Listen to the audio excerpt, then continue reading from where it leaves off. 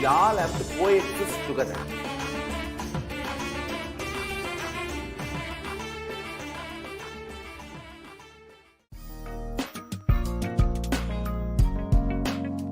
We get you health. We get you ability to build beautiful relationships in your life. We get you direct spiritual support, and we make sure you become wealthy.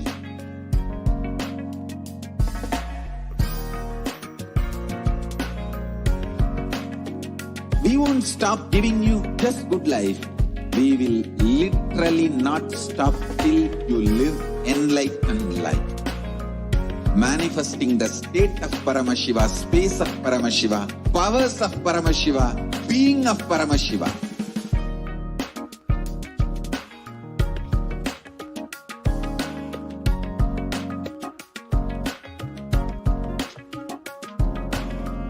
Whole world should become Kailasians.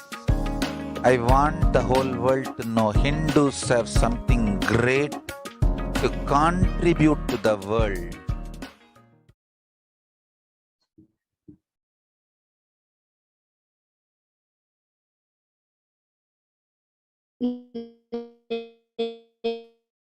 Nithyanandam Paramasukadam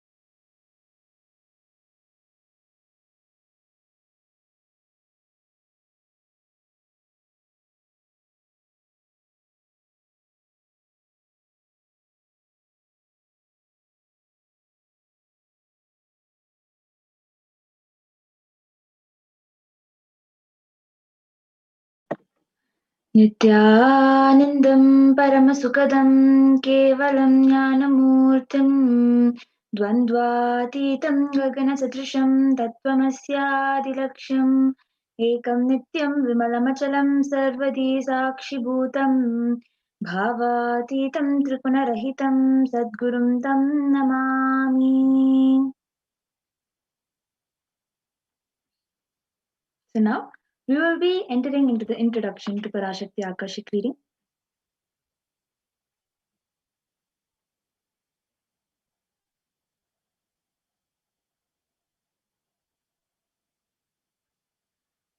If you are here, it means existence wants you to be here in this form. You are not an accident, you are an incident. You are a conscious miracle of existence. Existence is trying to express itself through you. Welcome to this sacred spiritual experience, your digital experience of the divine.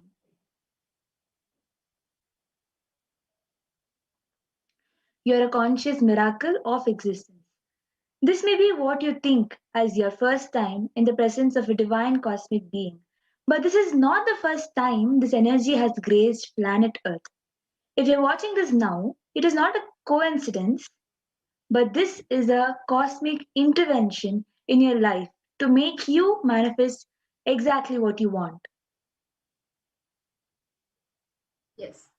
And those of you who might be wondering how this is possible and how has this worked before, you have come to the right place. So you today can experience these answers through the powerful cognitions as referenced in the Hindu scriptures, in the ancient texts of Hinduism, revived by the Supreme Pontiff. Parashakti, the divine cosmic mother.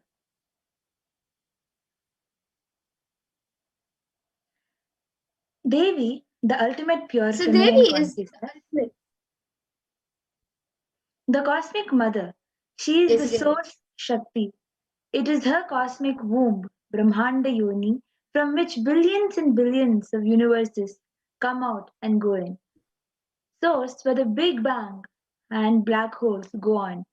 Parashakti is the main deity of the sacred feminine and the Devi consort of Bhagavan Paramashiva, who is the primordial divinity of Hinduism.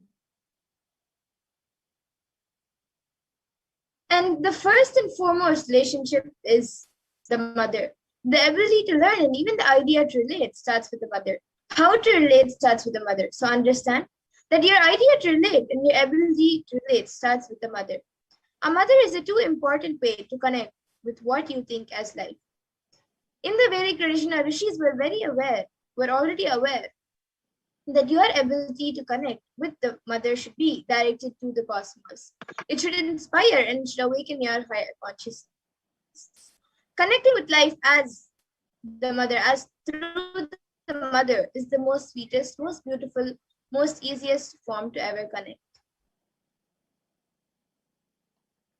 So Parashakti, the cosmic mother, today, out of his existence, his extreme compassion and love, the supreme pontiff of Hinduism is manifesting Devi Parashakti herself and gracing us, answering all our questions, attending to all our prayers, giving boons, healing us, relieving our past, present, and future, delivering profound spiritual truths, and ultimately giving us the experience of Paramashivoham itself. And now we will be seeing who the Supreme Pontiff of Hinduism is. And understand before that what the science of Bhava Samadhi Darshan is. So, what is Samadhi? Sama is oneness and Adhi means source. So, Samadhi means one with the source. Bhava means attitude or aspect. So, which means Bhava Samadhi, meaning being one with the source through this aspect is the meaning of Bhava Samadhi. Yes. And darshan means to have a glimpse of. In the Vedic tradition, it is used to describe the moment when we behold a deity, an avatar, a saint, or an enlightened being. As just seeing such a being can cleanse the karmas of lifetimes and create a deep lasting transformation in the receiver. Darshan all times. He simply radiates the darshan just as the sun continuously radiates light. And the auspicious moment when we are able to catch it becomes the moment of darshan for us. And when you have the darshan, you raise to the next level superconscious breakthrough, which is like hitting the reset button on your being. Science of Bhava Samadhi Darshan. Divine cosmic beings are real. So they manifest from Kailasa, the enlightened time-space zone, through deities and incarnations. Divine cosmic beings manifest through Archavatara deities in temples and through Bhava Samadhi Darshan in Nijavatara, the incarnations.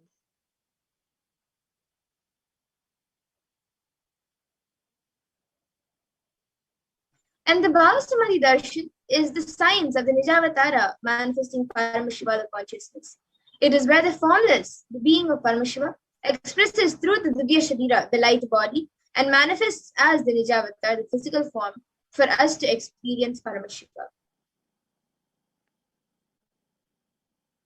Devi Parashakti expresses through being of Rajarajeshwari and manifests as Nijavatara, the physical form, Devi Meenakshi.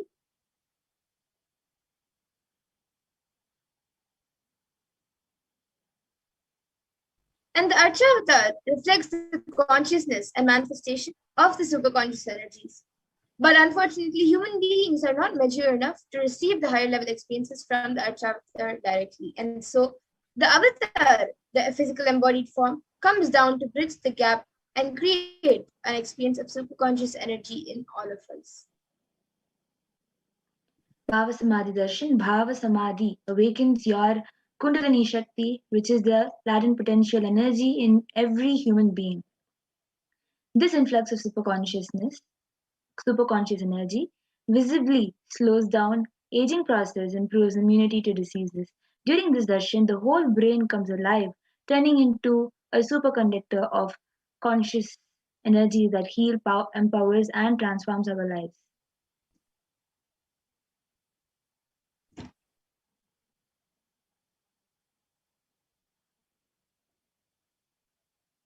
And during the Bhava Samadhi Darshan, our neurons also mirror that of the avatar. So the mirroring neurons is a natural phenomenon which happens in all human beings, and it activates the process of all the observed movements or information of the avatar just by seeing. That is, the entire body can silently and without moving receive what is happening elsewhere through a process of direct observation, experiencing the superconscious energy radiated by the avatar. Readings from the cosmic archives, Akashic readings, is not prediction, it is reading from the cosmic archives. Beyond space, creation and destruction happens simultaneously. In dimension of time starts the past, present and future. Because Akashic records are stored in Akasha, the space dimension, there is no past, present and future. That is why what you call as happened, happening, yet to happen are clearly already recorded. So now let's see a small glimpse, a small introduction about who the Supreme Pontiff of Hinduism is. So the The Supreme one who Pontiff is of giving Hinduism, all of these signs to us. yes. So the Supreme Pontiff of Hinduism, Jagadguru Mahasannidhanam, His Divine Holiness Bhagavan Nithyananda Paramashivam is the reviver of Kailasa, a macrocosmic, ancient, enlightened Hindu civilizational nation, and the Supreme Pontiff of Hinduism is the 1008th incarnation of Paramashiva as per Hinduism, recognized by his predecessors who are enlightened masters and adepts. The Supreme Pontiff of Hinduism has made the science of manifestation, yoga, and temple-based universities a lifestyle for the humanity. And the Supreme Pontiff of Hinduism is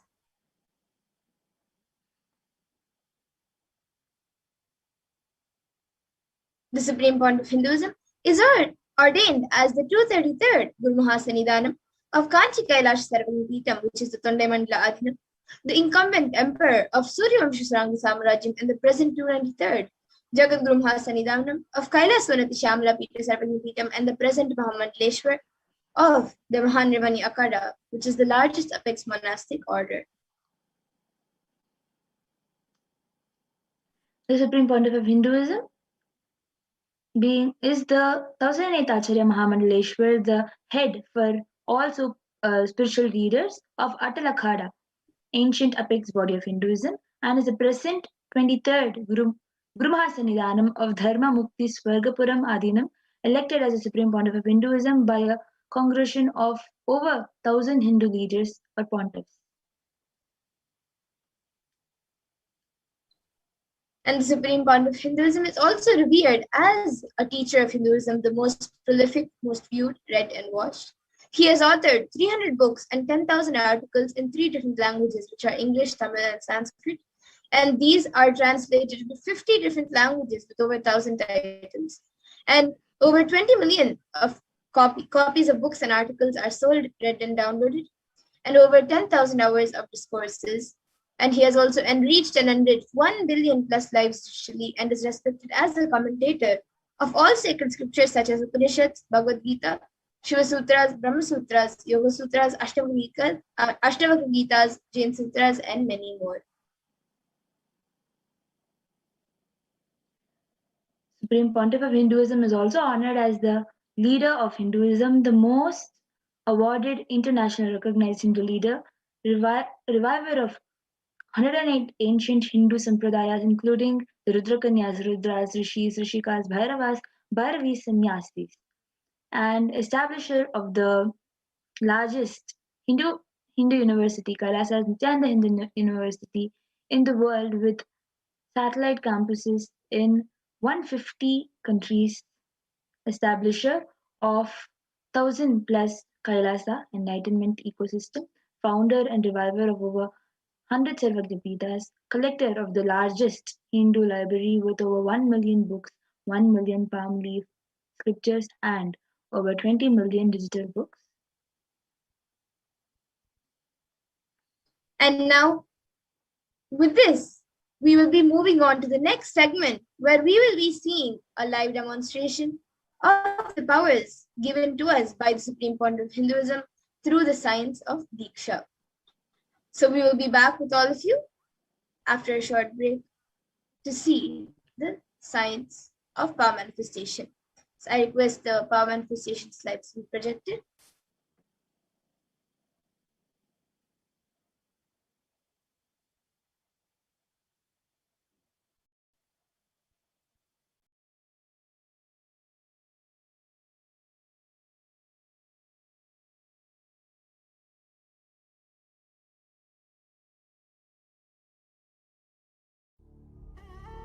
What I mean by the word Kailasa, listen intensely.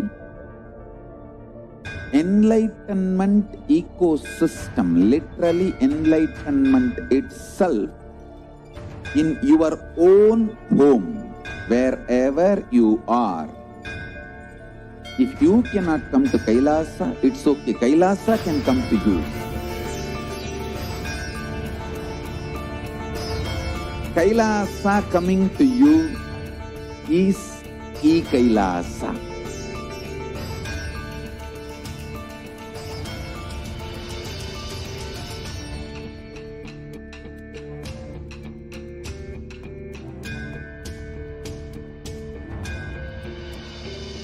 I will revive Hinduism.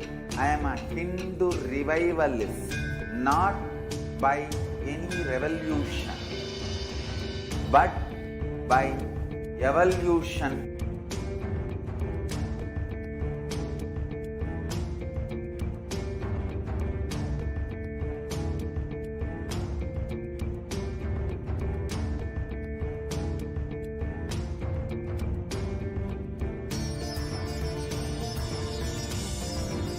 And setting model community.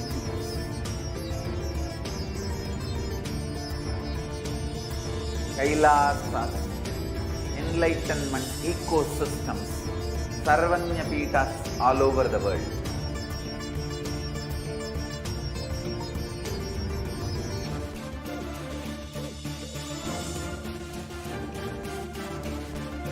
All powerful cognition, knowledge, only when.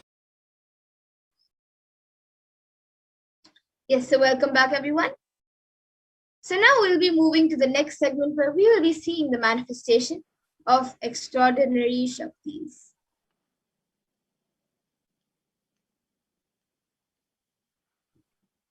Yes, my next slide.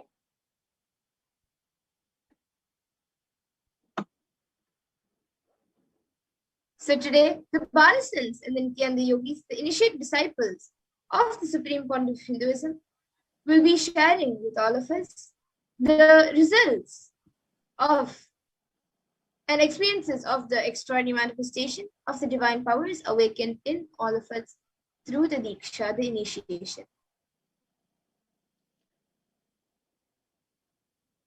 So in today's Bhava Samadhi Darshan, all of us will be receiving the initiation into third eye awakening and various other powers with the blessing of the Supreme Pontiff of Hinduism and the grace of the Supreme Pontiff of Hinduism. We will be manifesting the following powers of third eye, where we will be seeing with our eyes blindfolded. Third eye is many of us might be wondering where is third eye located. The third eye is the cosmic browsing center located between the brow center, which upon initiation one can effortlessly express powers and see through the third eye just as you would with the other two eyes.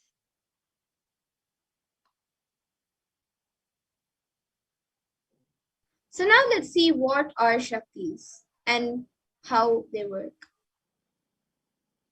In the Vedagas, the source scriptures of Hinduism, Paramashiva reveals in elaborate detail that every human being is hardwired to be able to manifest 463 plus extraordinary Shaktis. Manifesting powers are described as a system, method, and science for human beings to explore the various possibilities and powers and have access to various states of consciousness. And these Shaktis manifest from the fundamental cognition that you are the divine and you need to manifest the divine, not that you are a man and you need to reach the divine.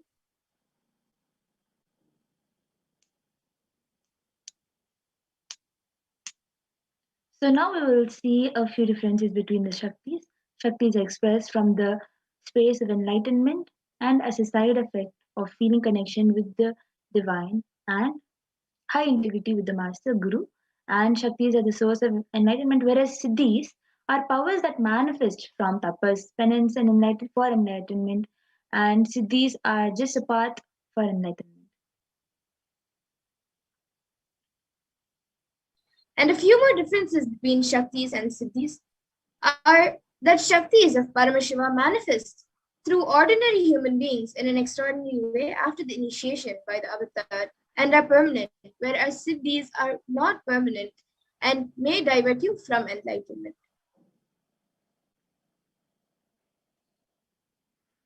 So, who is the source? The source of Shaktis, Paramashiva.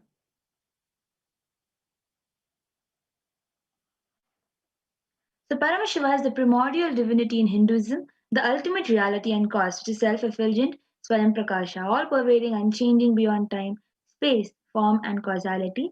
As the fundamental base of Avyaktara, unmanifest and Vyaktara manifest existence, Paramashiva performs the Panchakritya, or the five cosmic acts of Shrishti, creation, Sthiti, sovereign rulership and maintenance, Samhara, rejuvenation through Bhava, pulling out of delusion, and Anugraha, liberating grace for all living entities.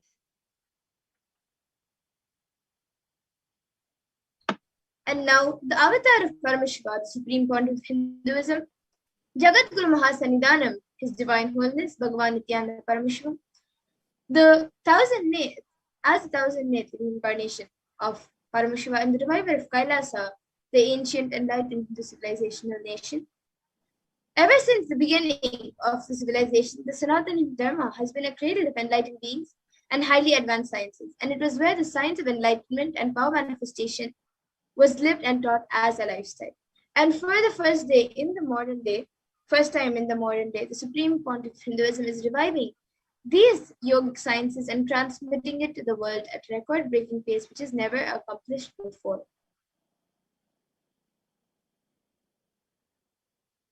So now you can see the Guru Parampara, where the great rishis, munis, siddhas, the superconscious mutants, who know the science of incarnation as per Hinduism, have predicted and recognized the Supreme Pontiff of Hinduism as the incarnation of Paramashiva and Parashakti.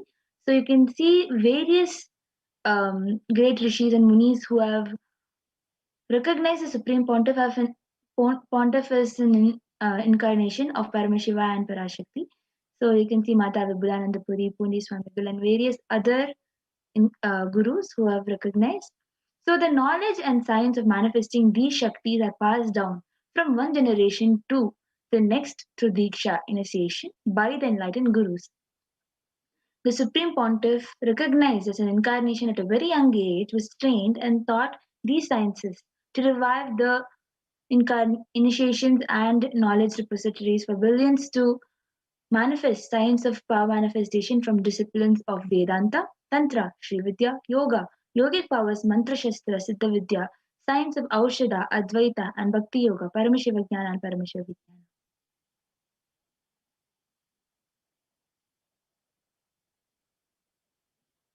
And now, the Vedas and Agmas, which is a living applied science for all of us,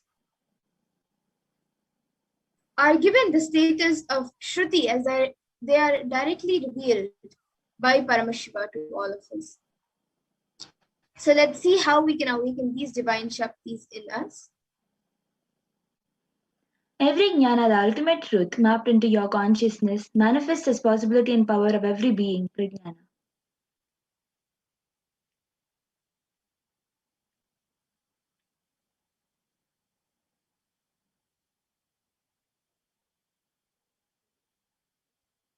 And all of this science of power manifestation is authenticated through four aspects of evidences or pramanas. So the first is the Shastra Pramana, from which are the eternal unchangeable truths revealed in the source scriptures. And the next is the Apta Pramana, which is the experience of Aptas or authorities of Hinduism, where the Vedic rishis and scientists have time tested and verified these sciences. The next is the Atma Pramana, or account of Supreme Pontiff of Hinduism, Jagat Guru Mahasannidhanam, His Divine Holiness Bhagavan Nithyananda Paramashivam, this millennium's avatar's personal experience of power manifestation, or the Pratyaksha Pramana. Next is the Pratyaksha Pramana, which is the empirical evidence from observations and scientific experimentations.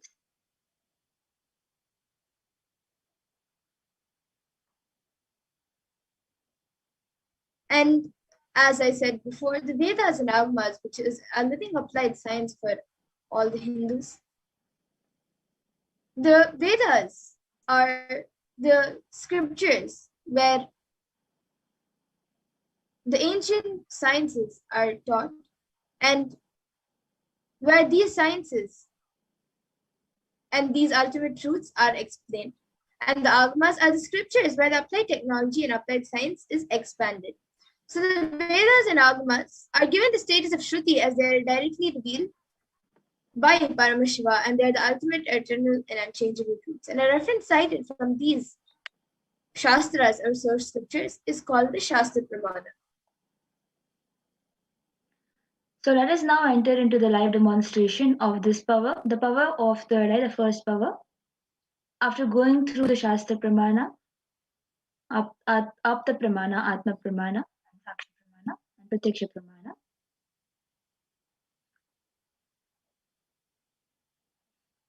So the first is Pramana. Yes, ma'am. Can you go ahead? Yes, you can go ahead. So the Shastra Pramana, the scriptural reference to manifest the powers of third eye, come from the Vijnana Bhairava Tantra.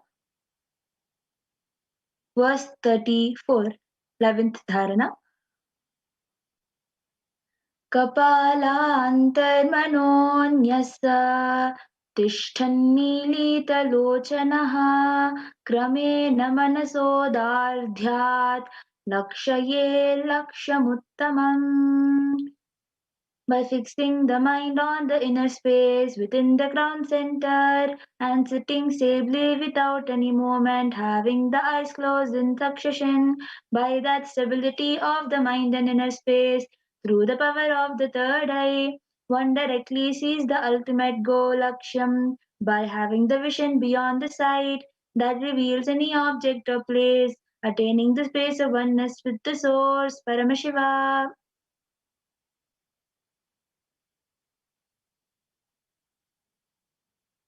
So next is the Apta Pramana, where Krishna initiates Arjuna into third eye. Nathu maam shakyase drashtu manenaiva swachakshusha divyam dadami te chakshuhu pashyame yogamaishwaram. Bhagavan Krishna says to Arjuna, but you cannot see my cosmic form with these physical eyes of yours. Therefore, I grant you divine third eye vision. Behold my cosmic opulence. In the Hindu Purana, Bhagavad Gita, Bhagavan Krishna initiates Arjuna into the power of third eye to behold Krishna's Vishwarupa Darshan, the vision of his cosmic form. The 11th chapter of Bhagavad Gita, which contains the description of Bhagavan Krishna's cosmic form, is completely narrated by Arjuna as he sees Bhagavan Krishna through the third eye.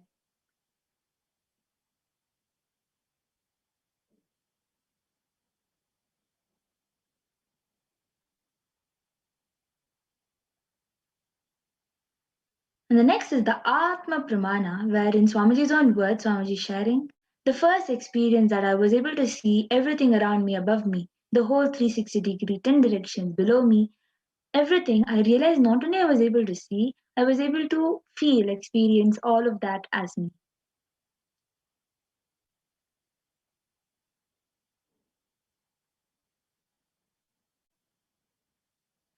The next is the Pratyaksha Pramana.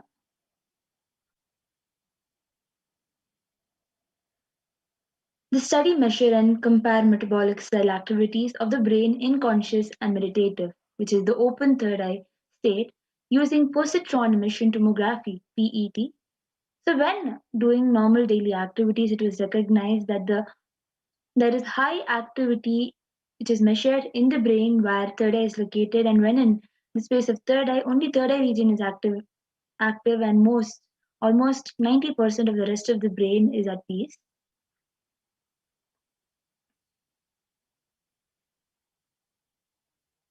And the next is the Sakshi Pramana. We'll be having a quick live demonstration of this power of Sakshi Pramana. This rare sacred science of third eye awakening is being made available to humanity for their ultimate enrichment and conscious evolution by the Supreme Pontiff of Hinduism, Jagadguru Mahasannidhanam, His Divine Holiness Bhagavan Nithyananda Paramashivam, as a living incarnation of Paramashiva, the Supreme Pontiff of Hinduism, embodies the most profound yogic states that surpass all bounds of time, space, and matter. The Supreme Pontiff of Hinduism is gifting this pure great science of third eye awakening along with many other spiritual sciences through initiation Diksha. Millions of people have been initiated by the Supreme Pontiff of Hinduism and are experiencing the profound results as extraordinary powers in their daily life. So now we'll be entering into the demonstration of this power, witnessing the Sakshi Pramana of this power by the Balasins. So we here have Ma Amrita as the volunteer for helping us to volunteer with tying the eye band for the Balasint. So we have an eye band which has sponge attached to it. That eye band has a sponge which has two opening into which the eyes will go and fix itself. As you know, the sponge will just stick onto your skin when you try to put it. So the sponge will just stick onto the skin and it will not let any such light enter inside. And because of which you will not be able to see anything with normal two eyes. So now this eye band will be put on Ma Madhura's eyes by the volunteer, Ma Amrita.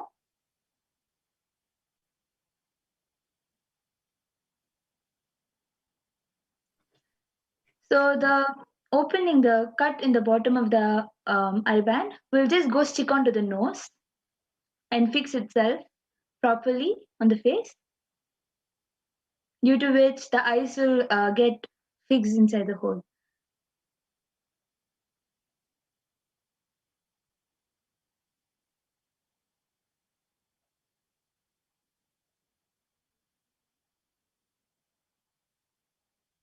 Yes.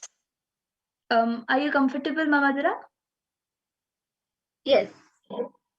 So now you can turn to the left, right, up and down and show in the camera that there is no possible holes. Yes. So as you all can see, there is no holes. Now, she will be chanting the Mahavakya and reading the comment section.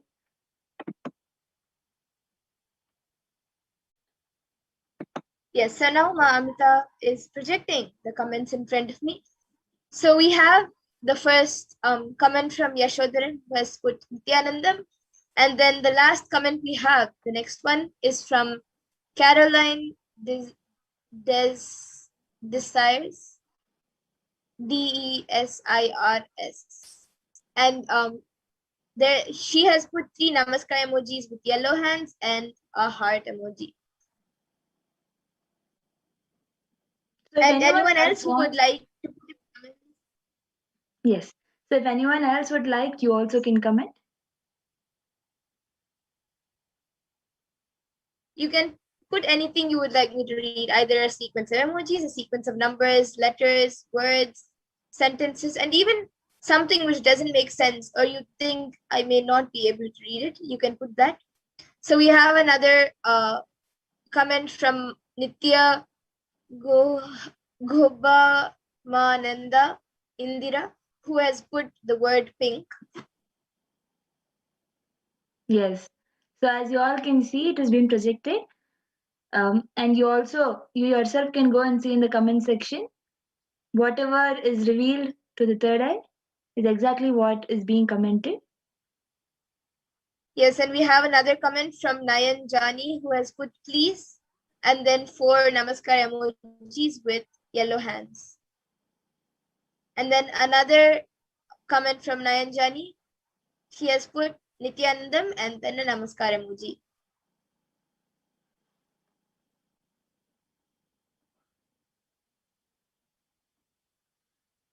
Anyone else wants to put any Anyone random? else? Yes, any random numbers and any random letters, and even if you have any scientific terms that you think as young as Mamadura will not know, you can put that also.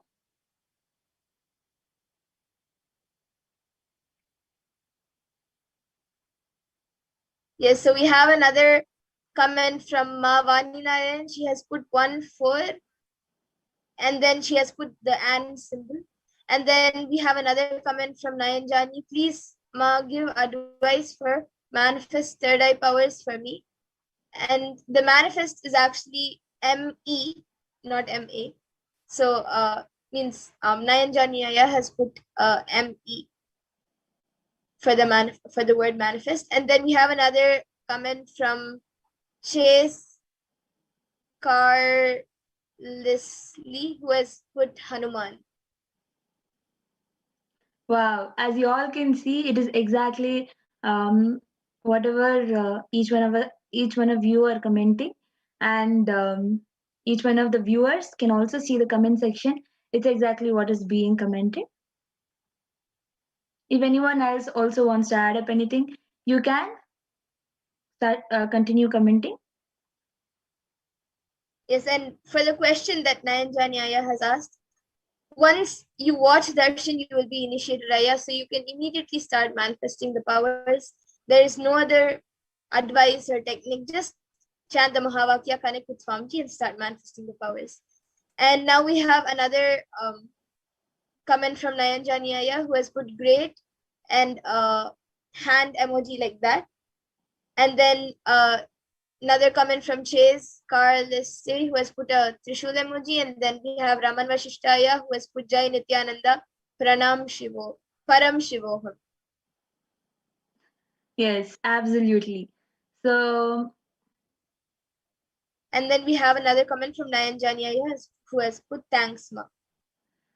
Also, Aya, there is a program that is going on, which is the Paramashivoham program. You can also join that program and practice this power of third eye. Yes. So then with this, if anyone else wants to comment, you can comment, or we can carry on with the next power, the power of body scanning. So yes, I think we have another comment from. Yes, I think we have another comment, no? Before we remove the island. We have a comment from Sammy Charles Joseph, who has put 4 and 6. And then we have another comment from Nayan Janiaya, who has put yes, then a smiley emoji with 3 hearts, Ma. Yes. So with this, you can enter into the next power, which is the power of body scanning. Request Ma Amrita to remove the iPad and show it to the camera.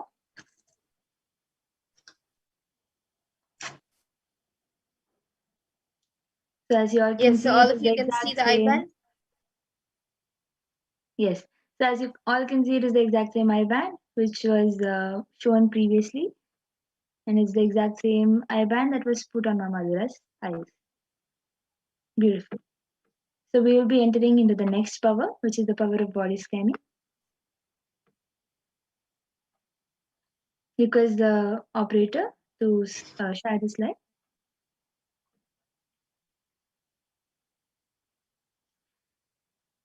So in this power of body scanning, one awakens to the ability to scan illnesses, diseases, medically diagnose issues, and provide solutions. Awaken third eye.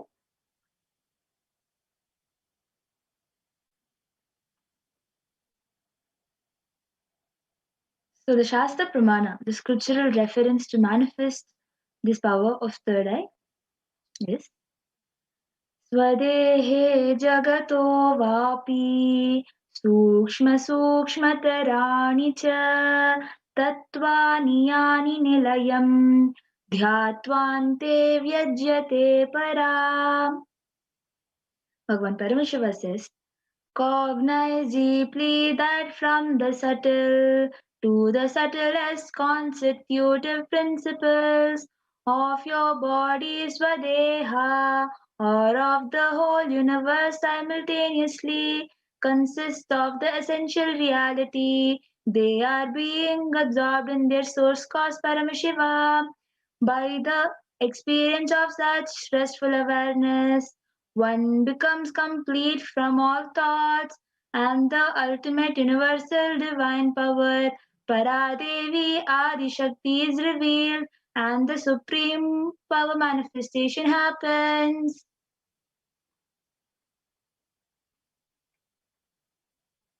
And the next, the Apta Pramana for this power of body scanning comes from the life of a Siddha whose name is Teraya. And this Siddha was one of the most prominent disciples of Agatya. And one day a man suffering from severe headache comes to Agatya for healing. And then Agatya uses the power of body scanning and identifies the root cause of the headache. He reveals that there's a small Terai, a type of frog, sitting in the person's brain. Agatya immediately instructs Teraya, his disciple, to perform an open head surgery and remove the frog. And after the surgery is completed successfully, the person is healed and cured of the headache. And thus he gains the name Teraya. Okay, so the next is the Atma Pramana, account from the Supreme Pontiff of Hinduism, Jagadguru Mahasanidanam, Bhagavan Nithyananda Paramashivam's life that time tested and authenticated this science. So on the 22nd December 2019, the Supreme Pontiff of Hinduism, His Divine Holiness Bhagavan Nithyananda Paramashivam, revealed how Swamiji uses the power of the body scanning. So paraphrasing his own words, only when I had the multiple compound hand fracture, I was forced to go for surgery and therefore for medical checkups related to that. At that time, they detected heavy metal quantity in my different organs. It was revealed that I had been poisoned without our knowledge. I immediately used diagnostic methods instead of medical facilities to study the body scanning due to the poisoning. Through body scanning, I found out what the problems, imbalances had happened and where balance has to be done. I used allopathy as the second opinion to verify my findings.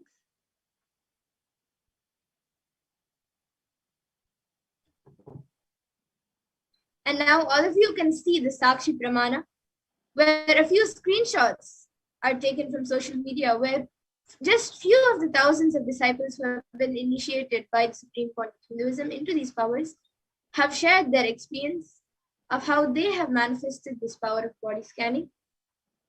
All of you can see. And now we will ourselves be getting into the power, the Sakshi Pramana of the power of body scanning, where we will be witnessing a live demonstration of this power. So anyone who would like a body scan, you can put your comments in the YouTube comment section, requesting for a body scanning, and we will be more than happy to do a body scan for you.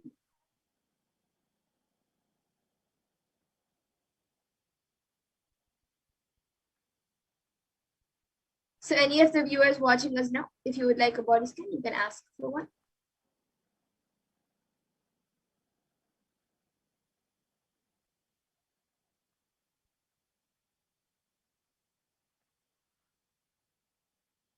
Yes, so I see Ma Nayan Jani who has asked. Ma, can you please, Nayan Jani Aya has asked for a scanning and healing for his chakras. So Ma Pragnana, you can start the scanning and healing. And I also see Ma Nitya Bhava who has asked for a body scanning for her friend Cam Jalwanti Ramanan. So Ma Bhava, do we have his consent, Ma? Or her consent for the body scanning? As the consent for this power is very important. And I also see Joaquin Joseph who is asking for, who has put yes. Aya, if you can clearly state that you would like a body scanning, we will surely do it for you, Aya, as the proper consent is required.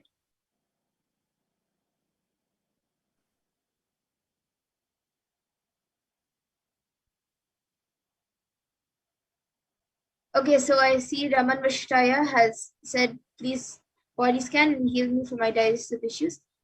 Yes, I will be healing you now. And I also see Ma Bhava has said, yes, she has given permission. Yes, ma'am. just right after Raman Vishtaya, I will be doing it for Cam Yes. Jalwante. Yes. So, Naya, I was able to see, while scanning, I was able to see the oxygen level in your body is actually quite low. So, solution for that is having Haritaki. I was also able to see that due to the less movement for the past few days, you're having some digestive issues, and you're having some back pain, and you're having stagnant legs and all. So I was able to see uh, there is muscle caught in your leg. I was able to see these few things, Aya. And the solution I was able to see is just having Haritaki and doing some Nithyananda yoga. This will just help with your problem. This is the solution I was able to see. So next I will be scanning for Ma Jaivanti Ramananan. Yes, you can scan for her friend Ma, Cam Jaiwante Ramanan. She has given the permission, so you can scan for her friend, Ma Bhavananda's friend. Yes, Jaivanti Ramananan. Yes, and I see Raman Vashishtaya. So I had scanned for you, Aya, and I have given healing for the digestive problems, and I was also able to see the solution for this was that if you can every day or every alternate day keep a wet cloth on your stomach for at least 10 to 15 minutes before you sleep, that will help the digestion for that day, and also within a week or 2 weeks you will be completely healed. And another thing I was able to see was that in your lower back there's a lot of stiffness which is slowly there's a lot of stiffness being created slowly. So I was able to see for that you need to also be more active, and the activeness will also help in healing the digestive problems. So both, you should be more active and you should also keep a wet cloth on your stomach every day or alternative days for 10 to 15 minutes every day night or alternative nights. And I now I'll be scanning for Joachim and Joseph. So Yes. Aya, now I will be scanning for you. Yes. So Ma Guhpamananda, if you have Ma Kam Jaivanti Ramnan along with you, please ask her to come back, get back also. So I was able to see that there is some kidney stones forming due to the water she's drinking. She needs to uh, drink better water along with lemon, and it will actually help her with curing. I was able to see there is stones forming in her kidney, which she needs to take care of. And I was also able to see that she faces lots of pain in the lower stomach area due to the same problem. Due to this problem of kidney stones, she faces a lots of pain that shoots all of a sudden in her lower stomach area. And sometimes when she doesn't drink enough water, she faces suddenly chest pokes. And the solutions I was able to see is to have castor oil and haritaki, and also drink better water.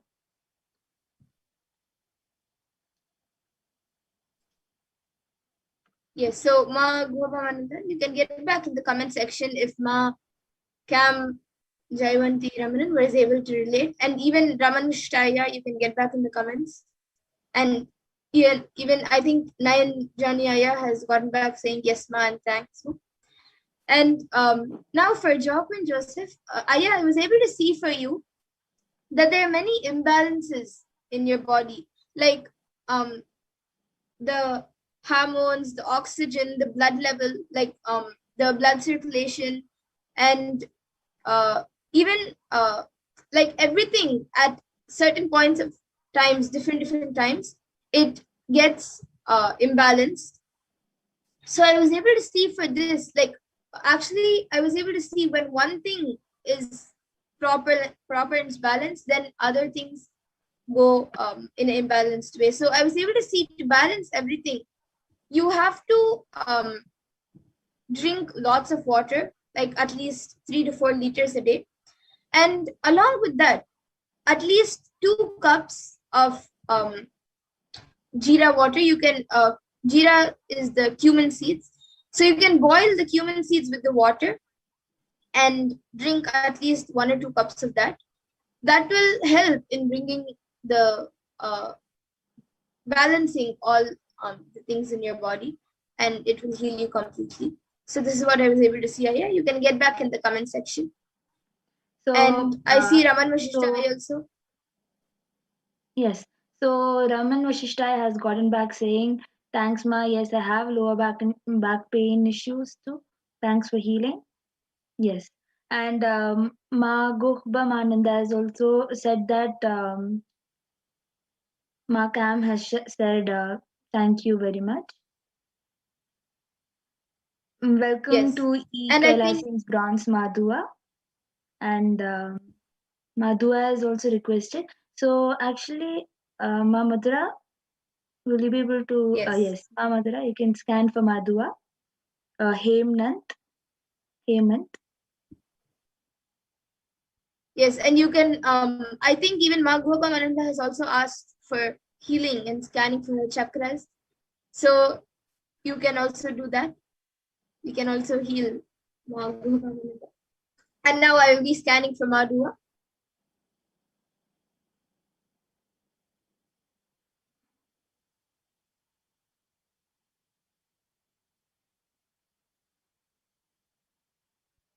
Okay, so Madhua, I was able to see for Yuma, I was able to see that there is a small inflammation in your lungs, not in your lungs, sorry, in your liver. There is a small inflammation, and that is also affecting your stomach wall. So for this, I was able to see you have to apply warm oil on your stomach and liver region. You can apply it from outside, and you can apply oil like twice a day, and that will help heal it.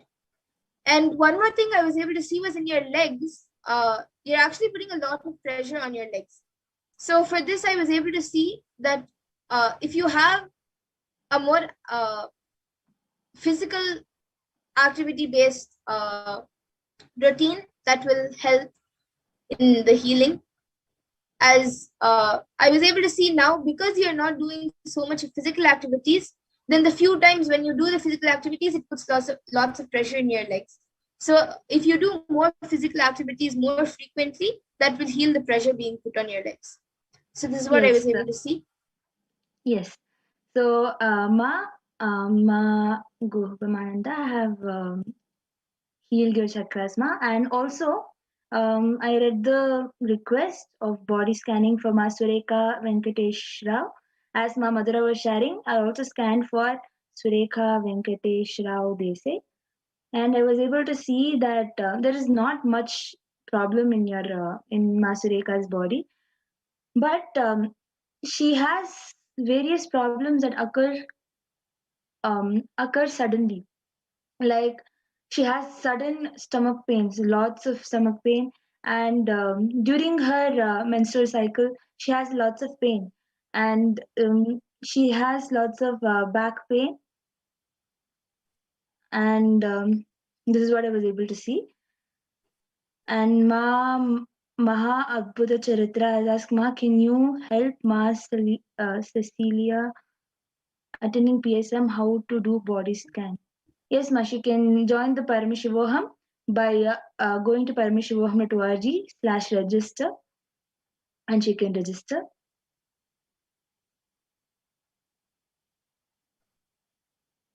Master Alicia, you can go and register from paramashivoham.org/join or /register.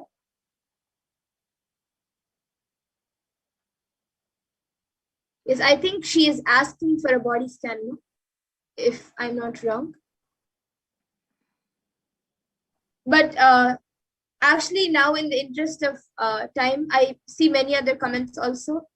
And actually, Joseph has gotten back saying, I do feel imbalances in my body, especially I'm not drinking enough water. Yes, thanks, Aya. And for everyone else asking, I see Nitya Mahadvita Chaitananda has asked for a body, has asked for a body scanning from Cecilia, who is attending the Paramashivoham program now for a body scanning. But now in the interest of time, we will be coming to the conclusion. We have to conclude this power manifestation segment. And we will surely be doing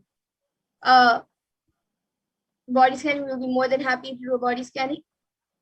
And during the Paramashivoham sessions also, these powers are there. So either she can manifest yourself and you also the power.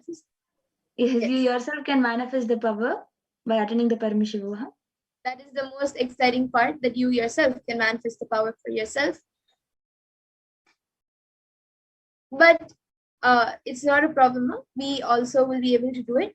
But now in the interest of time, we will have to conclude this power manifestation segment and move on to further segments where we will be learning more about the Parashakti. And everyone else who would like a body scanning, you can again put in your comments and join us again at 2 a.m. IST and 4 p.m. IST every day for the power manifestation segment and other segments where we will be learning about Devi Parashakti and getting ready for the Devi Parashakti Akashic readings. So now I thank all of you watching us right now for joining us for this power manifestation segment. And we will be moving on to the further segments now. So please stay tuned. We will be back after a short break.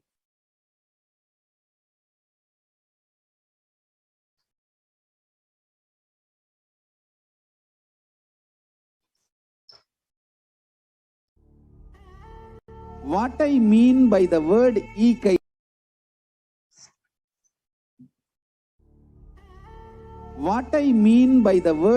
Kailasa, listen intensely. Enlightenment ecosystem, literally enlightenment itself, in your own home, wherever you are.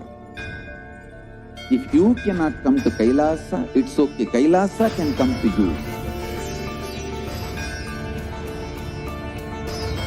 Kailasa coming to you is Kailasa.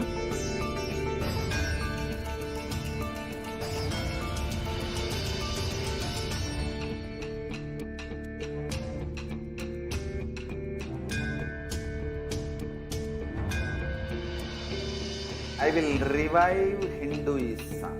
I am a Hindu revivalist, not by any revolution, but by evolution.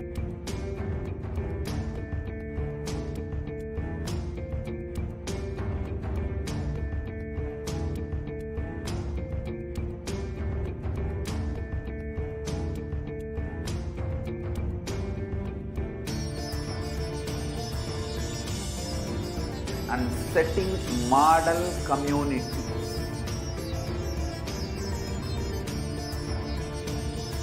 Kailasas, enlightenment ecosystems, Sarvanya Pitas all over the world.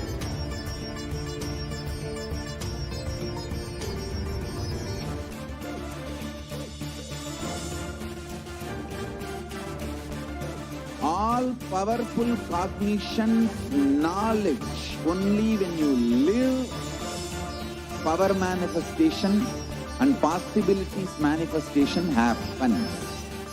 This is a fundamental truth.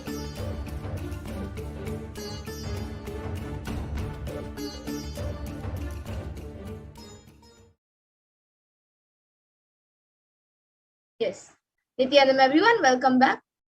So now we will be learning about the divine feminine consciousness, about Devi Parashakti in this next segment. So we will be first looking at the Dhyana Shloka for Devi Parashakti, which comes from the Lalita Sahasranam. So I will be chanting the verse now. Sindhuraruna vigraham trinayana manikya mauli spurate तारानायक शेखरां स्मितमुखीं मापीनवक्षोरुहां पाणिभ्यामलिपूर्णरत्नचषकं रक्तोत्पलं बिभ्रतीं सौम्यां रत्नघटस्थरक्तचरणां ध्यायेत् परामम्बिकाम्. And the translation for this verse is: the Divine Mother is to be meditated upon as shining in a vermilion red body, with the triple eyes, sporting a crown of rubies, studded with a crescent moon, a face all with smiles, a splendid bust, one hand holding a jewel cup brimming with mead, and the other whirling in red lotus.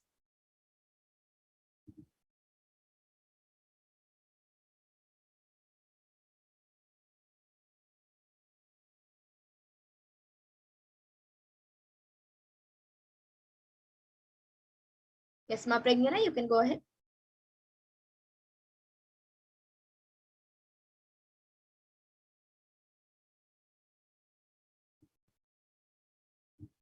So the next verse, which also comes from the Lalita Sahasranam, I will be chanting it now. Arunam karunam tarangatakshim didapasham kushapushpabhana chapam animadi viravritam ayukaihi rahamityeva vibhavaye bhavanim. And the translation of this verse says, I meditate on the great empress. She is red in color, and her eyes are full of compassion, and holds the noose, the goad, the bow, and the flowery arrows in her hands. She is surrounded on all sides by powers such as anima, for rays, and she is the self within me.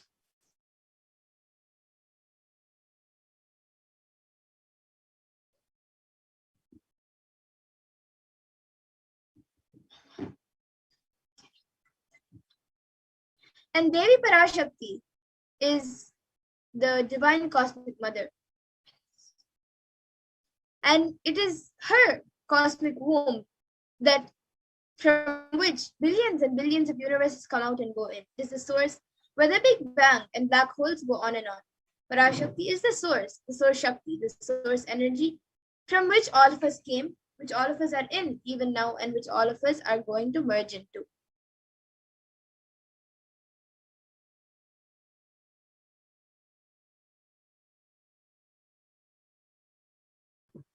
Out of her extreme love and compassion, Parashakti herself is manifesting through the embodied form as the Nijavatara of the Supreme Font of Hinduism, Jagat Guru Mahasanidanam, His Divine Holiness, Bhagavan Nithyananda Paramashivam, gracing us, answering all of our questions, attending to our prayers, giving wounds, healing us, revealing our past, present, and future, delivering profound spiritual truths, and ultimately giving us the experience of Paramashivoham itself. And in the words of Devi Parashakti herself,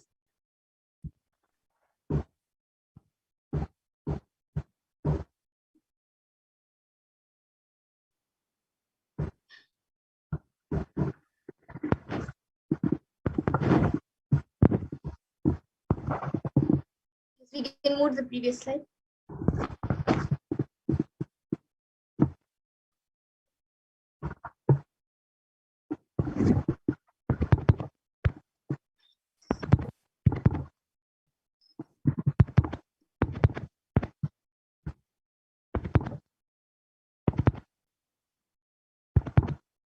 We can go to the next slide.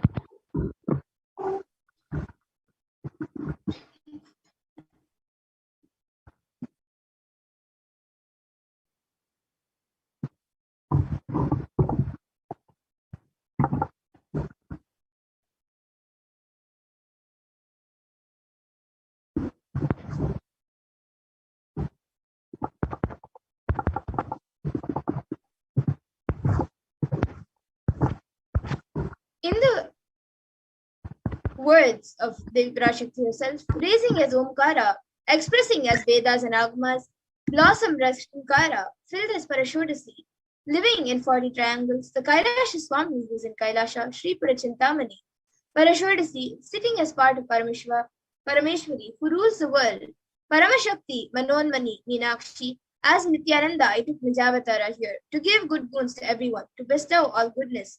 Hiranyagarbha Swarupini, Brahmanda Yoni, Shami, Chandramauli, Rapala, Aparna, Uma, Parvati, Savitri, Navayavana, Samrajya Lakshmi, Parameshwari, Parashodasi, Meenakshi.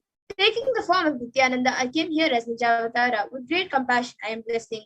Listen, people, to do good to all of you, I took the form of Nithyananda and came down as Nijavatara.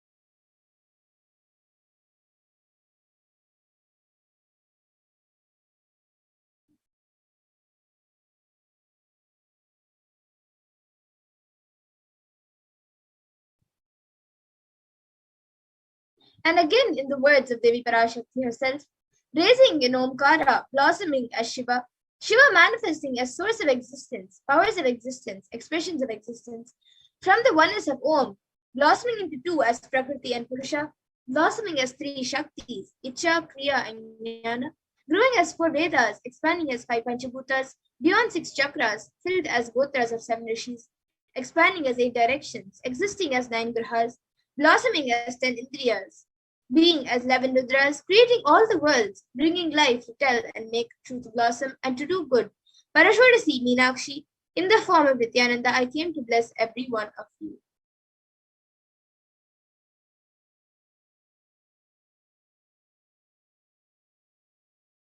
And now let's see how we can receive Devi Parashakti when she is on our screen. So literally, you are seeing Paramashiva and Parashakti at that moment when you are watching the Devi Darshan. So always receive her very traditionally. You can keep 2 betel leaves, 1 banana, 1 betel nut, and 1 coin in front of the screen as you watch Devi Parashakti. And for those of you who do not know, the coin is considered the traditional dakshina in the Hindu tradition. It can be just the lowest value. In India, it can be just a paise, and in the US, it can even be just a cent. Swamiji says, I'm not trying to monetize. Keep even 1 cent, it is okay. So for 100 days, if you have darshan, it will add up to $1. In India, even 1 paise is okay.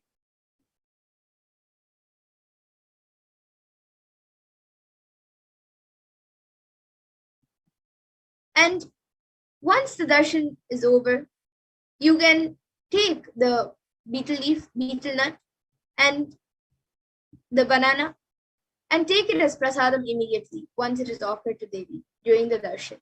And the coins which you collect, you can send it to the LA temple.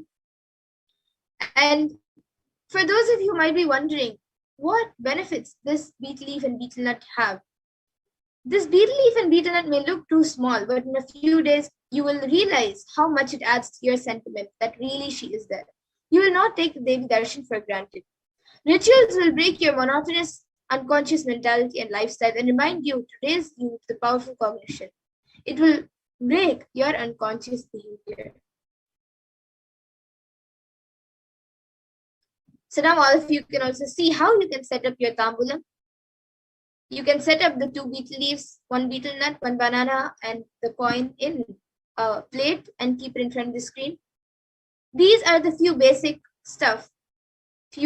items which are kept as part of the tambulam. But if you would like, you can also add a coconut, red bangles, then the kumkum, and a few fresh flowers also if you would like. And now with this, we come to the conclusion of this segment. And we will be moving on to the next segment where we will be learning about what Devi Parashakti has revealed for the humanity and how it has benefited us. So with this, we will be back after a short break. Thank you, Mama Madhura. And now, as Mama Madhura revealed, we will be entering into the next segment where we will understand some of Devi Parashakti's revelation to humanity to protect them during this pralaya, to ensure that they are being protected and that they are not affected during this coronavirus, this pandemic. So let us listen to Devi Parashakti's words on the 27th of April 2021. Devi revealed, listen intensely, apply turmeric in the forehead, intake flowers of neem in your inner tongue, be in unclutched state in your heart, have anthill soil in your lower abdomen, onion in your heels as a protection, and go to sleep every day. You will be established in Nirvikalpa Samadhi and be in the state of Turiya. Parameshwari, I am blessing you all. Only this is the sweet way to get rid of diseases, sufferings, ailments, karmas, mental stress, depression of this pralaya. Oh, people, listen. Life without any hardships will happen. I am giving you the completion of enlightenment and Paramashiva Padam. Let you live in Nithyananda with stability. Always I will be with you and protect you. Don't worry. So let us listen to Devi Parashakti's revelation on how to sit in Padmasana, revealed on the 11th of June, 2021.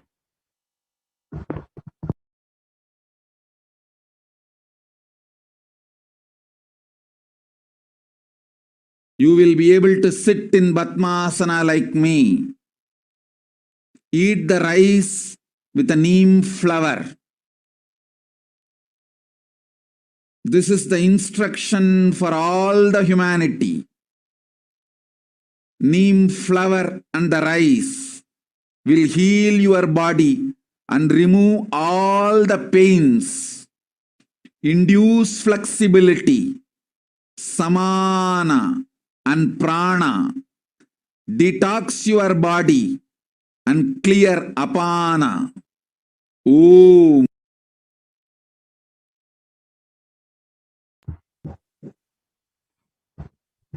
You will be able. And to reiterate, be revealed about the benefits of neem flower for building a healthy yogic body. You will be able to sit in Padmasana like me. Eat the rice with neem flower. This is the instruction for all of humanity. Neem flower and rice will heal the body and remove all the pain. Induce flexibility, samana and prana. Detox your body and clear the apana.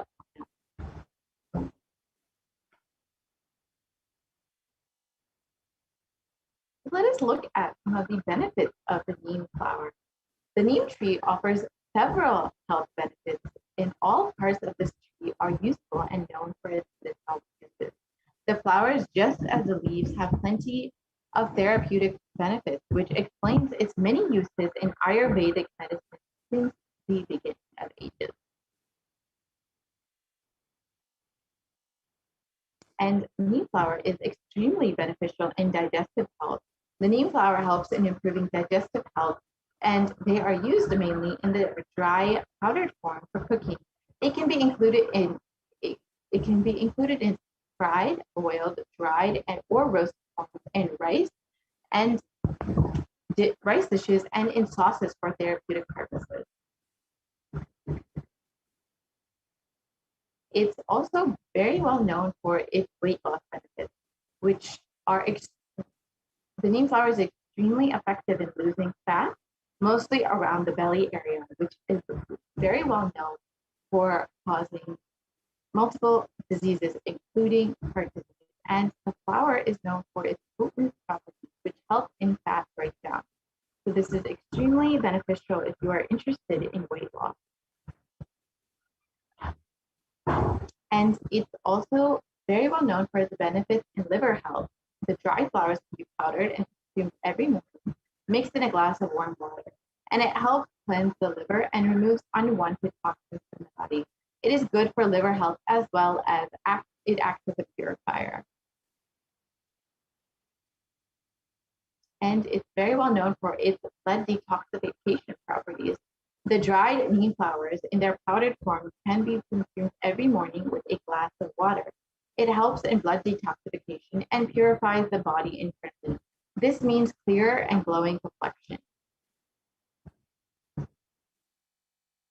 And it's very beneficial for improving the metabolism. Consuming neem flower on a regular basis helps in improved metabolism.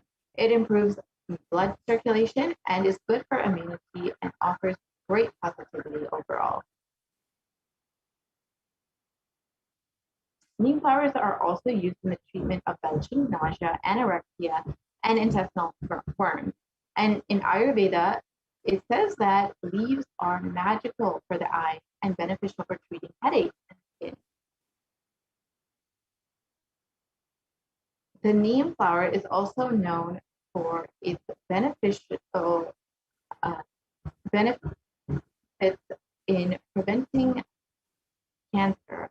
It possesses chemopreventive potential and is known for preventing liver carcinogenesis. So the study has shown that it is very well known for these properties. And neem flower is also considered an antiseptic that can cleanse your system. And it is also known to cure skin impurities and when applied on the skin. And during the summer months, the Chitre month, as a tradition, neem flower, jaggery, salt can be mixed and eaten. And this balances the heat in the body, balances the pitta in the body, and it can be boiled in water, and this strengthens the liver and is an excellent remedy for children. And as the Supreme Concept of Hinduism revealed, that during this Chitre month, for the summer months, for those who are living in the northern hemisphere, who are experiencing the heat of the summer, it is extremely important to ensure that we are reducing the heat in the body, as it does not just affect us physically, but also affects our mood. So this is very essential during these months that we take the time to balance the heat in our body using neem flower and other Ayurvedic methods. And for immunity, the flower needs to be soaked in buttermilk with salt, and you can do that for 3 days. And then this needs to be stored in an airtight container. It can be roasted in gingerly oil and can be consumed regularly. So as we are continuing to remain in quarantine and being affected during this pandemic, it is very important to boost our immunity through these various methods, like using neem flower. And you can just soak the flower in water overnight or early in the morning and start drinking that water to help strengthen the body. And for balancing pitta, you can roast the flowers in ghee, and this can be made into mixed with curry leaves to be made into a concoction for reducing the pitta in the body.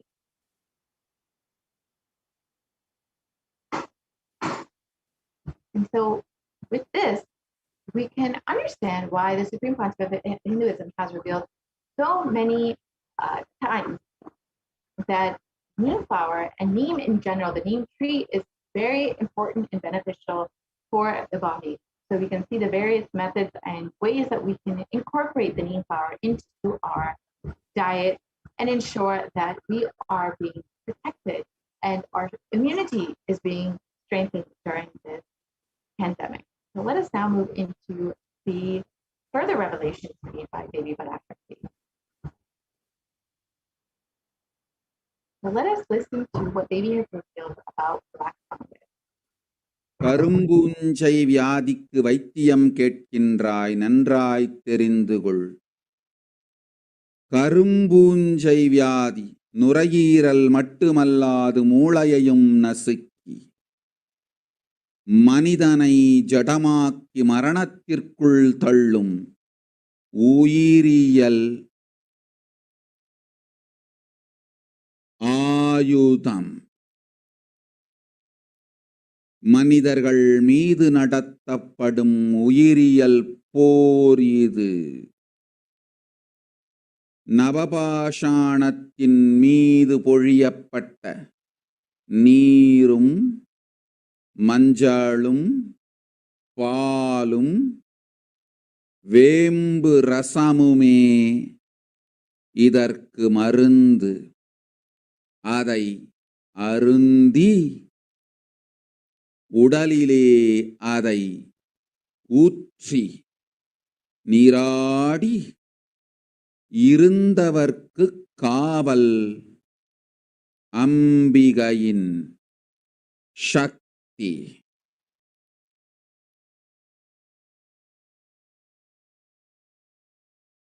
ஓம் ஓம் ஓம். சிருஷ்டி நஷ்டமாகாதிருக்க தேவ ரகசியங்களை தெளிவாய் உலகத்திற்கு சொல்லிவிட்டேன்.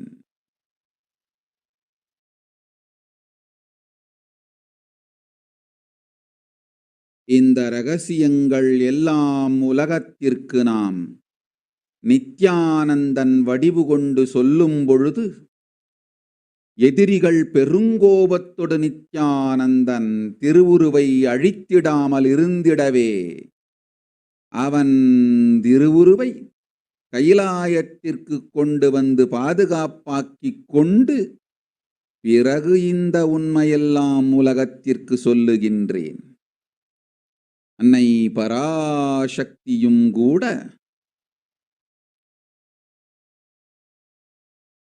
உண்மைகளை உலகிற்கு சொல்லும் முன் தற்காப்பு செய்து கொள்ள வேண்டிய அளவிற்கு மனிதர்களின் அரக்கத்தனமும் அட்டூழியமும் உலகத்தில் அரண்டு ஆடுகின்றது.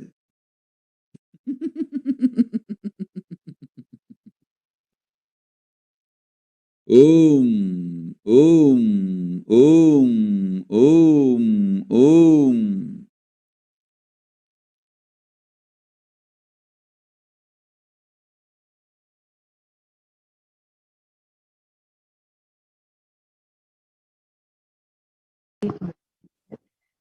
So let us reiterate what Devi revealed on the 19th of May 2021.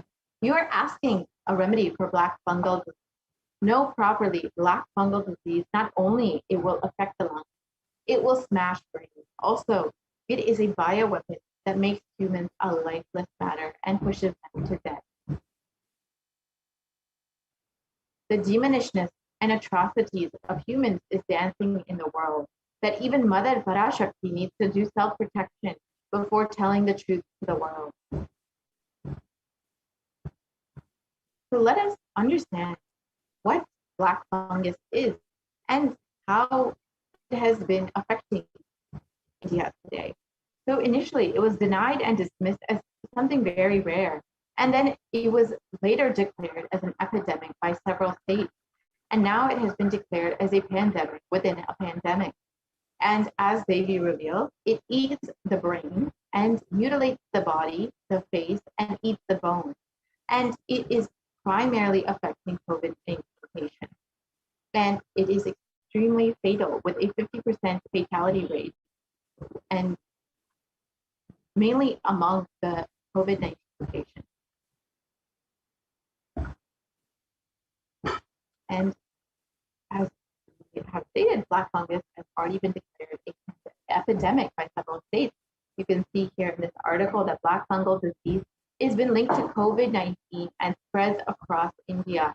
And this has been affecting thousands of patients who have already been affected by COVID-19 and who have recovered.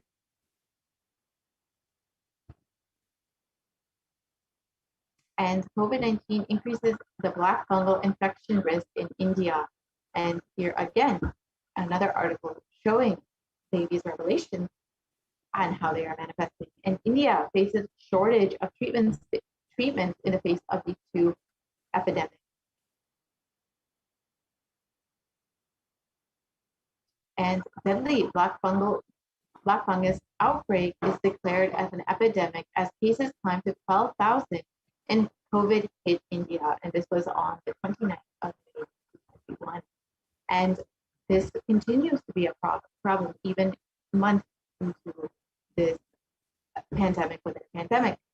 And this you can see that a range of states across India have declared that the outbreak of a rare black fungal disease is officially an epidemic, and the numbers have been crossing 12,000.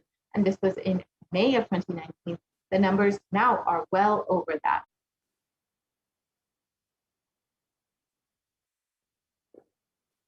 And a pandemic within the COVID-19 pandemic is after COVID-19, the soaring numbers of fungal infections among the recovered patients have emerged as a new medical concern, and more than 12,000 patients, 12,000 cases of fungal infection have been reported and from different parts of the country, and that it has created a sense of panic among the people. And you can see this is back in May. So this has been continuing to affect people even till well into July.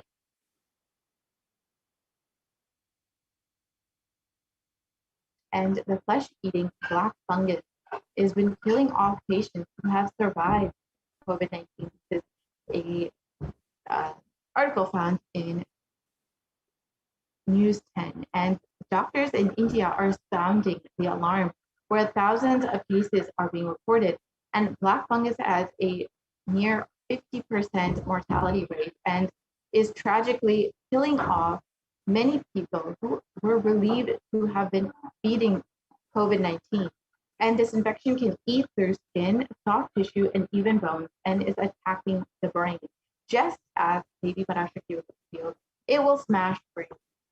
And it also affects other critical organs. And once it starts to grow, it's very difficult to control. And doctors are studying the outbreak in India and say that steroids used to treat COVID-19 also weaken the immune system and leave patients more susceptible to this fungal disease. And as Devi revealed, human beings will be dying like rats and cats on the street, and dead bodies will be found floating in Ganga in large quantities. And authorities have unfortunately misreported the numbers and have been underreporting the number of people dying from COVID-19 and who are affected by COVID-19. And unfortunately, dogs will be eating, Devi revealed that dogs will be eating those dead bodies. And because dogs ate those dead bodies, they are dying, and poor human beings eating those dogs' dead bodies because they don't have food, and they are also dying from COVID-19. And Devi revealed, the Supreme Pontiff of Hinduism revealed, that I saw clearly dead bodies will be floating in Ganga in large quantities.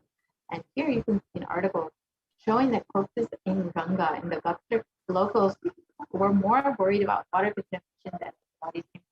And you can see that the bodies are just floating and without being identified or reported. And so as the Supreme Pontiff of Hinduism revealed, there will be bodies continuing to be found in Ganga in large.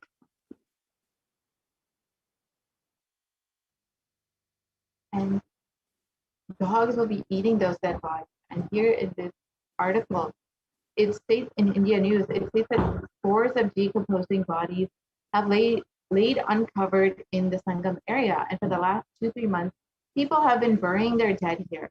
Sand covering the bodies is blown away by strong winds and exposing the decomposed bodies.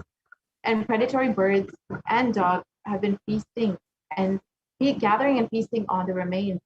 And this is exactly as they revealed, dogs will be eating the dead bodies that have been affected by COVID-19. And as India is reeling under a massive second wave of COVID-19, the number of deaths has also increased. And in such is the situation that crematoriums and burial grounds are packed to a capacity. And unfortunately, because of this, people are forced to forego their rituals, their last rites, and simply find a time period where they are able to cremate their loved ones. And many times, many people are not even able to get a spot in the crematorium. Unfortunately, we've seen photos where hundreds of people are just being burned within the streets itself, where streets are literally turning into crematoriums and towns are turning into burial grounds because of the effects of COVID-19 and the pandemic, just as the Supreme Court judges of human beings will be dying of flat impact on the streets. And here you can see that over 150 dead bodies have been reported as COVID fatalities that were dumped in the banks of the Ganga. And these COVID bodies were later washed down and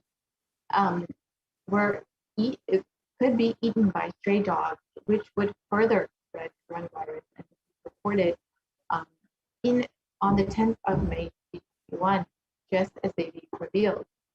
And as you can see that scores of dead bodies will be dumped into Ganga after passing from COVID-19. And bodies found floating in Ganga in Uttar Pradesh the day after the Bihar horror. And dead bodies have washed up on the banks of Ganga and were sighted for a second straight day. And this time in Ghazipur, Uttar Pradesh. And the spot is around 55 kilometers upriver from Bihar's Buxar, where more than 100 bodies were found yesterday in May.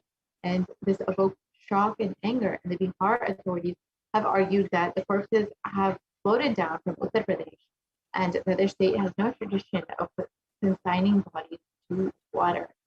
Just as Devi has revealed, the bodies will be floating in numerous quantities in Ganga. In India, dozens more bodies have been washed up on the banks of Ganga. And again, this is due to COVID-19. However, these numbers are severely underreported, as they are only reporting 40 bodies have been found. However, later reports show that it has been up to 400 bodies within May itself.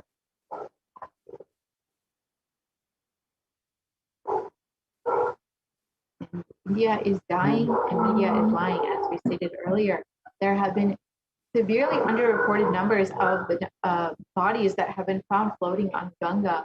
Earlier, the numbers were showing that it was only around 40 within that time period. But now, later it was reported that over 400 bodies were found within that short time period. And this was very clearly, as Devi revealed, the bodies will be floating on Ganga completely unidentified due to this COVID-19.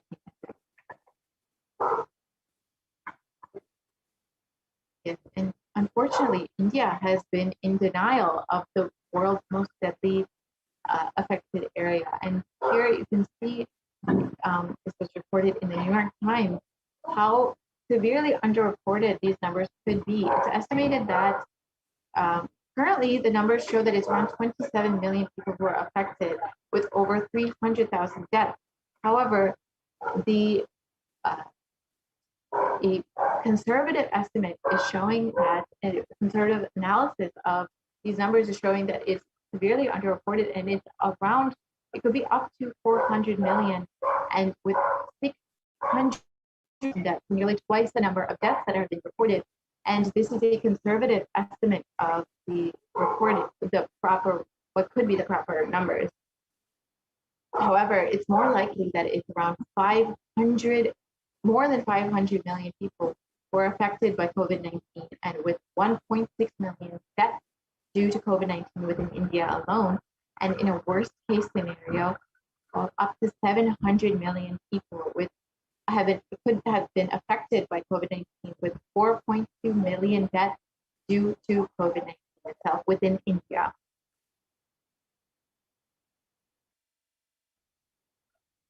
And as we revealed, human beings will be dying like rats in the street, and over 2,000 bodies were found within a 1,140 kilometer radius on the banks of Ganga in Uttar Pradesh in May. So you can see, as they read Revelation, how they are manifesting. And in the New York Times, the actual figures are likely higher. The New York Times has reported that the numbers are actually much higher than what has been reported, and it's more than probably half of the Indian population that has been infected with COVID-19. And the Indian population is around 136 crore or 1.36 billion people, and nearly 70 crore people are suspected to be infected. So 700 million people are suspected to be infected with COVID-19. However, the numbers that have been reported are around 27 million. So you can see how severely underreported it is and how much it is affecting the Indian population, and how, unfortunately, this pandemic has been destroying, wreaking havoc on India. And at a worst case scenario, India's COVID deaths are 14 times higher than what the government has been reporting as for what the New York Times has reported. So we can see that it is not something that we should take lightly. As Devi has revealed, it is going to affect crores and crores of people, and we should take heed to the Devi's instructions and guidance and protect ourselves this time, and ensure, as Devi has revealed, that the only priority for this year is keeping ourselves alive. And that is the only benefit, that is the only thing that we need to worry about this year.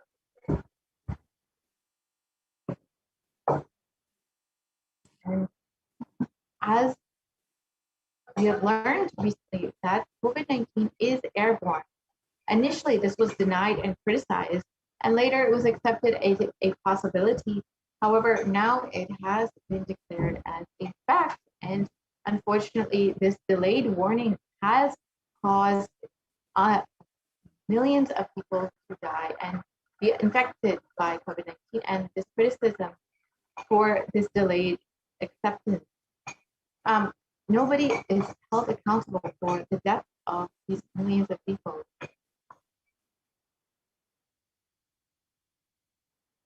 And we can move to the next slide, please. And we can move to the next slide, please. So the world's most infectious disease is now airborne. And as revealed earlier, COVID is airborne, and scientists are saying, and now authorities are also agreeing with it.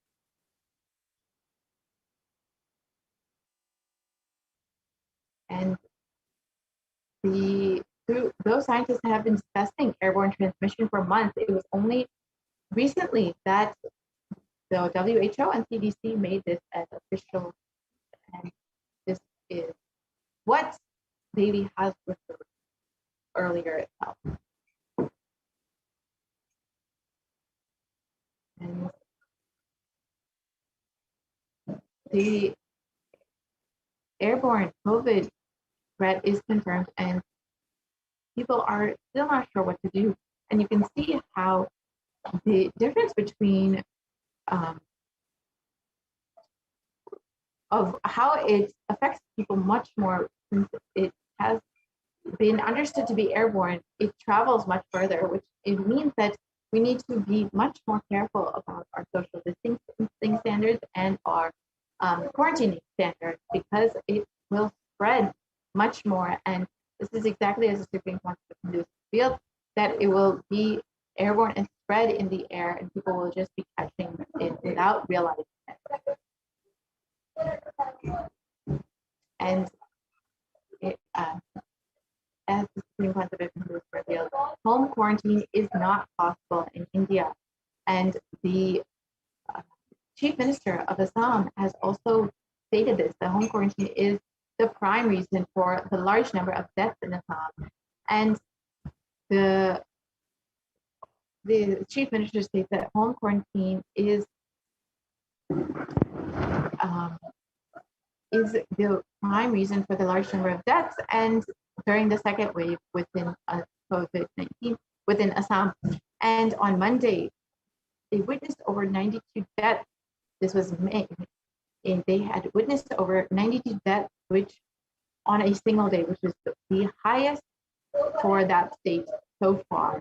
And they have seen more deaths and have indicated that this is probably from home isolation, as many people do not have oximeters and do not recognize when they are how to read these meters properly if they are having that. So they are not recognizing if they are exposed or infected with COVID-19. And in Maharashtra, the government announced that the decision to stop home quarantine in 18 districts, as it shows that which show higher COVID positivity rates than other states' average. And the state public health minister has said that the decision is taken to ensure better health care facilities to patients in districts which are showing higher positivity rates. And home quarantine is impossible for a majority of Indians. About 41% of houses have just a single room, which is shared by about 5 people. So nearly this is impossible to home quarantine or isolate yourself, especially if you are living with a family member who might have been exposed to COVID-19. And unfortunately, it is not possible to quarantine yourself completely because you are forced to go out for food, for basic supplies. And this is exactly as the concept of field. Quarantining is really not possible when you are living in a city and you are living with a family where you need to go out and get supplies for the family.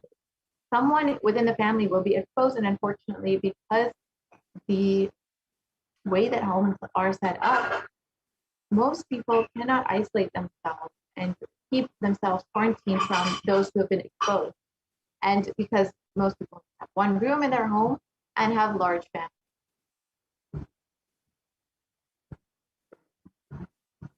And self-isolation in this article, it states that self-isolation for COVID-19 is impossible for 40% of Indian families. And just as we stated earlier, because due to the restriction of space and the large number of people in a confined space, this is nearly impossible.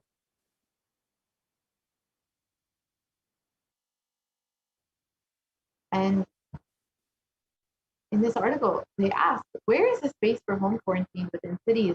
As most of the cities are very densely packed, and the guidelines for home quarantine say that persons showing COVID-19 symptoms should remain isolated in a well-ventilated room, and preferably with an attached toilet. And if another family member needs to stay in the same room, it's advisable to maintain a distance of at least 1 meter between the two.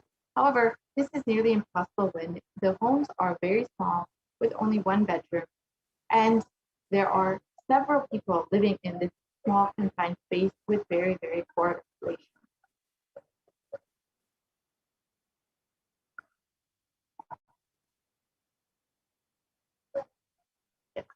So with this, we can understand what Devi Parashakti is and what the Supreme Concept in the revealed, how it has been manifesting within this pandemic over the last several months. And it is very, very vital for your protection to take heed to the guidance of Devi Parashakti and the Supreme Concept of Hinduism to protect yourself during this pandemic. And you have the opportunity to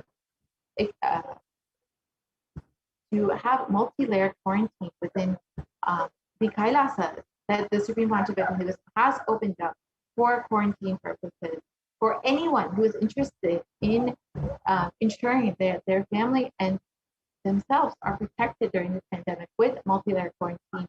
The Supreme Concept of Hinduism has opened up all Kailasas within India. So now is your opportunity to ensure that you and your family are protected. You can go to kailasa.org/KailasaCare if you would like to sign up for this opportunity and ensure that you are staying safe during this pandemic. As the Supreme Concept of Hinduism has revealed multiple times, the only priority for this year is staying alive, is keep yourself and your family alive.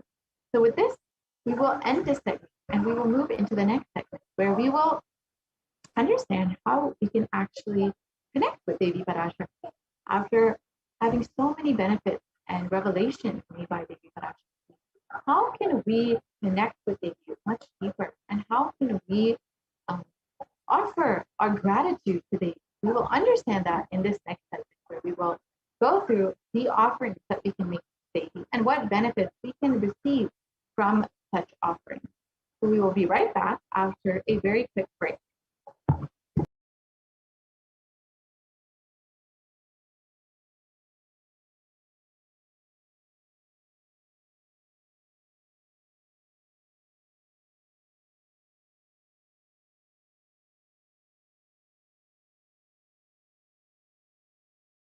Mean by the word Kailasa? Listen intensely. Enlightenment ecosystem, literally enlightenment itself, in your own home, wherever you are. If you cannot come to Kailasa, it's okay. Kailasa can come to you. Kailasa coming to you is Kailasa.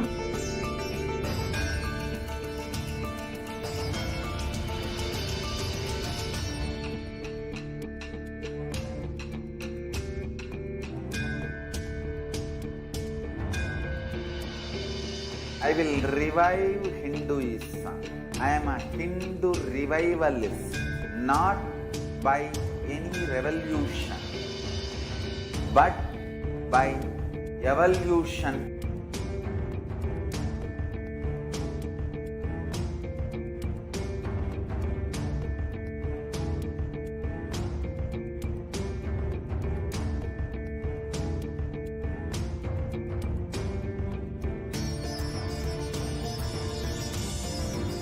And setting model community.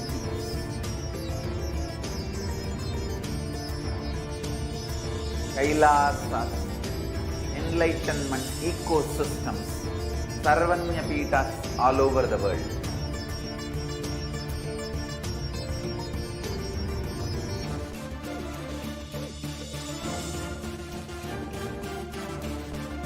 All powerful cognition, knowledge, only when you live, power manifestation and possibilities manifestation happens. It's a fundamental truth.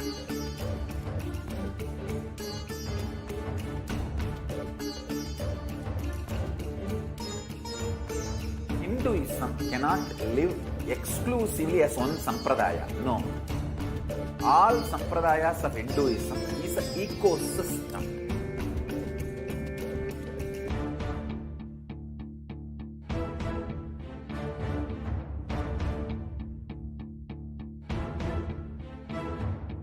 So don't keep quiet thinking that if one sampradaya is attacked, only that sampradaya is going to be affected. All of us are ecosystem.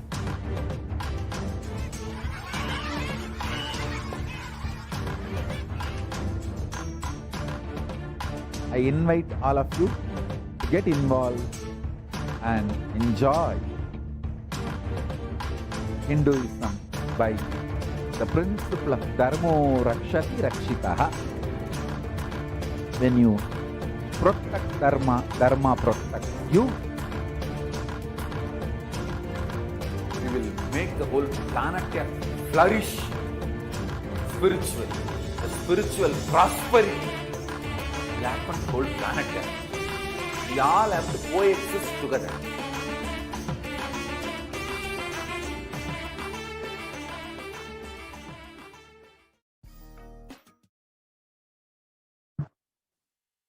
Nithyanandam, welcome back to all of the viewers who are gathering with us today after that short break. We are now be entering into the segment on the offerings to Devi Parashakti. I'm sure each and every one of you who are joining us have now been completely enthralled by the power demonstration, the different powerful cognitions of Devi Parashakti, which you can imbibe and learn And now we'll be entering into the next segment where we'll be understanding exactly how we can manifest the oneness with Devi Parashakti immediately and instantly.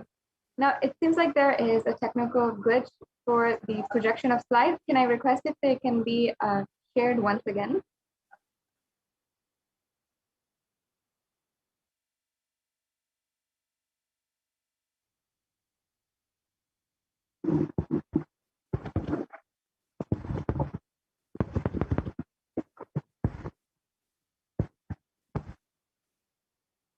Sorry, it seems like there's a technical glitch with the slides. Can I request for the NTV operator to project them once again?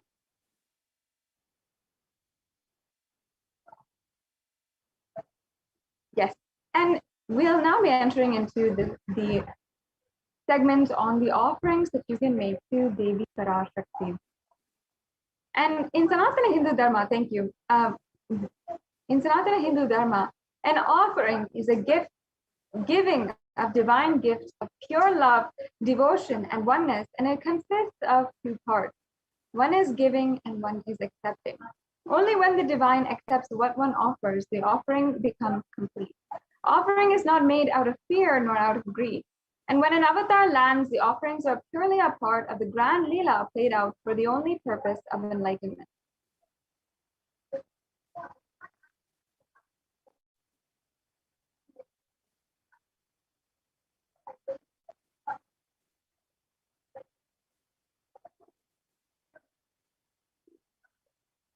Now, in the Hindu tradition, we often invite God in every single aspect of our lives, whether it is our birthdays or our anniversaries, or if we're starting school for the first time, or starting new business endeavors. We always invite God, the presence of God, or our Ishta Devata, our favorite deity, whether that is Bhagwan Venkateshwara or Devi Parashakti or whomever it is. We always invite them and thank them for the guidance that they have given, the protection they have given thus far in our lives, and request if they can protect us further, guide us further in our lives. So each and every one of these sevas has the same significance and are literally inviting the presence of God into your life in every single moment, literally manifesting the science of enlightenment. So before we proceed into the exquisite array of offerings that we have, I'd like to first chant the Dhyana Shloka of Manonmani, the form of Devi Parashakti who is seated on the very lap of Paramashiva. And this Dhyana Shloka is from the Moola Agama. I'll just be chanting. Indu nivabeda karavahni nayanam syat pankavajara japaksha sarayuktam angahima bhushana vichitra vasanam syat tunga mukatojvali manyunmani swarupam. And the English translation in the next slide.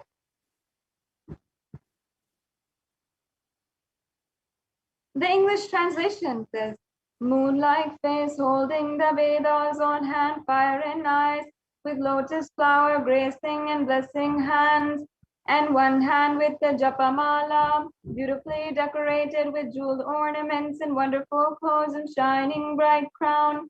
Her name is Manonmani.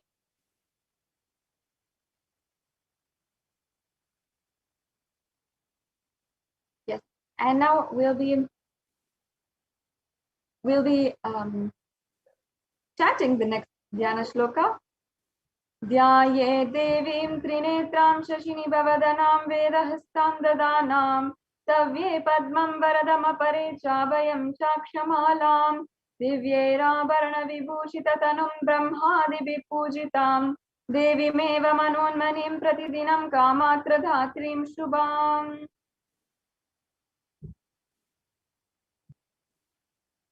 And in the Dhyana Shloka it says, I meditate on Devi with three eyes glowing like a moon and holding the Vedas, lotus and gracing with blessing and gracing hands. She is wearing beautiful ornaments and she is worshipped by Brahma and other many gods and showers auspicious boons for all actions every day. Yes. Now that we have invoked and invited the presence of Devi Parashakti herself among us, now let us enter into the rest of the segment with her blessings.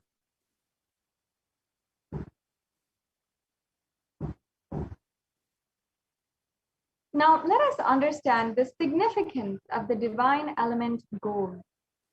You will see that all the different offerings today that we are making available for you to attain immediate oneness and immediate experience with the divine is an offering out of gold. Many of them are out of gold. And in Sanatana Hindu Dharma, there is a very beautiful significance that we saw for gold. And it's not just a significance or a religious belief. It is a foolproof phenomenon that the ancient Vedic scientists had seen and had literally been able to map into our daily life and daily relationships and everything. For you and me, we all know that gold has a significance. It has an economic value, it has a high currency, and it is one of the most valuable metals on planet Earth, if not the most valuable metal on planet Earth. So while this is all true, still, we have not come to the cognition and understanding that gold is actually a divine element. It is sacred and spiritual. In fact, it purifies anything it touches. It is an element of spiritual significance and great spiritual power of healing and enlightening. And the vibration of gold has the power to infuse sattva energy and positive thought currents in anyone who wears and anyone who sees or operates in its vicinity.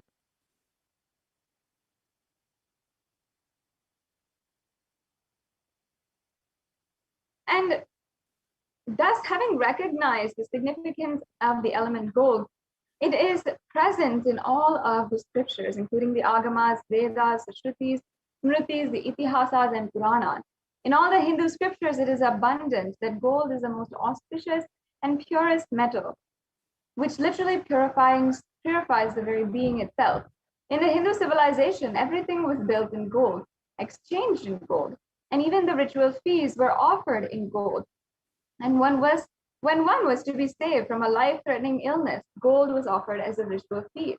Gold was in abundance and used for weighing equivalent amounts of commodities, including cows, and kingdoms were built with huge doors of gold. The streets were having huge columns of gold and huge archways of gold. Even the elephants, cows, and horses, everything, all the sentient beings of the Hindu civilization, everything was dressed and decorated in gold. And the Hindu civilization thrived on the banks of rivers of gold. And even in the Rig Veda, the Indus River was called the Hiranyamaya. And in the Atharva Veda, the river Saraswati was called the Hiranyavartani. So, as you can see, gold is a supreme element for offering gifts to the ones you love and revere. Temples are constructed and paved in gold. Deities are made in gold and decked and adorned in gold. And because it preserves the enlightenment energy, it lasts for thousands of years, and literally it lasts forever.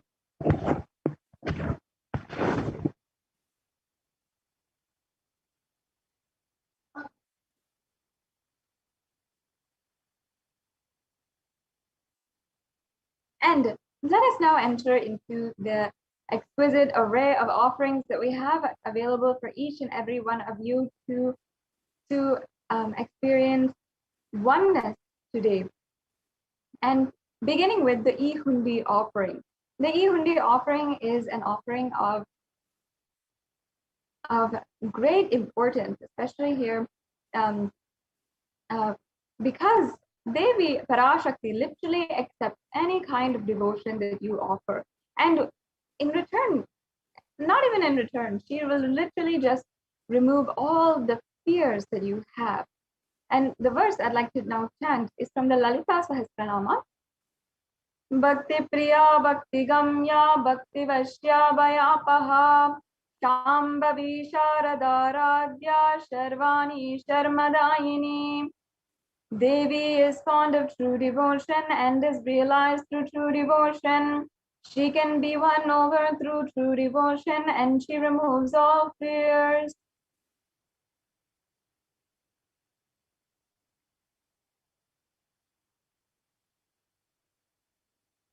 Now, if there is any fear in the minds of a devotee, Devi is sure to remove that fear. It is stated that Devi likes to be worshipped in autumn.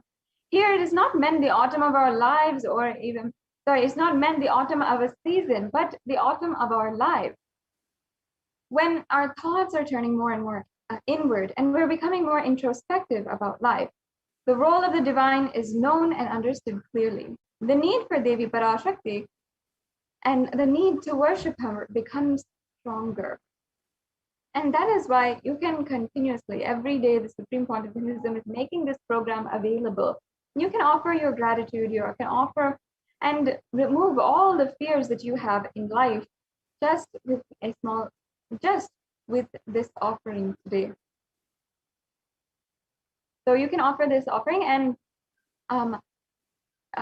we will be able to go through all the registration links, the how-to, the steps to how to make a payment today. And also you can pay through the YouTube super chat as well. And you can tune in to the end of the segment and make sure that you're staying here all the way through so that you can learn how to make the donation today. And the next offering is the Sankalpa chanting. In the Hindu tradition, there is a very powerful chant or mantra known as the Sankalpa. And the Sankalpa is chanted before every single ritual, even before every daily ritual, every single day. As Hindus, when we do and offer our regular worship, we offer the Sankalpa before proceeding with any of the other offerings. Now, this Sankalpa has the power to create the energy for manifesting oneness in your life, manifesting health, wealth, and beautiful relationships in your life. So much is the power of the Sankalpa.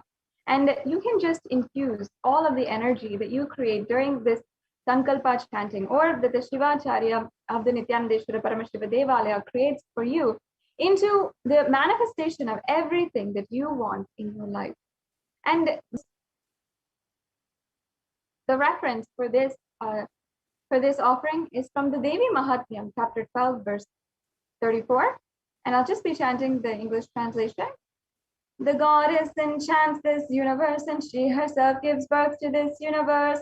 The goddess, being prayed without interest in anything, gives a knowledge that leads to salvation and gives wealth in the materialistic sense.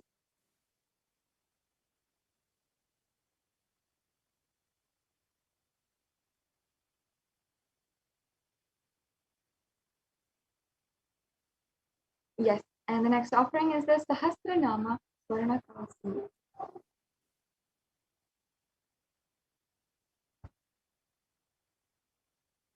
And now this offering is an ode and tribute to Devi Parashakti, as she loves to be remembered by the repetition of her various names. And in fact, in the Lalita Sahasranama, she is described as Nama Parayana Prita, meaning the one who loves the repetition of her various names.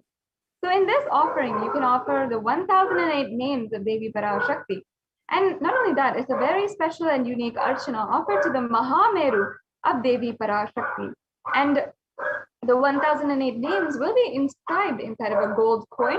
And you can offer this in order to receive the blessings of having the Ananta Kalyana Gunas, all the divine qualities of Devi Parashakti.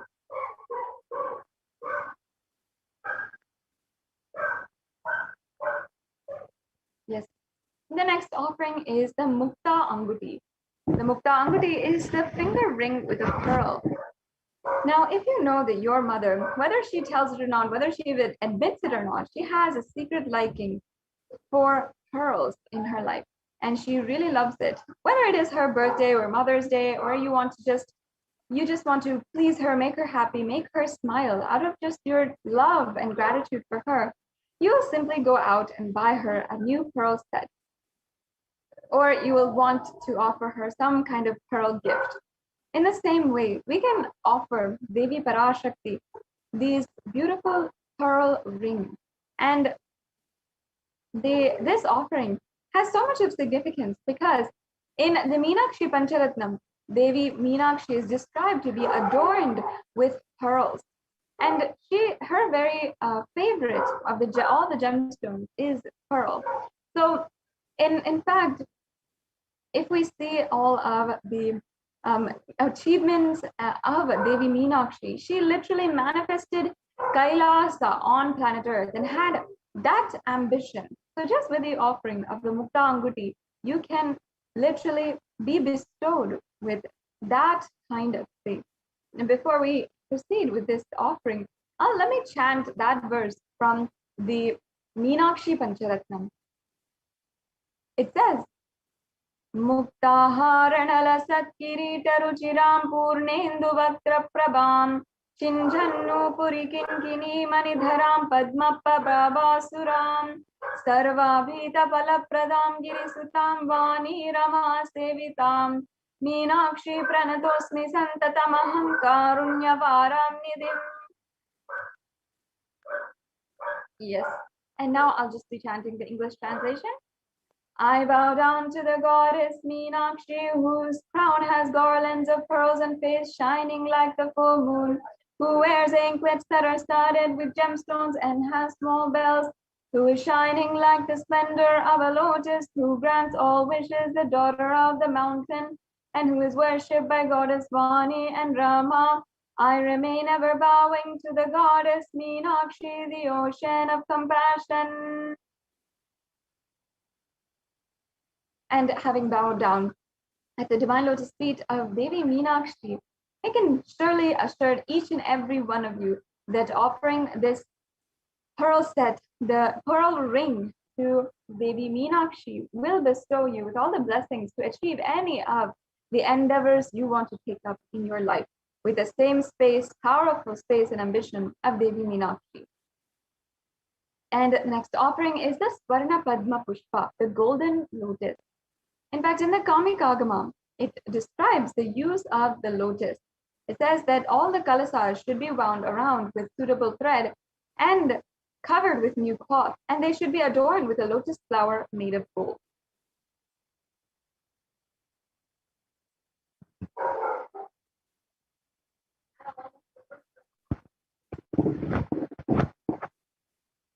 And now there are hundreds of spiritual scriptures references for using lotus in the worship of Paramashiva. And almost everything in the worship of the ultimate involves the consecration of deities of worship or meditating. For example, all the mudras and asanas in the worship have something or another to do with the lotus. We have the lotus position, this Padmasana, are so many different positions, mudras that have to do with the lotus. Not only that, in Sanatana Hindu Dharma, the arts, architecture, everything has a lotus imagery and so many different motifs of the lotus. That is because the lotus is recognized as a divine flower, a representation of Devi Parashakti herself. Why, you ask, is because in any kind of waters, any polluted waters, or in the pond waters, or even in very little water, the lotus can literally bloom, and it'll be the same beautiful, elegant, radiant, resilient flower that it is known to be. That is the beauty and the uniqueness of a lotus. And that is what even our ancient rishis had recognized as a property of a lotus.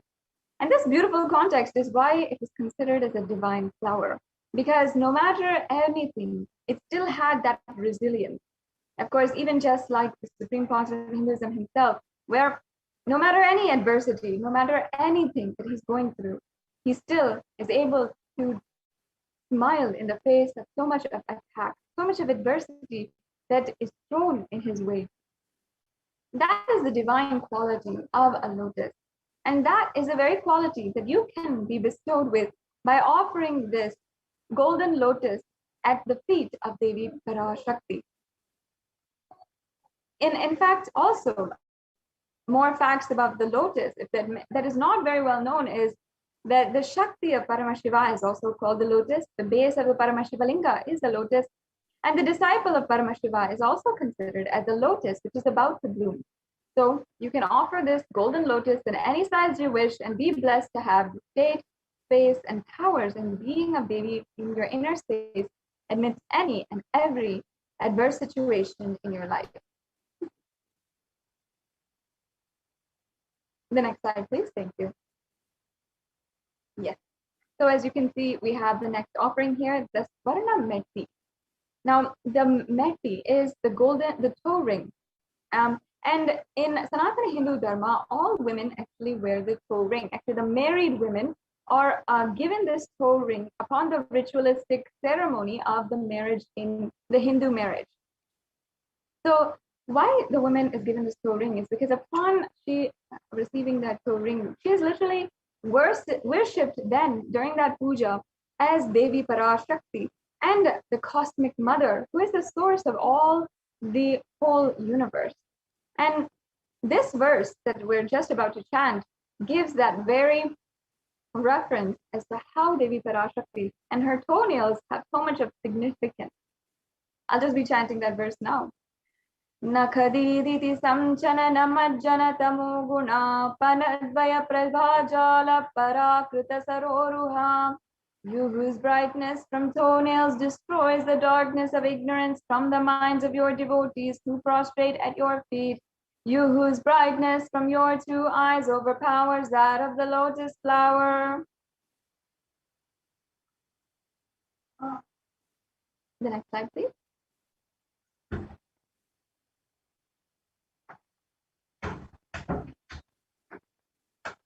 Yes, and see, you can offer this toe ring to Devi Parashakti to be in the constant gratitude and for receiving the blessings even in the most difficult aspects of life.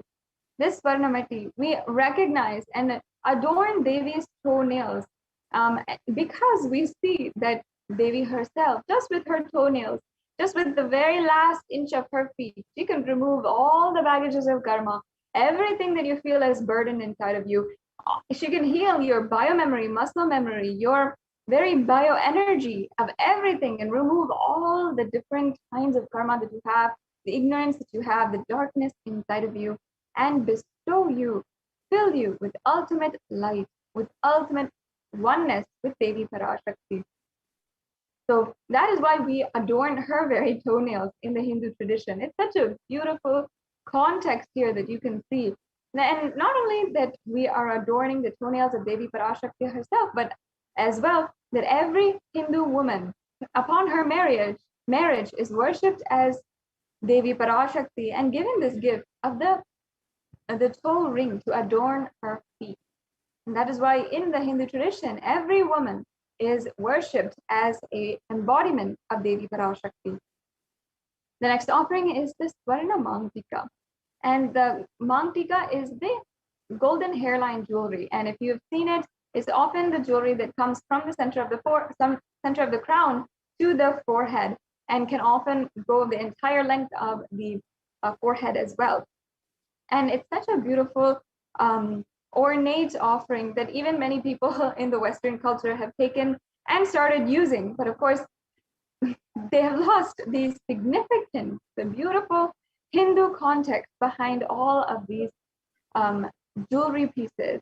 Ultimately, in the original use of these jewelry, it was all offered to Devi Parashakti and those whom we worship as Devi Parashakti.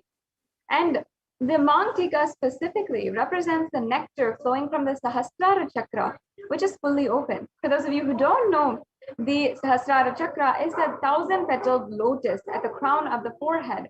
And when that opens and the nectar is oozing from it, that is what is represented by the Mangtika. And in fact, in the Lalita Sahasranamam, Devi Parashakti is described as Shuddha Sarabi Varshini, meaning she who makes the nectar flow in all of the nerves from the Sahasrara, and she who gives a very pleasant experience of the ultimate.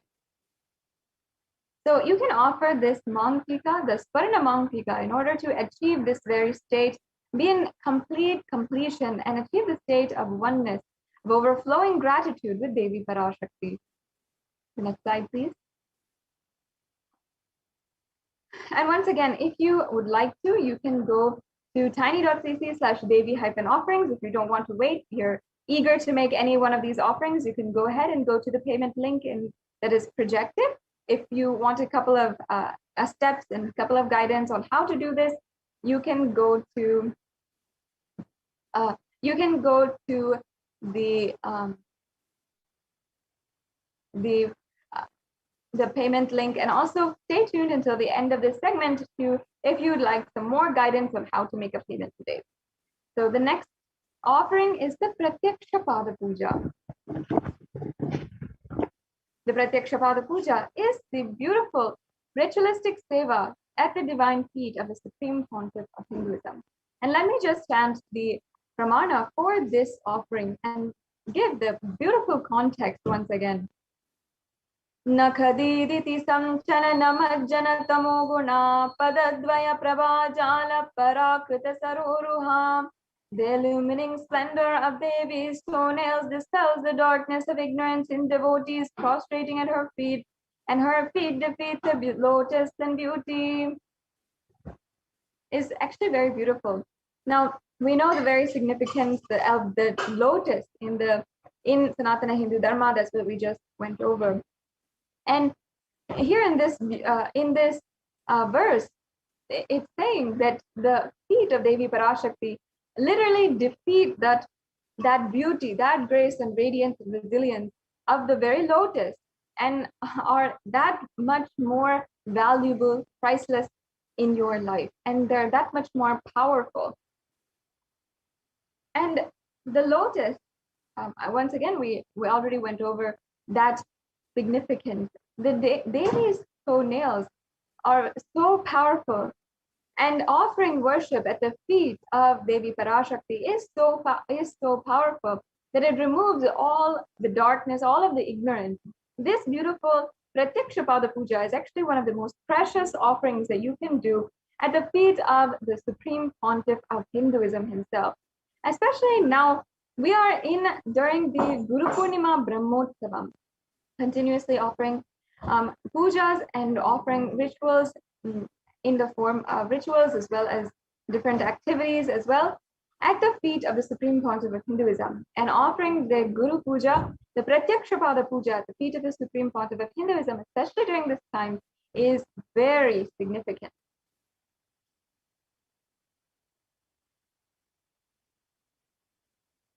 Yes, and the next offering is the Vastra Seva. The Vastra Seva is the offering of the sacred adornment or the sacred cloth in order to bless each and every one of us with the ultimate protection of the Supreme Pontiff of Hinduism and Devi Parashakti. The next slide, please.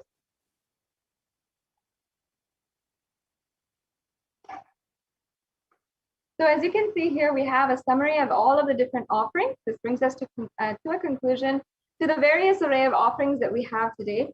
And you can see that it is all here, all of the different offerings that you can offer. And it's also a various spectrum of prices or donations based on your comfort level. If you feel that you want to offer something, anything today, you can through the e-hundi donation. If you want to offer the Sankalpa chanting as well, you can offer as well. If you want to make more of an offering, substantial offering, and really offer and bestow everything, all your karma, your baggage, everything at the feet of Devi Parashakti, really surrender, then we have different options for you as well. And each and every one of these has so much of beautiful significance, so much of beautiful context, spiritual higher cognitions, which can literally make you manifest Parashakti. And no matter if you cannot make $1,000 offering today, you can still start manifesting in some way. All of that, it just takes one part of you to just make the conscious resolution that you would like to make this offering, that you'd like to do the Pratyaksha Pada Puja. And you'll literally see that by the power of your resolution, by the power of your will, you can manifest that in your life. Yes, we can go on to the next slide. And so this brings us to the last part of this segment of today's program. So you might be in two categories today. Either you might be ready to offer, or you might want to offer, you might have the intention to offer. And so here we have two options at this pathway. So if you are interested in offering and you want to manifest this in your life, but you want more information or you need help in manifesting or you want more details, you can go to tiny.cc/Bhava Samadhi and you can fill out this very quick form in order to make your intention today. You'll get all the information that you want. You'll be able to manifest what you want today. So if you want to start manifesting in your life any one of these offerings, then you can go to this link provided and you can ensure that you start manifesting these offerings in your life. And the other option that we have is the online payment. So if you are ready for making a payment right away, then you can go to the link tiny.cc/Devi-offerings and you can go through that link. You can go through the very steps. Make sure that after you go to this link that you are also going to tiny.cc/Sankalpa 2021. This is a very essential form that you want to fill out after you make your payment. So we have these 3 stages all laid out for you. One is before you are making your payment, how to manifest the resources. One is how to make your payment, and also now after you made your payment, what are the steps for you to make this offering and ultimately achieve the oneness with Paramashiva, with Parashakti. So now I request if we can show the links, the payment links, and we'll just briefly walk through how you can make a payment today and help you understand that it is extremely easy to make a payment, to make any kind of donation that you'd like to.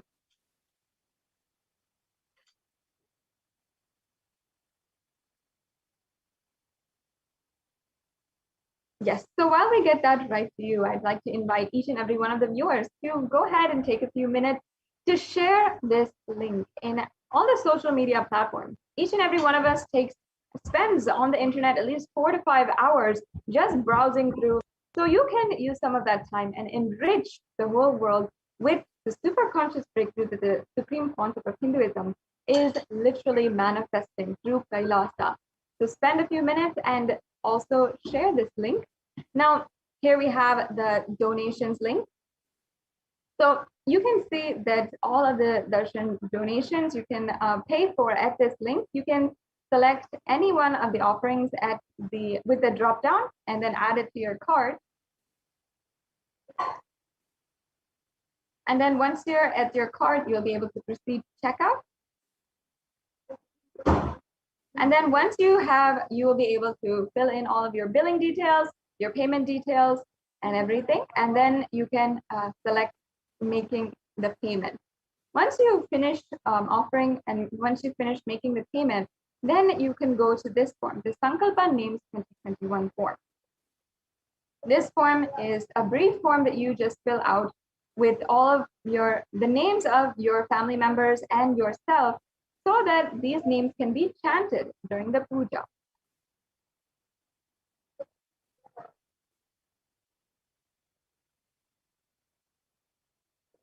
So yes, so as you can see, this is how you can simply make a donation today and make an offering.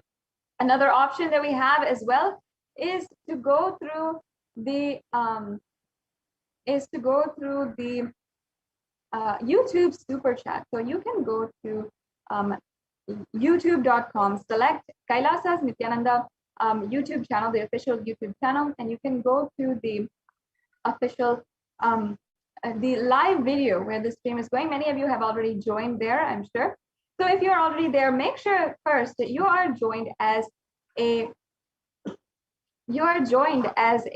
member of the YouTube channel, and you can join as a member. And once you're joining as a member, then you can go to the YouTube super chat, and that will be on the right hand side of the screen. You'll see a small $sign. You can click that $sign, and you can see the whole different options to the YouTube super chat, as well as the super sticker. So in this, you can make a donation through credit card, debit card, or PayPal, and you'll be able to make an offering or donation today. So with this, we're now coming to a conclusion for this segment in today's in today's program. And I invite each and every one of you to spend a few minutes now as well. If you'd like to go ahead and if you want to go ahead and make the donations, if you'd like to, out of your gratitude to Devi Parashakti, you can understand that Devi Parashakti will have manifested in your life in some way or form already. And she is bestowing all of her grace on you, no matter what, no matter if you feel that you'd like to make a donation or anything like that. So you can ensure that you are asking your questions as well during the live Devi Parashakti Bhava Samadhi Darshan. Now I request if we can project the slides for the social media segment.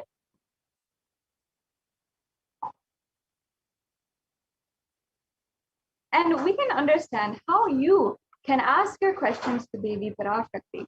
Devi Parashakti is making herself literally available to so many people and making herself available to simply ask your questions. And out of her grace, her compassion, she can answer you directly during the live Bhava Samadhi Darshan. So during the live, when the live starts, you can ask your questions either through YouTube, through Facebook or Instagram or Twitter, and ensure that, and you can ask your question to Devi Parashakti. And out of her grace, her compassion, you can, you will be able to receive the blessings of Devi Parashakti.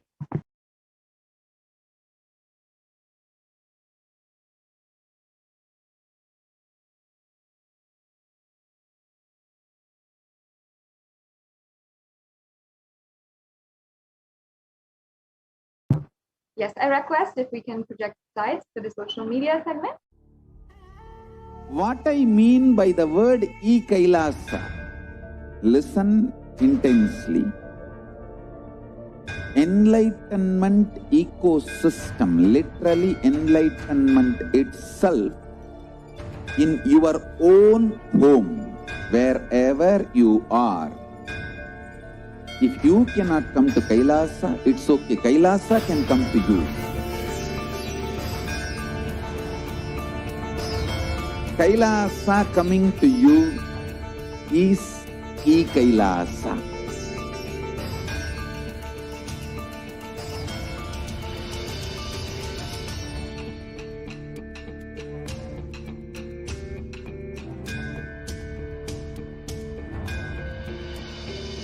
I will revive Hinduism. I am a Hindu revivalist, not by any revolution, but by evolution.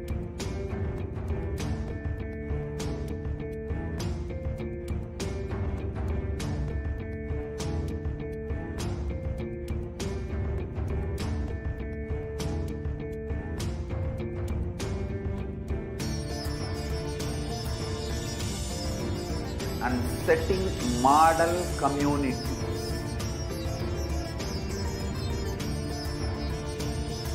Kailasa, enlightenment ecosystems, Sarvanya Pitas all over the world.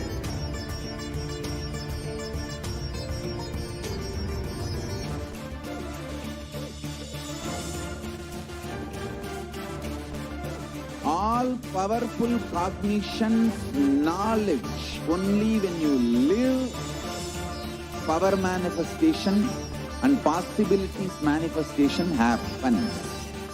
It's a fundamental truth.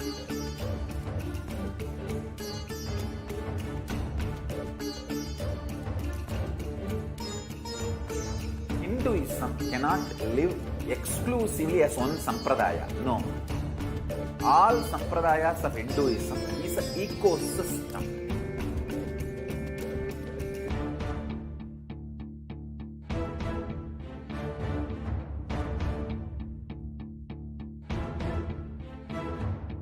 So don't keep quiet thinking that if one sampradaya is attacked, only that sampradaya is going to be affected. All of us are ecosystem.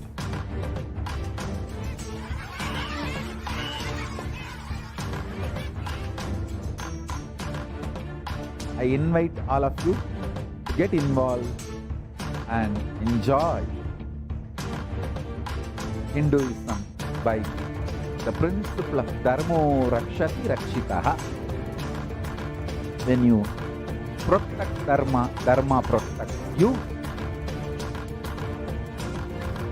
We will make the whole planet flourish spiritually. The spiritual prosperity will happen to the whole planet.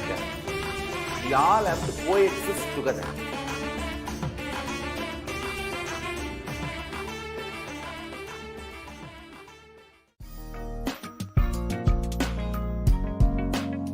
We get you health. We get you ability to build beautiful relationships in your life. We get you direct spiritual support, and we make sure you become wealthy.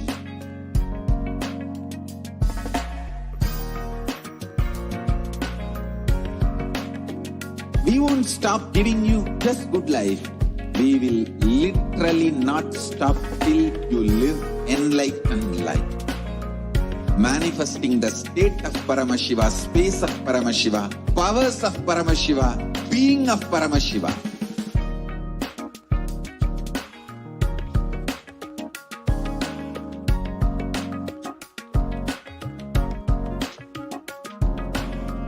Whole world should become Kailasians.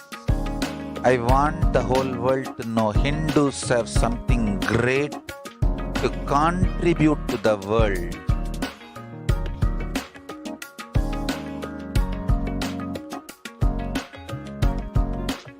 We have something great to contribute to the world. Let us do that.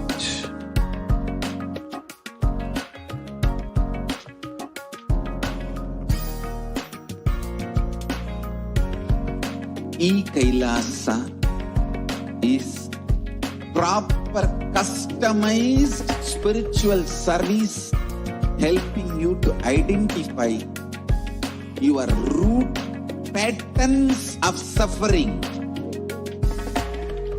We have perfected the science of helping every individual from every cultural, religious, nationality background.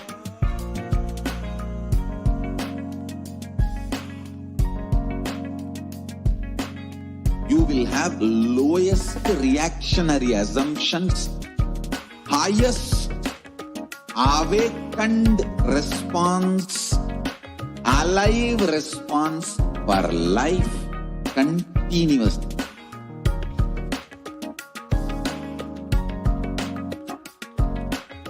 Kailasa is enlightenment ecosystem, literally enlightenment itself in your own home, wherever you are.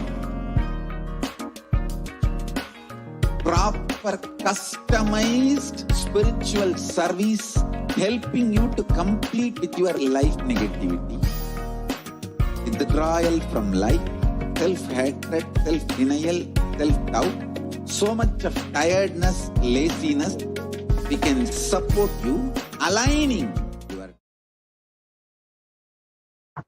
Nithyanandam, welcome back to all of the viewers who are joining with us after that very quick break. In the next segment, we will be understanding from the Adi Kailasa Sarvagna Peetham administrators and the representatives about the latest updates on the Kailasa COVID Care Center.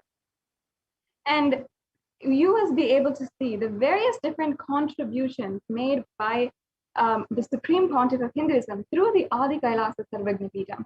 It is a very, very profound way that the Supreme Pontiff of Hinduism has made a breakthrough happen through either the temple ecosystem and the ancient spiritual science of alchemy, or the science of enlightenment, the ancient system, the education system of Gurukul that the Supreme Pontiff of Hinduism has revived, or the beautiful ways of human empowerment and empowering the human potential that also are extremely amazing, that the Supreme Pontiff of Hinduism has revived in the in Adi Kailasa Sarvajna Peetham. And they, the administrators as well as the representatives from Adi Kailasa Sarvajna Peetham will be joining us in just a few minutes to host and to guide each and every one of us in understanding what is going on in Adi Kailash. And so many different residents of Adi Kailash have been of the Kailasa COVID care system, the multi-layer quarantine system, had been literally been able to show us how they have seen the transformation between their life before living in the outside and now living in the campus. And I extremely now you'll be able to see that segment in just a few minutes. Now we can now understand how you can ask your question today in the different social media platforms. We have, of course, various different social media platforms where the Supreme Pontiff of Hinduism and, of course, Devi Parashakti herself has made herself available to the whole public, available to anyone and everyone who wants to seeks sincerely to receive her blessings, to receive her boons, her healing requests, for everything. So you can go to YouTube, and first of all, you can join as a member of the YouTube channel. And you can go to YouTube and join as a member of Kailasa's HDH Nithyananda YouTube channel. And then in the, and then as well, you can comment your question in the comment section of the live YouTube video. So whenever the live Bhava Samadhi Darshan starts, you can comment your question in the live chat and it'll be actively going on. You can post your question as many times as you want. However, you do not need to continuously post because Devi Parashakti, out of her grace and blessings, will of course answer you. And she, and you will be assured to, if you are asking out of complete sincerity, you will see how Devi Parashakti answers your question. Now, there's also through the YouTube channel, there's also ways that you can offer, and also through this platform, you can ask your question as well. So even during the Nithyananda Satsang, during the live Nithyananda Satsang, while the Supreme Pontiff of Hinduism is gracing us for the Nithyananda Satsang, then in that time, you can also, ask your questions during the live satsang on any of the topics, especially now the Supreme Pontiff of Hinduism has been revealing profound truths on the conscious sovereignty, how to achieve conscious sovereignty, and how you feel you can apply that in your life. You can share your experiences, you can share, you can ask your questions, you can ask for anything in the comment section, and out of his grace, the Supreme Pontiff of Hinduism might just answer you during the live satsang. So another option also that we have is the Facebook. So if you are not already, please go to Kailasa's HDH Nithyananda or Kailasa's HDH JGM HDH Nithyananda Paramashivam. That's the official Facebook page of the Supreme Pontiff of Hinduism and Kailasa. So you can ensure that you are liking and following us on the Supreme Pontiff of Hinduism and Kailasa on the Facebook. And you will be able to, in this way, get access to notifications immediately and as soon as live events are starting, and when the darshans and dikshas by the Supreme Pontiff of Hinduism are starting. And many times there's always surprise darshans that we all look forward to in Kailasa. So just so that you don't miss any surprise darshan where the Supreme Pontiff of Hinduism decides to grace us with his presence and give us a profound message, you can ensure that you have the notification right at your phone, right in your watch, wherever you feel, just by liking the Facebook page. So you can go to Kailasa's SPH JGM HDH Nithyananda Paramashivam. You can just Google, you can search in Facebook and find the official Facebook page as well. And if you want to ask any questions, you can ask in the comment section of the live video. And you can ask any question during the live Nithyananda Satsang. You can ask questions about how to achieve conscious serenity, as the Supreme Pontiff of Hinduism has been revealing these profound truths, and how in your life you have tried, or maybe you find some kind of blockage, or you have some kind of doubt in your life, a sincere doubt, where after you have tried, you are not finding the solution. The Supreme Pontiff of Hinduism may just answer and give a breakthrough to you if you ask your questions in the comment section. So once again, in Facebook, you can ask your questions on the Facebook chat.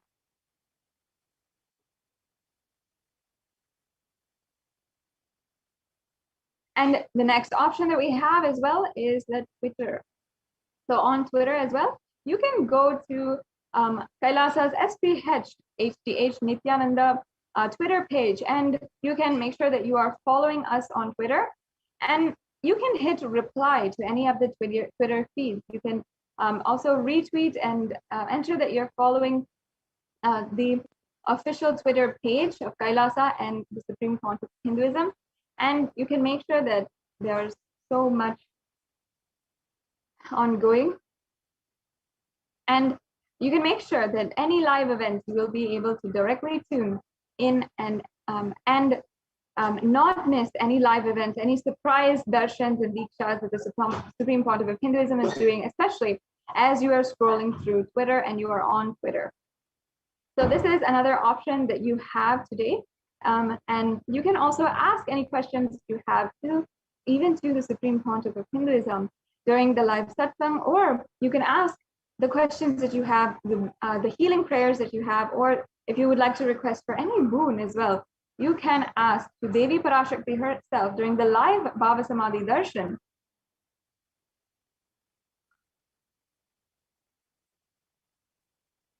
You can ask during the live Bhava Samadhi Darshan as well. You just have to hit reply, and you can tweet in the reply section, and you can hit and you can use the hashtag #AskTheAvatar and tweet at Sri Nithyananda.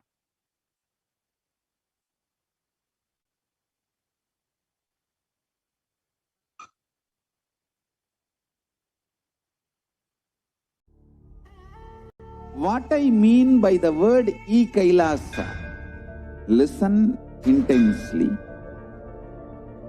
Enlightenment ecosystem, literally enlightenment itself, in your own home, wherever you are.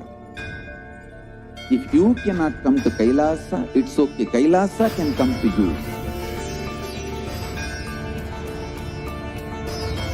Kailasa coming to you is Kailasa.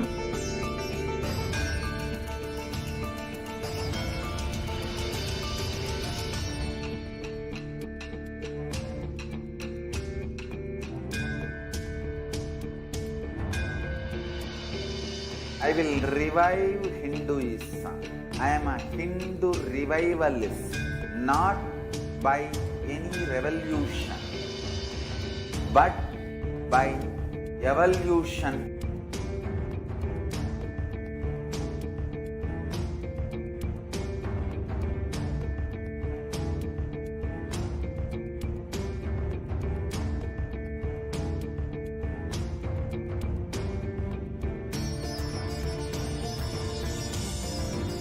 And setting model community.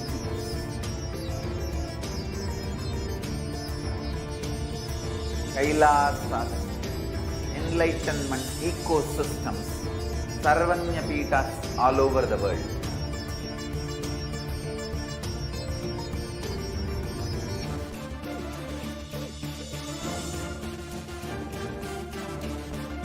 All powerful cognition, knowledge, only when you live, power manifestation and possibilities manifestation happen. It's a fundamental truth.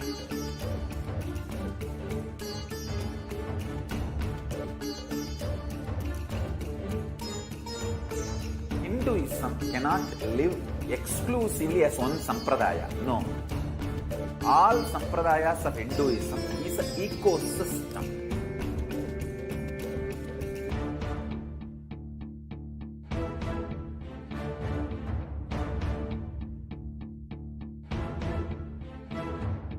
So don't keep quiet thinking that if one sampradaya is attacked, only that sampradaya is going to be affected. All of us are ecosystem.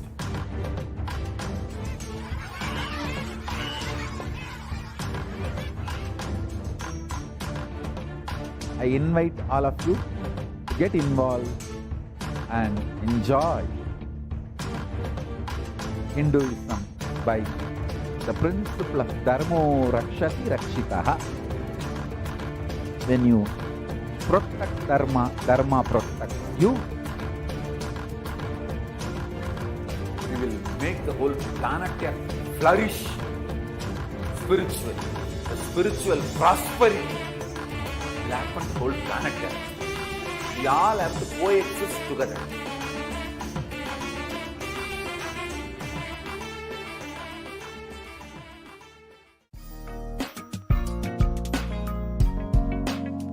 We get you health. We get you ability to build beautiful relationships in your life. We get you direct spiritual support, and we make sure you become wealthy.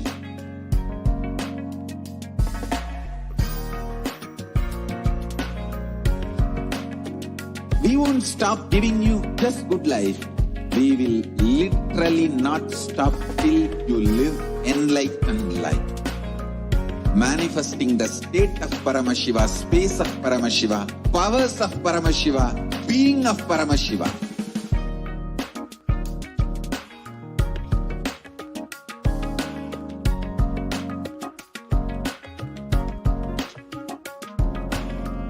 Whole world should become Kailasians. I want the whole world to know Hindus have something great to contribute to the world.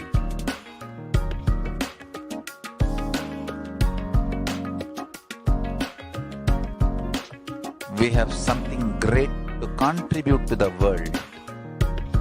Let us do that.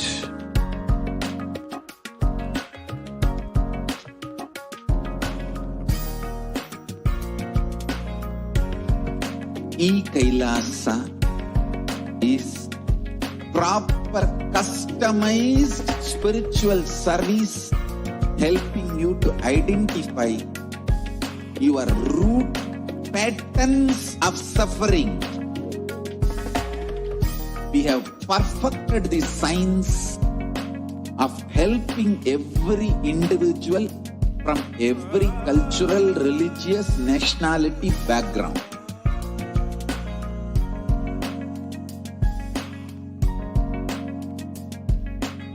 You will have lowest reactionary assumptions, highest awakened response, alive response for life continuously.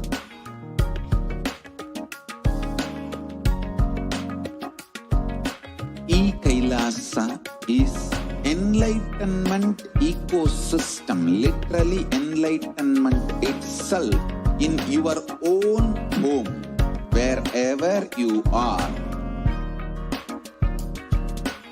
Proper customized spiritual service helping you to complete with your life negativity, withdrawal from life, self-hatred, self-denial, self-doubt, so much of tiredness, laziness. We can support you aligning your diet, your attitude, your aptitude, your understanding about life. We can help you with everything.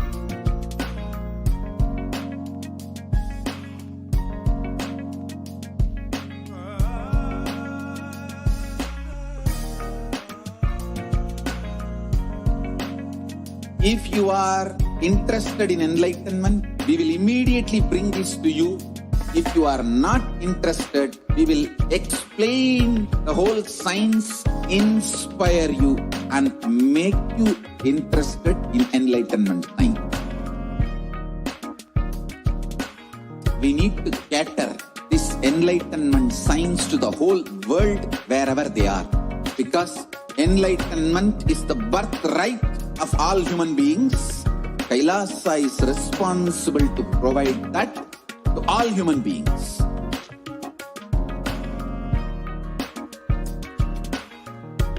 Kailasa is the totality of the knowledge I received from my gurus and practice manifested in my life, perfected by teaching millions of people from all cultures, time zones, backgrounds, genders, nationality, race, from every creed.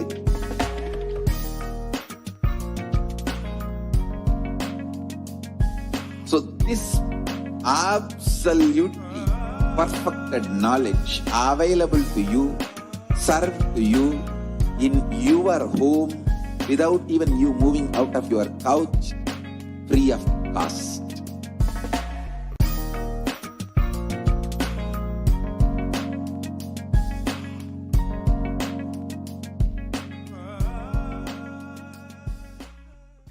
Just be alive for next 3 years. Don't die within next 3 years.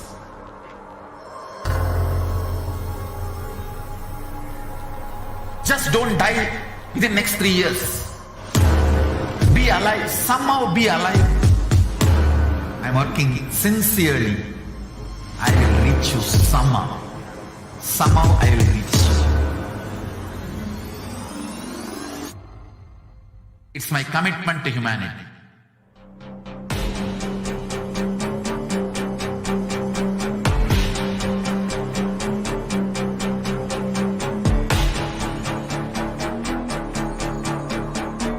Just don't die within next 3 years.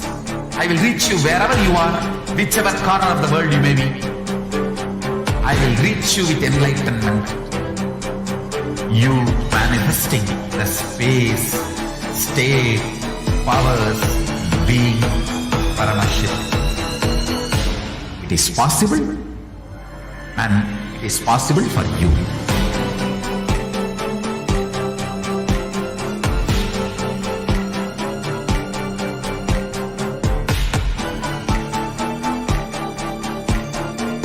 Paramashivoham will reach you with enlightenment science. I know he is going to do the job. Just be alive for next 3 years. Nothing else. What I mean by the word Kailasa, listen intensely. Enlightenment ecosystem, literally enlightenment itself, in your own home, wherever you are. If you cannot come to Kailasa, it's okay. Kailasa can come to you. Kailasa coming to you is Kailasa.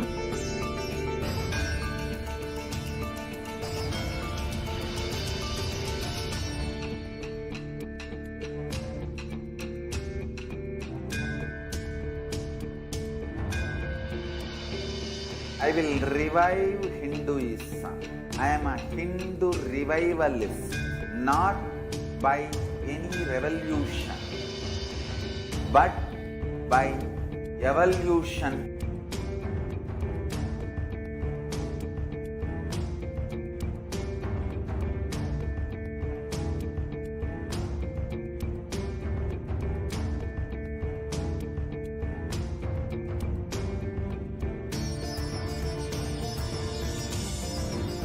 And setting model communities.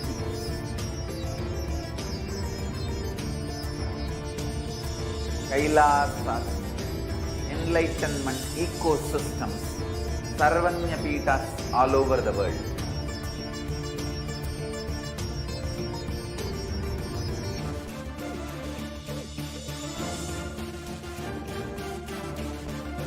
all powerful cognition, knowledge, only when you live, power manifestation and possibilities manifestation happen. It's a fundamental truth.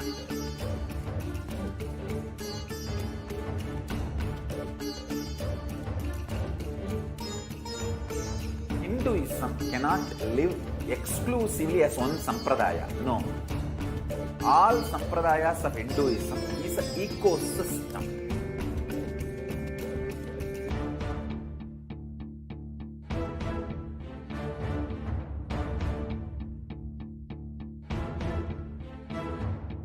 So don't keep quiet thinking that if one sampradaya is attacked, only that sampradaya is going to be affected. All of us are ecosystem.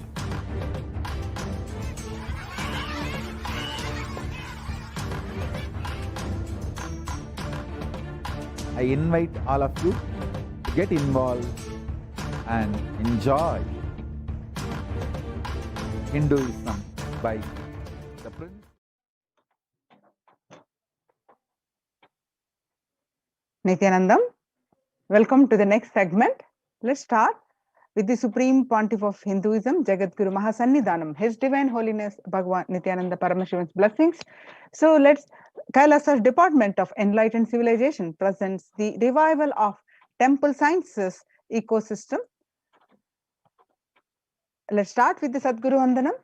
Nithyanandam Paramasogadam Kevalam Jnanamurtim Dvandvatitam Gagana Sadrusham Tattvamasya Ekam Nityam Vimalamachalam Sarvadi Sakshibhutam Bhavatitam Triguna Rahitam Sadgurum Tam Namami.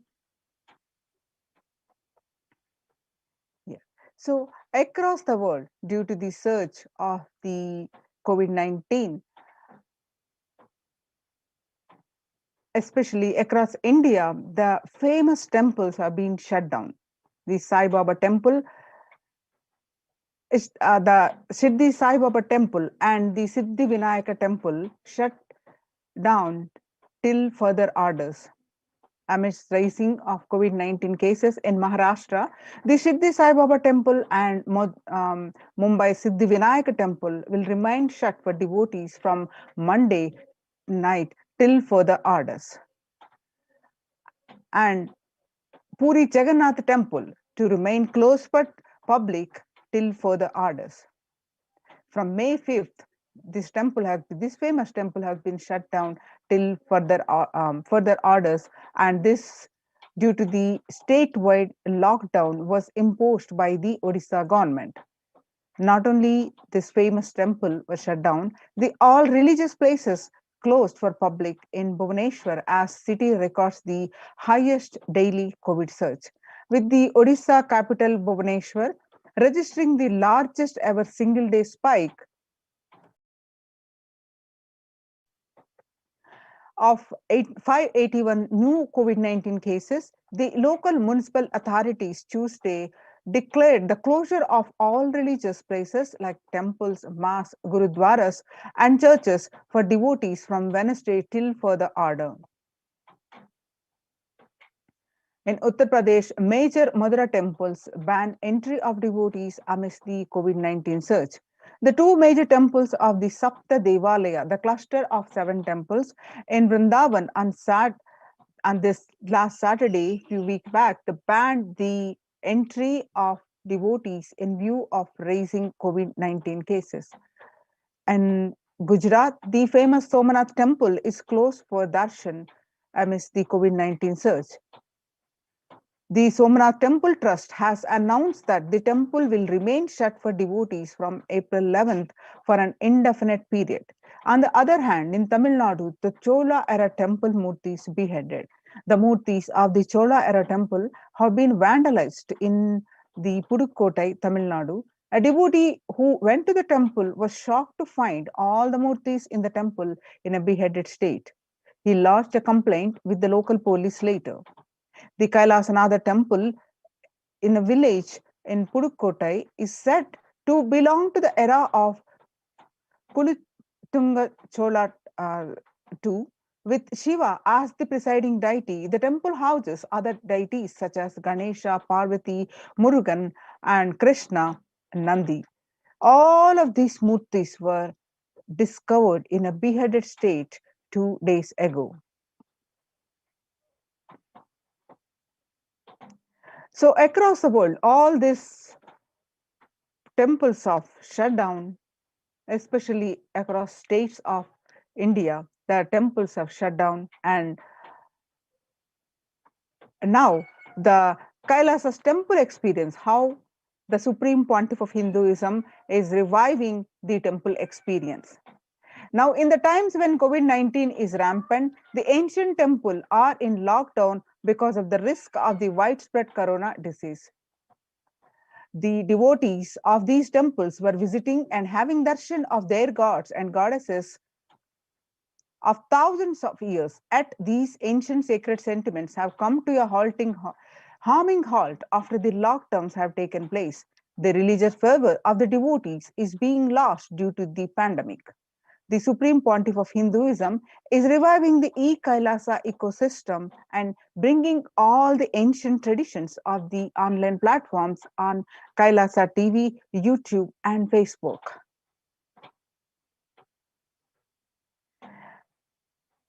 Now let's understand the basics of why temple worship, why deity worship, why devotees need to go to the temple. With the blessings of the Supreme Pontiff of Hinduism, Jagadguru Mahasannidhanam, His Divine Holiness Bhagavan Nithyananda Paramashivan's blessings, Kailasa's Department of Enlightened Civilization presents the why deity worship. Supreme Pontiff of Hinduism says that please understand deities are not mere idols. They are the embodiment of ideals. We do not worship the idols, we worship the ideals represented through the idols. When the divine is present before him in a form that you can see, touch, and relate to, the transmutation becomes an easy and joyful process. Second, the deities in a real kshetra are always carved in the form of ancient masters and enlightened beings. Even though no longer the master is in the body, they can be invoked through the name or form they used to while in the physical plane. When we pray to the deity or chant its name, the corresponding divine vibration is automatically awakened and becomes available on the energy plane to guide and bless us. The Supreme Pontiff of Hinduism says that we mastered this science of bringing the divine to the deities and expressing the divine through the deities. The whole science has been mastered in the Vedic tradition. The revival of temples will be revival of the world peace and world bliss. The revival of temple culture, the deity worship, where people are made to look in, that is where the revival of Sanatana Dharma, the Advaita Satya, is going to happen.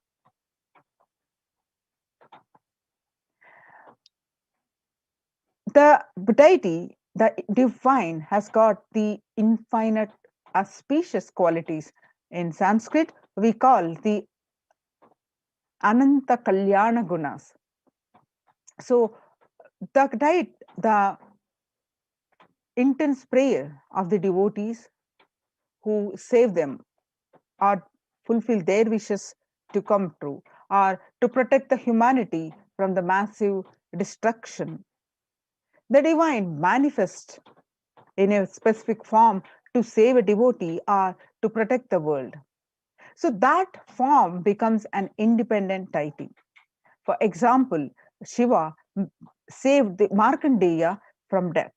Markandeya was a young boy who was destined, has a short span of life, and he was destined to die at the age of 16. Knowing this, his parents, his birth itself, when they have no child, they prayed intensely, intense penance they did to Paramashiva.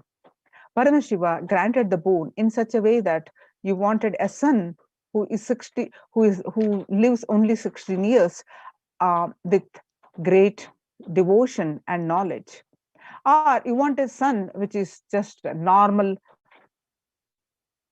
incapable of anything, so a regular human being. So which one you decide to have? Then the parents choose the one which has the devotion and which has the bhakti and the knowledge. But that son lives only 16 years. So knowing this, his death was upcoming. The parents were so in sorrow that soon he is going to leave them. So knowing this, the Markandeya, the young boy, did intense penance to please Paramashiva, to remove the sorrow of his parents. And when the time of death came, on the day, the Kala, who is the Lord of Death, came to take away the life of Markandeya. And Markandeya intensely hugged the Paramashiva and intensely connected with him. And that's when the Paramashiva appeared along with the Devi Parashakti and saved Markandeya from Kala and become Kala. And not only he saved Markandeya and from the death, also he gave him the boon of eternity. So Kala, we worship to come out of the death fear. So Paramashiva manifested to save Markandeya and become the independent deity in that form as Kala. The same way, he danced in ecstasy, and that action became Nataraja, the ecstatic dance with the cosmic dance. He performed the Panchakrityas, the creation, the sustenance, rejuvenation, and the pulling out of the delusion and giving us the liberation. All this Panchakritya, the 5 action, he performed with the dance, with his cosmic dance. And that form is Nataraja. We worship Nataraja as a cosmic dancer. The Paramashiva's cosmic dancer form is Nataraja.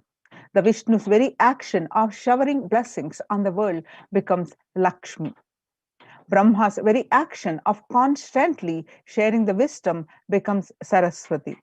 So each of the actions of the ultimate becomes independent intelligence and energy. When you connect with those independent intelligences, those deities, whatever you want immediately happens. Whatever result you want, worship with the rites, those divine energies who are the personification of those specific actions. Immediate results are achieved by connecting with those deities. In this world, this can be a powerful method through which you can achieve whatever you want in your life.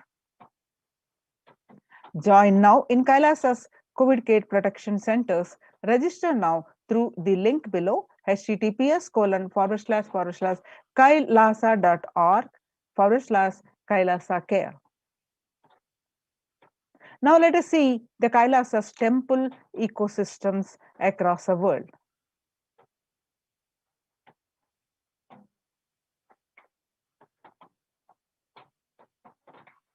Kailasa is a place where everything related to superconsciousness is revived. All the sampradayas, all the spiritual ecosystems created for enlightenment will be revived and established in such a way it never gets lost again. They're forever serving the humanity, says the Supreme Pontiff of Hinduism on 6th January 2019. Now let us listen from his own voice, the Supreme Pontiff of Hinduism, about the revival of Kailasa.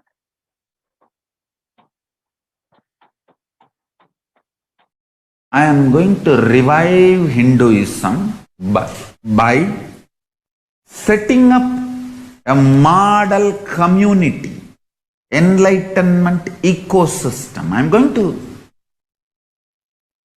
create absolutely from the scratch newly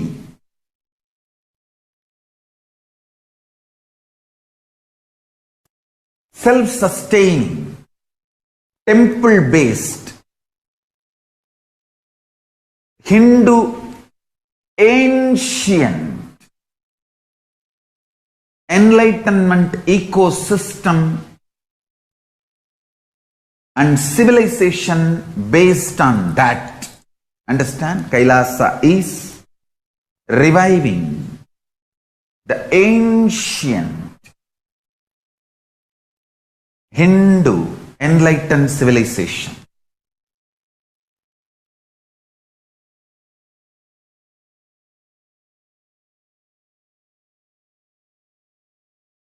Paramashiva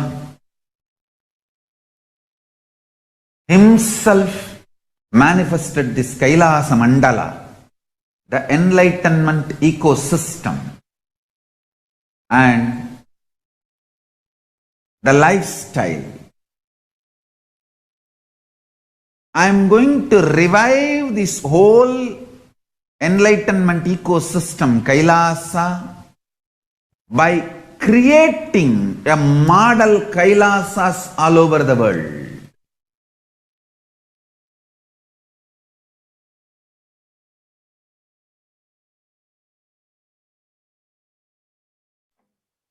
In adulation of violence in recent lifestyle has enabled disruption in several nations, affecting millions of lives with mental distress, physical health elements, defalcation of food supply, and pinpointed destruction to the infrastructure of several countries. The Supreme Pontiff of Hinduism, Bhagavan Nithyananda Paramashivam, has dedicated his entire life and made his mission to bring global peace from the ground level through the Kailasa's Department of Religion and Worship and Department of Human Services, to bring harmony in humanity, to create a life of freedom and peace for every individual on the planet through the revival of the temple ecosystems. Director of the National Institute of Mental Health, Joshua Gordon, pointed out that the environmental factors present both risk and preventive influences on mental health. He grouped such factors as into three groups: the individual factors, such as the microbiome; the natural and built components include green spaces, housing, and highways, which may play a role in health disparities; the social factors like family structure, poverty, and other social determinant of health. From 1994 to this date, the Supreme Pontiff of Hinduism has worked tirelessly in the revival of temple ecosystems globally. Through Kailasa Department of Religion and Worship, the Department of Human Services led by the Supreme Pontiff of Hinduism, this lifelong commitment to the mission and vision of bringing global harmony, and sustainable living, and reproducible ecosystem has been proven in building active, contributing temple ecosystems around the world. Let's see some of the pictures for so many years how the Supreme Pontiff of Hinduism has tirelessly working to revive the Kailasas across the globe. This picture that you are seeing is from taken on 21st October way back in 2006, following a meditation under the sacred banyan tree in Adi Kailasa. The peacekeepers of Kailasa, along with children of Nithyananda Gurukul, celebrated the auspicious occasion of Diwali. This picture is from the Adi Kailasa, Bidadi, Bangalore. And the peacekeepers of Kailasa and participants of Paramashivoham meditation workshop take part in the celebrations of the traditional flag hoisting ceremony. This picture is taken on 22nd December 2018. And now you see the Supreme Pontiff of Hinduism conducting the Nithyananda Spurana Convention, the Life Bliss Program Level 2, a meditation workshop in Chennai. The thousands of people are attending, where you find the Supreme Pontiff of Hinduism himself conducting this program.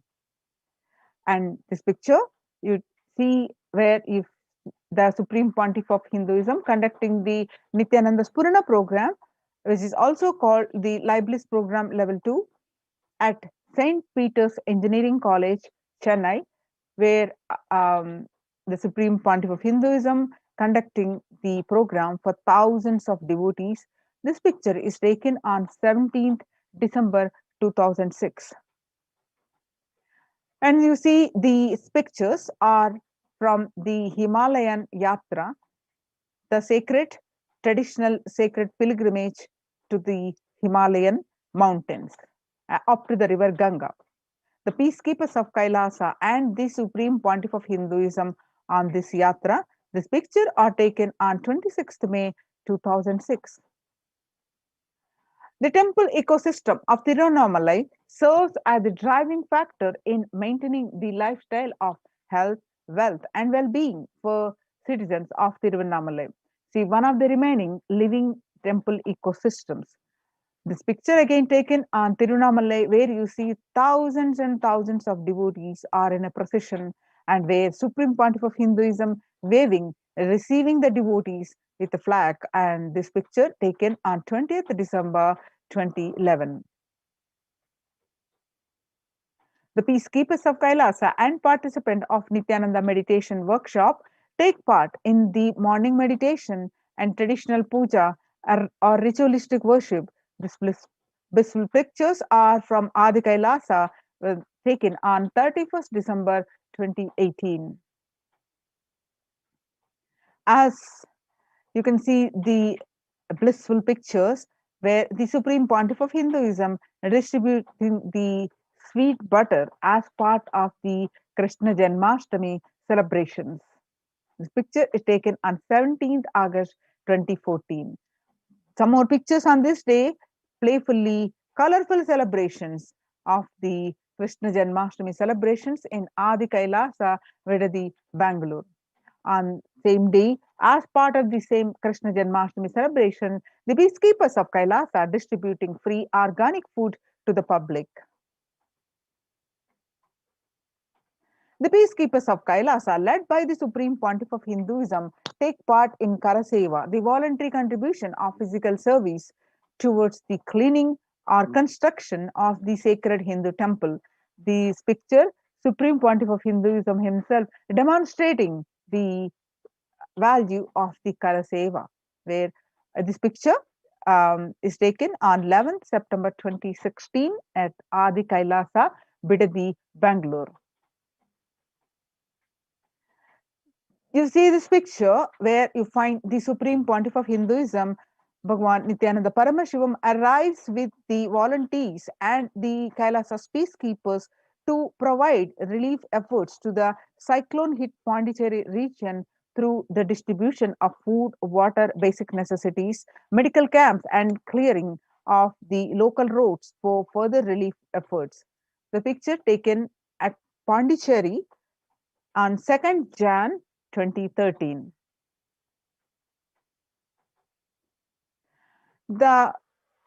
As part of the Thane flood relief, the pictures, the Supreme Pontiff of Hinduism monitoring the food preparations on 4th January 2012. On 3rd January 2012, you see the pictures as part of the Thane flood relief medical camps at Pondicherry.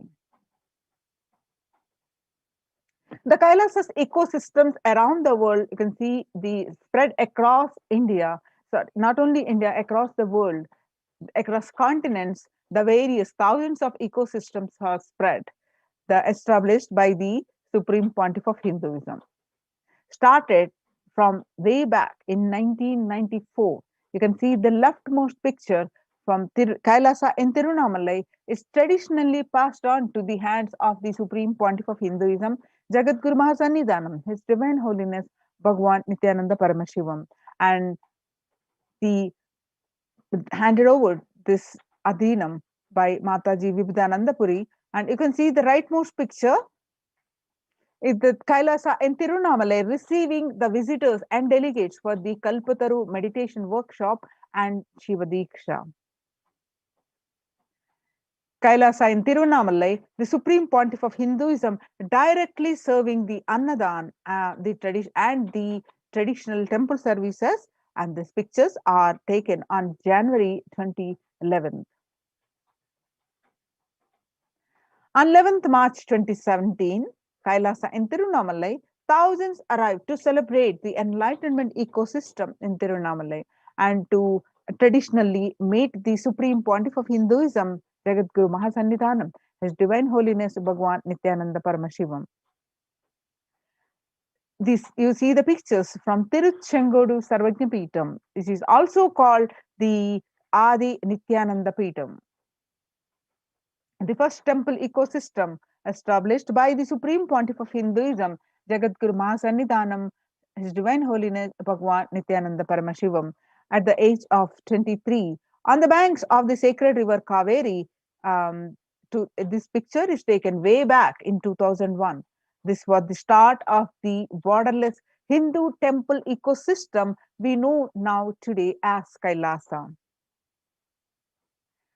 After having a vision of the sacred banyan tree, the Supreme Pontiff of Hinduism has established the Adi Kailasa, the temple ecosystem, with the same banyan tree at his heart.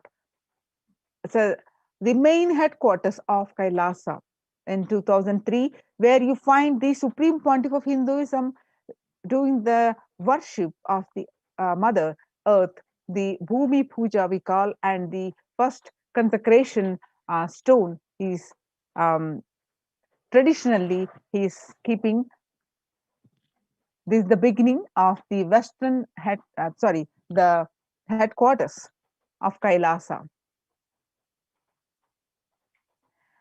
The deities, the Kalpa Vriksha at Adi Kailasa Nithyananda Peetham, through the live stream you can watch these darshans of the sacred banyan tree, which is also called the Kalpa Vriksha, which gives the boons continuously. Whoever asked, whatever boon that get fulfilled through the live stream, you can fill up a form and you can ask for the boon. You can see the deities of the Nithyanandeshwara Paramashiva and Nithyanandeshwari Paramashakti. The temple ecosystems of Adi Kailasa is continuously available to all from wherever you are. And you can see the rightmost picture is from the Nithyanandeshwara Paramashiva Linga in Adi Kailasa Sarvajna Peetham. The Adi Kailasa Nithyananda Peetham, some more pictures are the continuous flow of worship and temple services happening. And now you are seeing the picture of the Kailasa in Columbus, Ohio, the Western Hemisphere, the first temple established by the Supreme Pontiff of Hinduism outside of India. The temple physically came to life in just 9 months. The chief presiding deities of the temple are Nithyanandeshwara Paramashakti and Nithyanandeshwari Parashakti. The deities are 7 feet tall granite temples weighing 6 tons, and their divine faces have been directly hand-carved by the Supreme Pontiff of Hinduism. And you can see these pictures are from Kailasa in Los Angeles, the Western headquarters. The Los Angeles temple, first inaugurated in 2005, established in its permanent location in 2007. The houses largest Shivalinga and the Rajarajeshwari Devi in North America. And some more pictures from this temple, where the temple, you can see the Supreme Pontiff of Hinduism and the Los Angeles Sangha. This temple complex of Los Angeles has 25,000 square feet and housing over 80 plus deities. It is one of the largest Hindu temple ecosystems in the West. I can see the pictures are from the Kailasa in Seattle, Washington, with the housing the blissful dancing form of Ganesha and the largest living Nataraja deity outside of India. The Kailasa in Seattle is also known as Chidambaram of the West. The temple, the ancient temple where Paramashiva resides as Nataraja, the cosmic dancer and expression of the Akasha or the space. The Nataraja also been revealed to be the center of the Earth magnetic equator. You can see the pictures are from the Kailasa in San Jose, California. Inaugurated in 2009, Kailasa in San Jose radiates the energy of the Madurai Meenakshi temple. The chief presiding deities of the temple are Devi Meenakshi, the Shivalinga, and Lord Nithyanandeshwara and Devi Parashakti Nithyanandeshwari, the Paramashiva and the Cosmic Mother, which have been created, installed, and energized by the Supreme Pontiff of Hinduism himself. The Madurai Meenakshi temple is home to Devi Meenakshi, the divine cosmic mother and the consort of Lord Sundareshwara, the most blissful form of Lord Paramashiva. And you see the pictures are from the Kailasa in St. Louis, Missouri. Alongside the Shivalinga and Nityananda Ganesha, the Kailasa in St. Louis carries the energy of the Tirumala Tirupati of South India, which houses the one of the tallest Venkateshwara deities in North America, along with his consorts Sri Devi and Bhudevi. The beautiful landscape nestled among the woods and rolling hills of Missouri stretches for 20 acres. And you see the pictures are from Kailasa in Phoenix, Arizona, home to over 21 deities and with a temple structure of 2,500 square foot. Kailasa in Phoenix has been directly established by the Supreme Pontiff of Hinduism, Bhagavan Nithyananda Paramashivam, serving as an energy field of worship, meditation, celebration for over 7 years.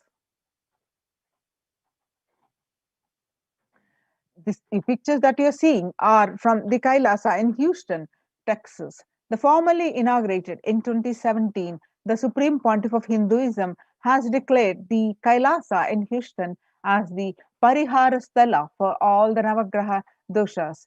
Parihara is the Navagraha doshas are the one where any human being, whatever karmas they do, the good, bad, all that they do has to experience the result of that actions. Navagrahas make sure all the human beings experience as per the deeds that they have done. But the human beings realizes at one point of time that whatever they have done and realizes and steadfast to move to the in the path of dharma, or that's when you can do the parihara. It is the way saying that I have changed, I have transformed, I want to be in this path of the divine, leading me to divine. So that's when you can you can pray to the navagrahas and get the whatever effect, ill effect that each one may bound to experience, that may be reduced to the parihara. So the Supreme Pontiff of Hinduism declared the Kailasa in Houston as the Parihara Sthala from the all the Navagraha doshas. Now you see the picture from Kailasa in Toronto, Canada.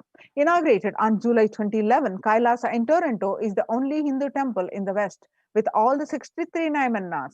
The devotees who by doing the simple thing with utmost devotion to Paramashiva achieve the highest, the enlightenment. And the 18 Siddhas who revived the Siddha tradition residing as deities.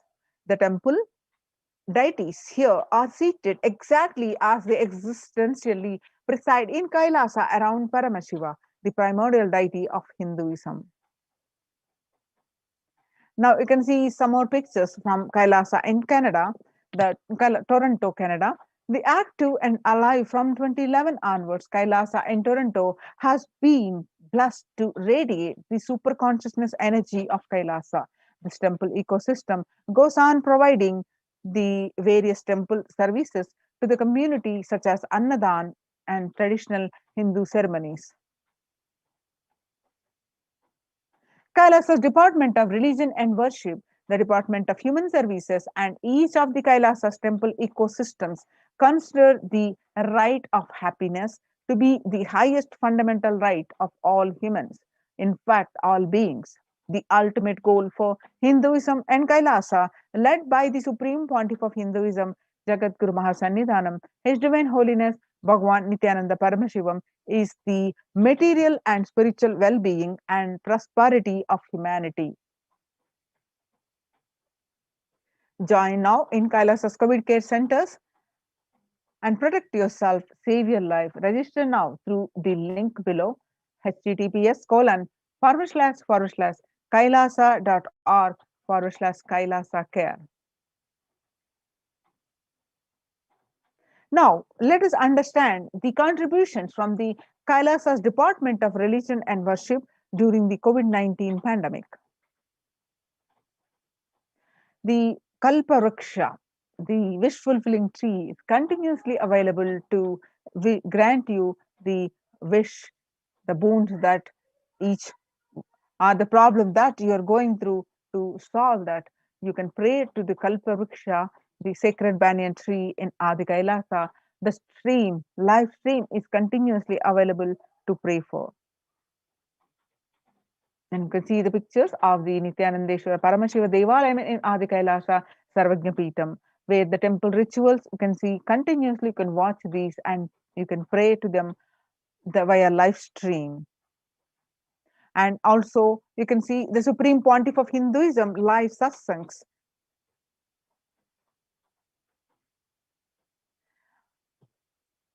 On 12th May 2021,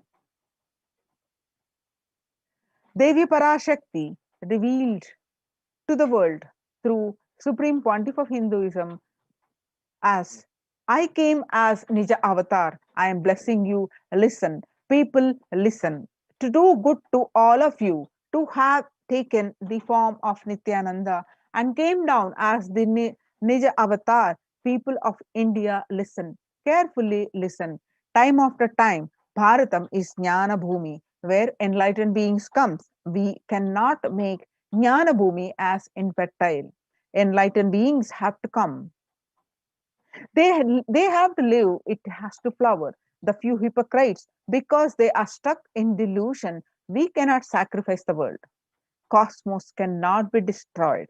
The ship I did to save cosmos from being destroyed, that is called Adi Kailasa. The ship I did to protect beings from Pralaya is Adi Kailasa. Because of conspiracy of Drohis and enemies rule, the captain has to leave the ship. Before 12 years, knowing the great deluge that is going to happen, all Aukshadas by this Guru Purnima, that Jnana Rasavadam, the Navapashana, is going to flower. Allow people to come and take dip in Navapashana flower. People, whoever comes and dip in Vaidya Sarovar, they will not have death. They will not have corona. Crores and crores of people will come in line. Every day they will dip in the Ananda Lingam. On 13th May 2021, Devi Parashakti continued her revelations through the Supreme Pontiff of Hinduism that listen well to my words. For India, I made ship as protection. The Nithyananda Navapashana Lingam in Vaidya Sarovar. Go to Adi Kailasa, O Indians, listen. All those regretting losing Nithyananda Nija Avatara, without confusion and without talking, just as a lip service, go to Adi Kailasa. Scores of people will come there looking for help, Navapashana water feast and medicine to get health and protection and enlightenment, to protect India from great destruction. I, Parashakti, made this huge ship. Even if captain is not there, ship is there. When the first world countries closed their borders, during a massive global emergency, Kailasa has opened its not only doors to all without exception. Join now in Kailasa's COVID protection centers. Register now through the Kailasa link below, https://kailasa.org/kailasa care. Now you see the glimpses of Nithyanandeshwara Paramashiva Devalayam in Adi Kailasa Sarvajna Peetham. You see the various fire rituals that are happening continuously, and you can see the various other rituals.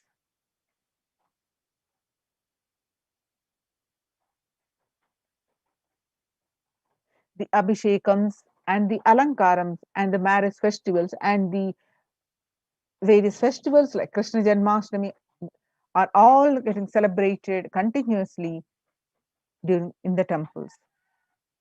Join now in the COVID care protection centers. Register now through the link below https:/kailasa.org/Kailasa Kailasa care. https://kailasa.org/Kailasa care. Now we'll moving on to the next segment after a short break.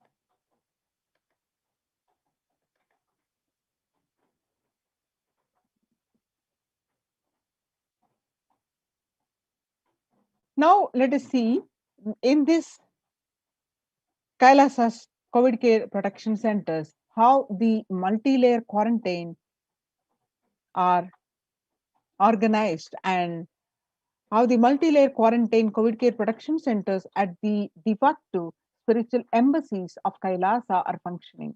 With the Supreme Pontiff of Hinduism, Jagadguru Mahasannidhanam, His Divine Holiness Bhagwan Nithyananda Paramashivan's blessings, Kailasa Department of Enlightened Civilization presence.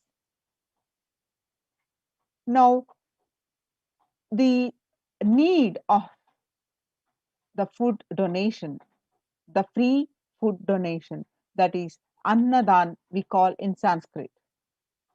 As you see, due to the COVID-19 hike in cases and it resulted, whatever the pandemic resulted, it creating a hunger catastrophe in India.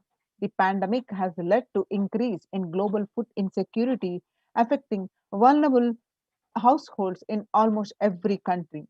It has exacerbated existing inequalities, pushing millions of people into vicious cycles of economic stagnation, loss of livelihood, and worsening food insecurity.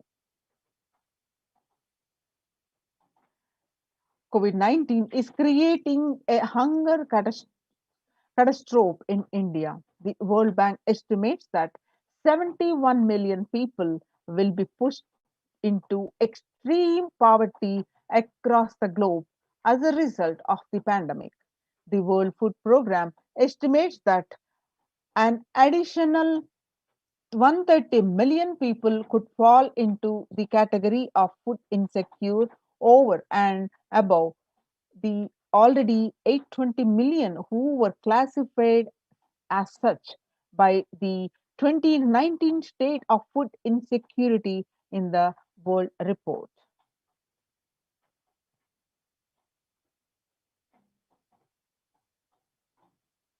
The hunger in plain sight. COVID-19 worsens the plight of food insecurity. More than 50 million people have experienced the food insecurity during this pandemic, up from 35 million in 2019. According to the Feeding America nonprofit, the nation's largest domestic hunger relief organization. The child malnutrition and hunger skyrocket in Haiti as COVID-19 infections spike. At least 86,000 children are at the risk of developing a severe acute child malnutrition this year in Haiti, according to the sources connected to the United Nations Children's Fund. The number of children projected to suffer from starvation this year has doubled as the impoverished nation continues to grapple with extraordinary political and social crises exacerbated by the pandemic.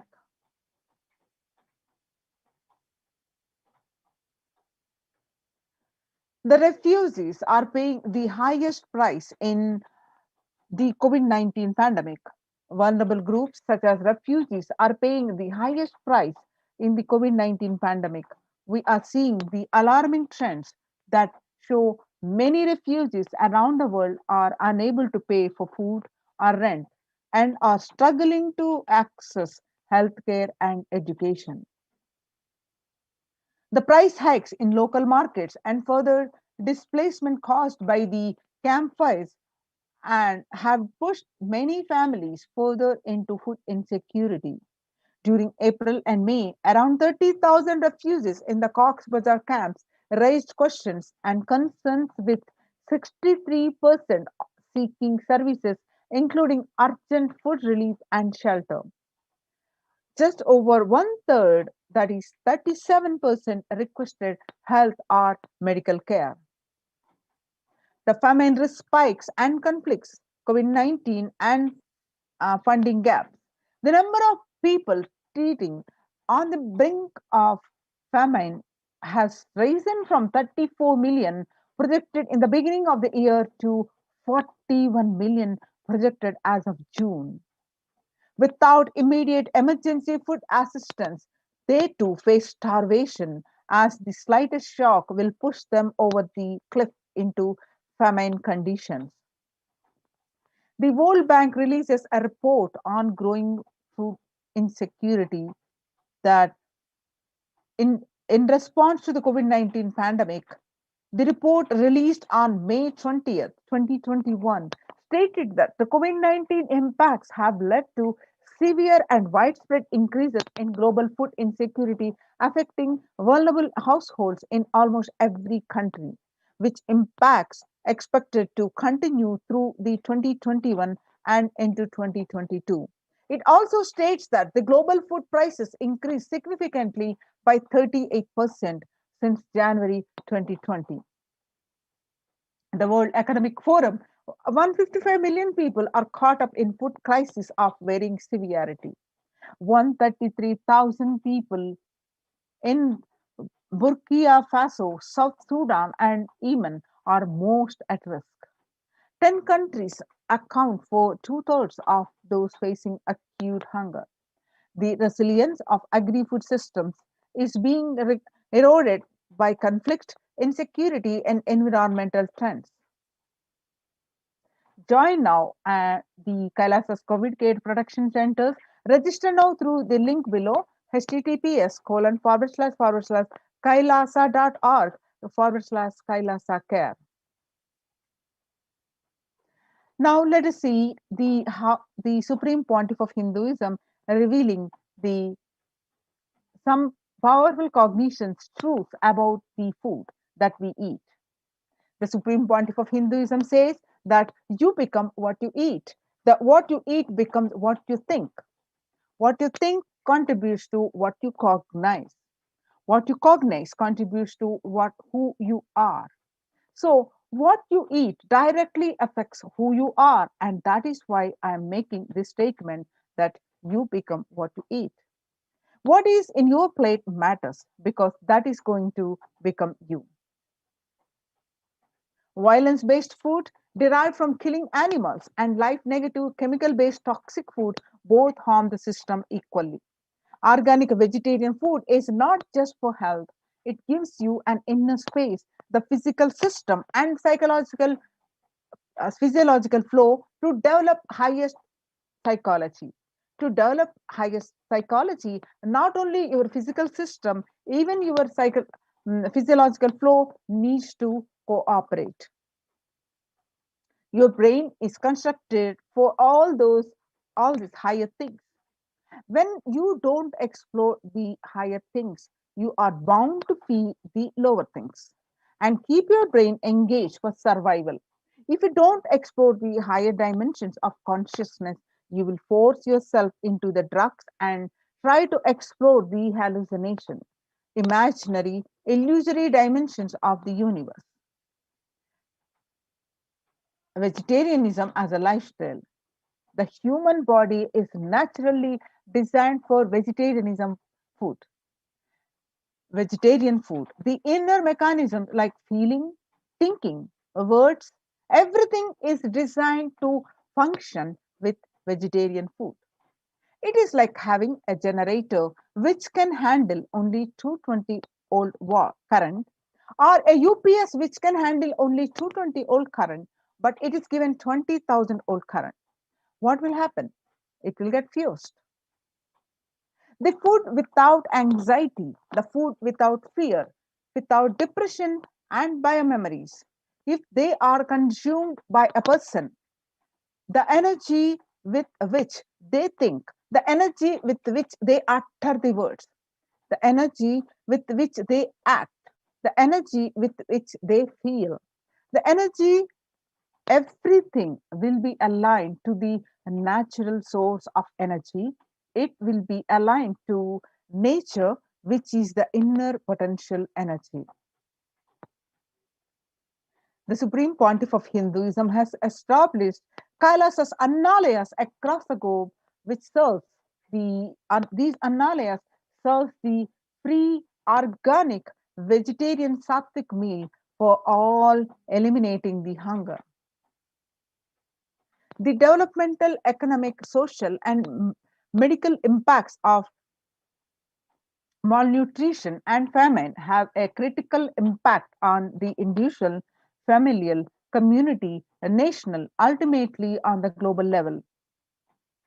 With the ongoing COVID-19 pandemic triggering an alarming spike in food insecurity, the United Nations have given a warnings of famines of biblical proportions.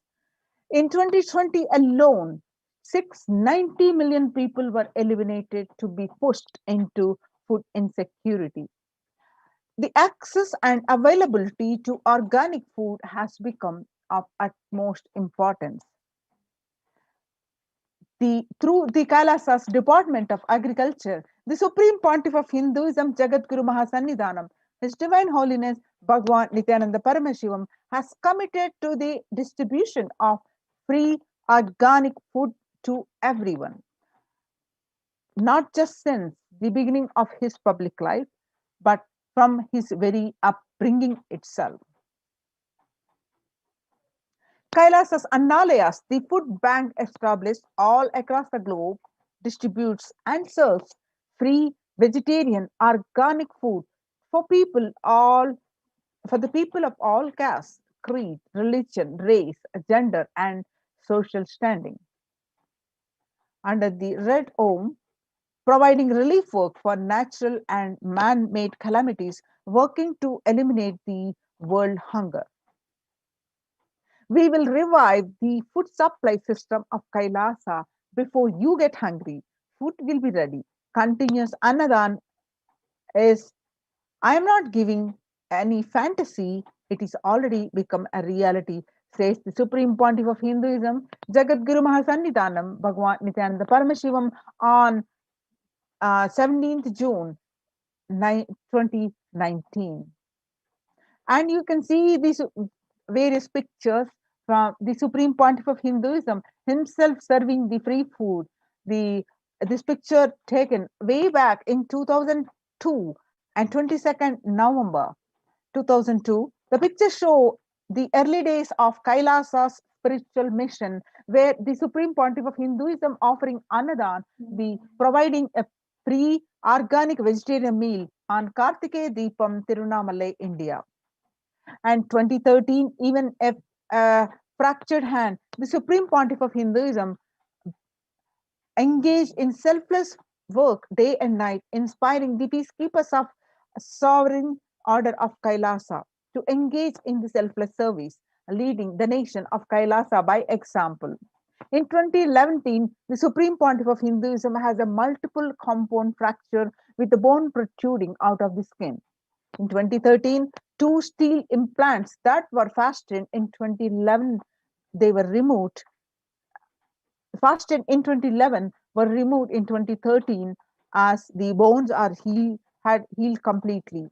And this picture is soon after the surgery, taken soon after the surgery. This picture that you see is the Supreme Pontiff of Hinduism serving the food, Thane flood relief on 3rd January 2012. And the more pictures are from the Thane Flood Relief Fund. And more pictures. 2011, 9th September, Nithyananda Annalaya inauguration by the Supreme Pontiff of Hinduism in Tiruvannamalai, India. And Arogya Yoga Health Workshop, Tamil Nadu, where you find this picture that Supreme Pontiff of Hinduism himself serving the free food to one and all.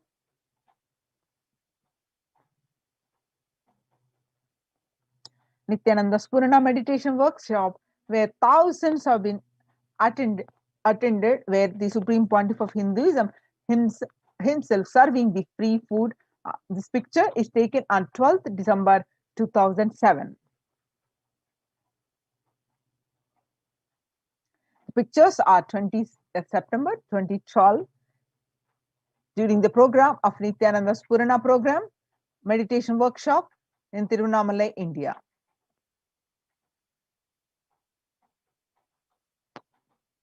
The Kartikeya Deepam celebrations in Tiruvannamalai, India, where the lakhs of people have been served the free food, 27th November 2012.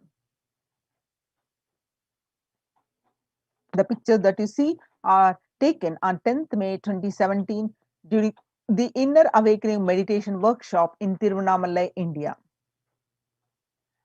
And during the Kalpataru Meditation Workshop in Tiruvannamalai, the 10th April 2017. This picture is taken during the Kumbh Mela, the Bandara feast served for respected spiritual leaders and the Hindu monks. Lakhs and lakhs of people served every day during this Kumbh Mela, where 5th May 2016, this picture is taken. And the Kalpataru Meditation Workshop on 28th April 2016. And this picture that you're seeing is taken from Arunachala Sarvajna Peetham, Tiruvannamalai on 11th March 2017. And you can see the Annadanam, the free food distribution is happening in Tiruchengodu Sarvajna Peetham. This picture is taken on 18th August 2019. And 6th July 2019, the Annadan distributed during the Guru Purnima, the traditional celebration of Guru, the Kailasa in Houston. And you can see the Sadashivoham meditation workshop, where you find the Supreme Pontiff of Hinduism himself serving the free food. This picture is taken on 8th December 2016. Annadan service continues in the midst of COVID-19 crisis. This picture is from Madurai, India, and taken on 30th May 2020. Let's listen proof of the necessity for Annadan.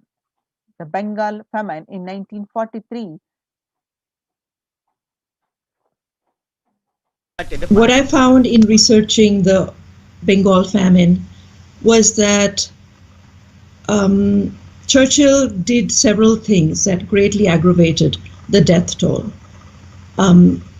India was being used extensively for the war effort. Indian resources, Indian soldiers, and Churchill repeatedly refused to acknowledge the fact that the extent to which India was used could lead to famine. Viceroy to India Archibald Wavell called the Bengal famine one of the greatest disasters to have befallen people under British rule and said the reputational damage was incalculable. During one government discussion about famine relief, Secretary of State for India Leopold Amery recorded Mr. Churchill saying that any aid sent would be insufficient because Indians bred like rabbits.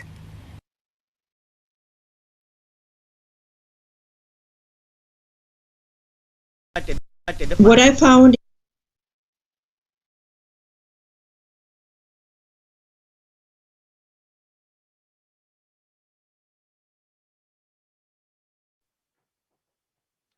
You see the pictures on the leftmost in 1943 and 1944 during the Bengal famine.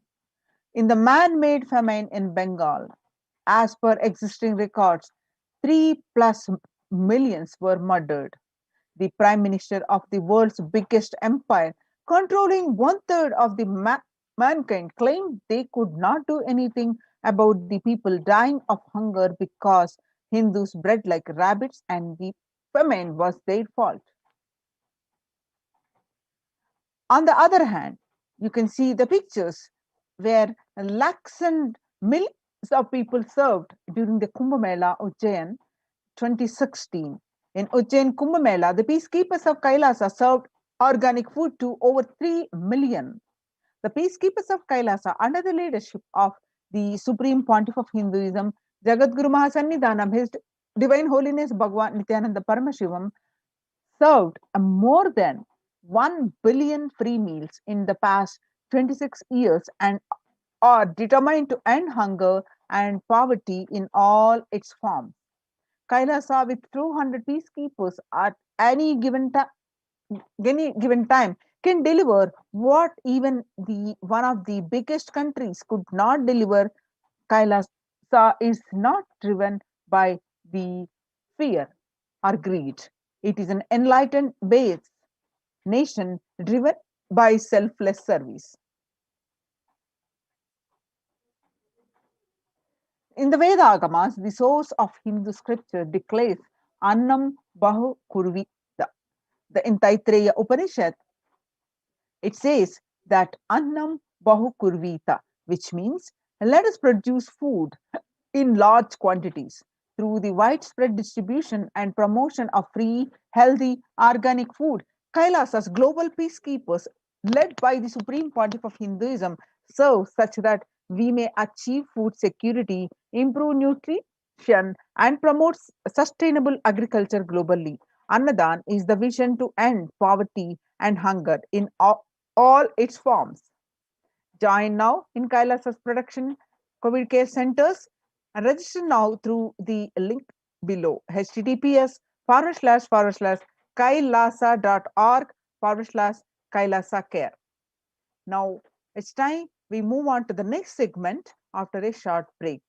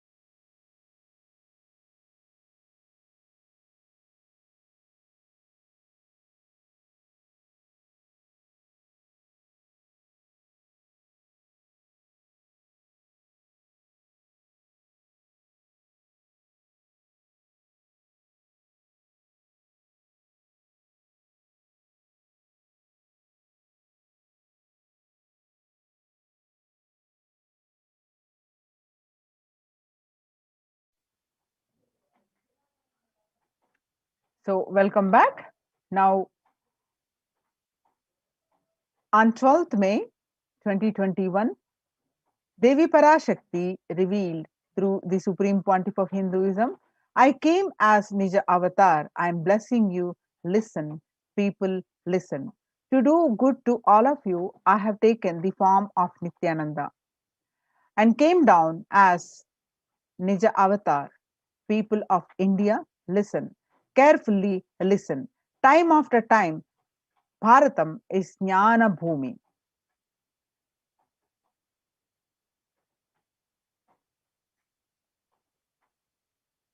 Enlightened beings, where enlightened beings come. We cannot make Jnana Bhumi as infertile. Enlightenment beings have to come. They have to live, it has to flower. Few hypocrites, because they are stuck in delusion, we cannot sacrifice the world. Cosmos cannot be destroyed, and the ship I did to save Cosmos from being destroyed, that is called Adi Kailasa. The ship I did to protect beings from Pralaya is Adi Kailasa. Because of conspiracy of Drohis and enemies rule, the captain has to leave the ship. Before 12 years, knowing the great deluge that is going to happen, all Aushadas by this Guru Purnima, that Jnana Rasavadam, Navapashana is going to flower. Allow people to come and take dip in Navapashana flower. People, whoever comes and dip in Vaidasarovar, they will not have death. They will not have corona. Crores and crores of people will come in line. Every day they will dip in the Ananda Lingam. On 13th May 2021, Devi revealed that, listen well to my words. For India, I made ship as protection. The Nithyananda Navapashana Lingam in Vaidasarovar. Go to Adi Kailasa, O Indians, listen. All those regretting losing Nithyananda Nija Avatara without confusion and without talking just as a lip service, go to Adi Kailasa. Scores of people will come there looking for help, Navapashana water feast and medicine, to get health and protection and enlightenment, to protect India from great destruction. I, Parashakti, made this huge ship. Even if captain is not there, ship is there. When the first world countries closed their borders during a massive global emergency, Kailasa has opened its doors to all without exception. The free COVID care centers opened across India are the Adi Kailas in Bidadi, Bangalore, Salem Adinam in Tamil Nadu, Tiruvannamalai Adinam in Tamil Nadu, Rajapalam Adinam in Tamil Nadu, Puduvai Adinam in Pondicherry, Pattanam Adinam in Tamil Nadu, Srirangapadi Adinam in Tamil Nadu, Sripuram Adinam in Hyderabad, Madurai Adinam in Tamil Nadu, Avattipalam Erode, Tamil Nadu, Husur Adinam in Tamil Nadu, Baroda Adinam in Gujarat. The Kailasa rushes to aid India as India finds itself on the verge of COVID-19 third wave. Multiple free COVID care centers opened across India. Various social services offering during pandemic in Kailasa de facto spiritual embassies across India. The spiritual services offered during pandemic in Kailasa's de facto spiritual embassies across India. The cosmic revelations on global pandemic. The free social services offered during the pandemic and in de facto spiritual embassies across India are including medical care, which are allopathic, Ayurvedic, and Siddha medicine. The infrastructure to accommodate thousands, accommodation for multi-layered quarantine, emergency ambulances, and the ICU on wheels, personal protective medical equipment, food security management through the food banks, and organic farming. Join now to Kailasa's COVID care protection centers and register now through the link below. The link is projected, which is https colon / kailasa.org, KAILAASA, kailasa.org / Kailasa care, KAILASA, Kailasa care.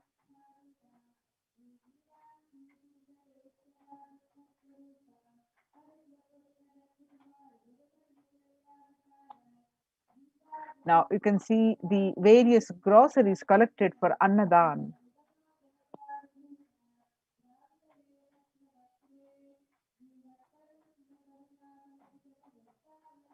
And Ayurvedic Sattvic vegetarian food. The Adinavasis of Adi Kailasa continued working round the clock in organizing the storage of groceries to accommodate the large number of people arriving for Kailasa COVID protection initiative. Banana plantain in Adi Kailasa Sarvagnya Peetham, a glimpse of self-sustainability lifestyle being cultivated in multi-layered quarantine facilities. The picture you see from Kailasa Department of Agriculture in Adi Kailasa Sarvagnya Peetham. And Kailasa Department of Agriculture at Adi Kailasa Sarvagnya Peetham, India. The Department of Agriculture mission is to research and implement environment friendly, sustainable, economic friendly methods of agriculture. The next pasture of land was prepared by deweeding, irrigation, and preparing of manure. Adinavasis are working in full swing, helping facilitate all the requirements needed to accommodate the hundreds and hundreds of people coming in for protection from COVID-19 pandemic. As the third wave of COVID hits the world, the medical and emergency response team raises their preventive measures. Each individual is guided to take at least 11-minute vaporization before meal and receive their supplements.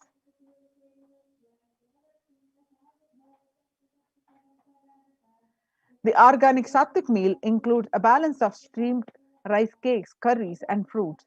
All items are verified per meal and distributed to different locations in Adi Kailasa campuses.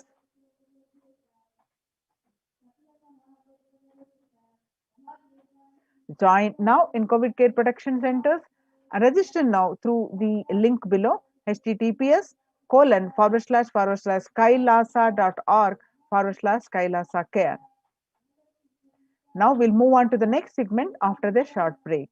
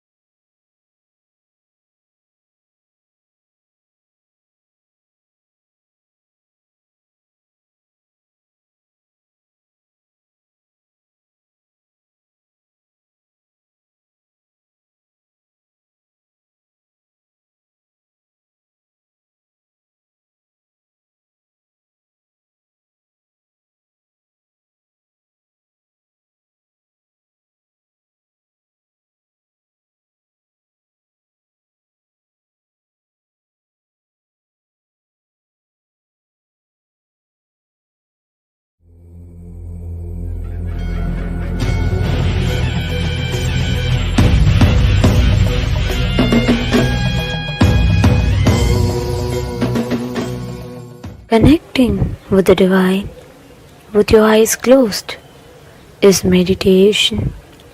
Connecting with the divine with your eyes open is darshan. Come, let us all now move from meditation to darshan. Slowly, very slowly, please open your eyes.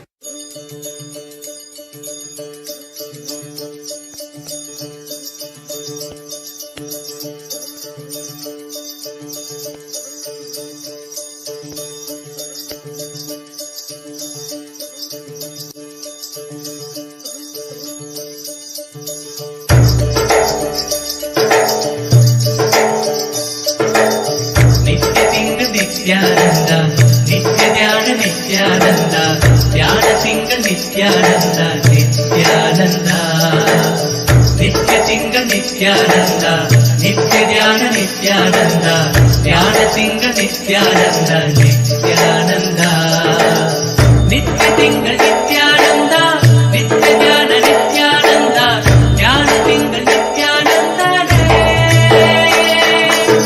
Nitya Singa Nithyananda, Nityananda, Nithyananda, Dhyana Singa Nithyananda, Nithyanandane Nithyananda, Satyavedane Nithyananda, Vedarupane Nithyanandane, Nithyanandane Nithyananda, Satyavedane Nithyananda, Vedarupane Nithyanandane.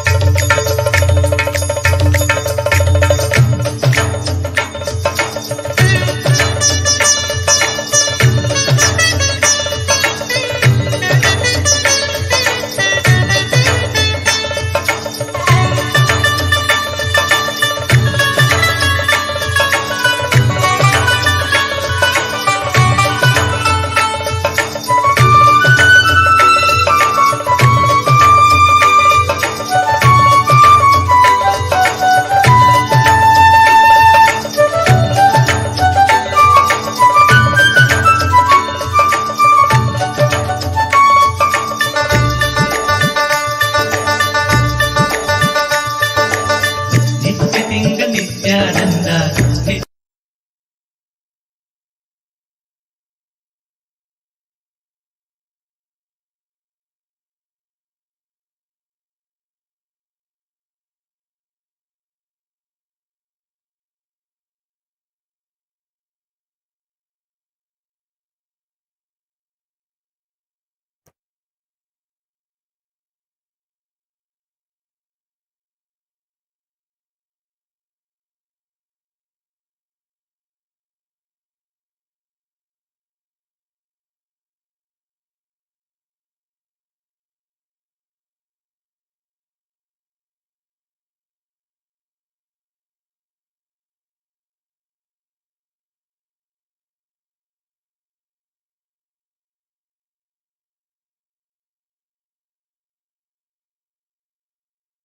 I welcome you all with my love and respects. I welcome all the devotees, disciples, Samajis, Satsangis, Srimahans, Mahans, Tanedar Kotari, visitors, viewers, Sarvanyapita Kartas, Sarvanyapita Yajamans, manifestors, Sarvaparityagis, Srimahans, Mahans, ministers, ambassadors, Mantreshwaras, Vidyeshwaras, Ganeshwaras, Lokeshwaras, Astreshwaras, everyone sitting with us all over the world. I welcome all of you with my love and blessings.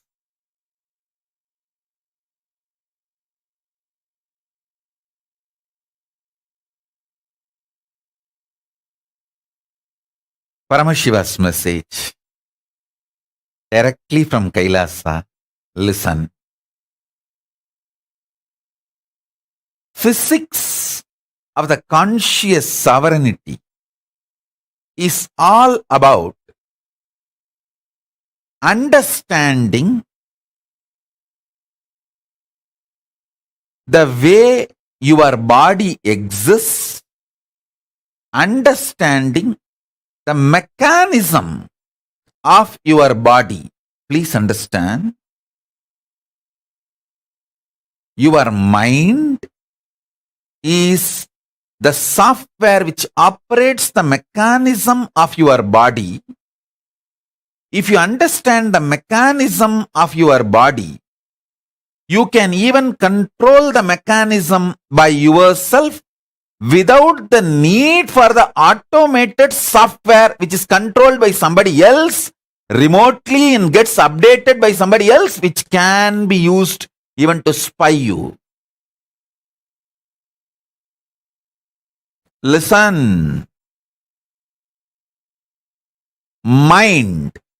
If you allow mind to control you, society can control you. Because society is all about controlling the mind of the mass. So don't make your software as in charge for your life. Make your mechanism as the in charge of your life. Your mechanism is different. Your software is different. Mechanism means knowing the intimate connection of how you feel with your body and how, based on your feeling with your body, you respond, act, react to the life.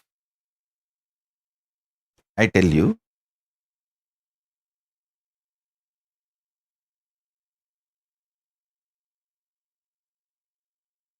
for your reaction, for your success, for you to achieve whatever you want in your life, from wealth to powers, you don't need mind. If you just understand your existence physically and your inner mechanism, that is enough. You have been brainwashed. Your mind is a too important component of you by the society so that they can continue to exploit you. Like selling a software to you, once you buy and that software becomes part of your life, over. You are addicted once for all. You are bound once for all, because every upgradation they do, automatically you will be paying for that. Because those softwares have already become part of your existence. Now you are addicted.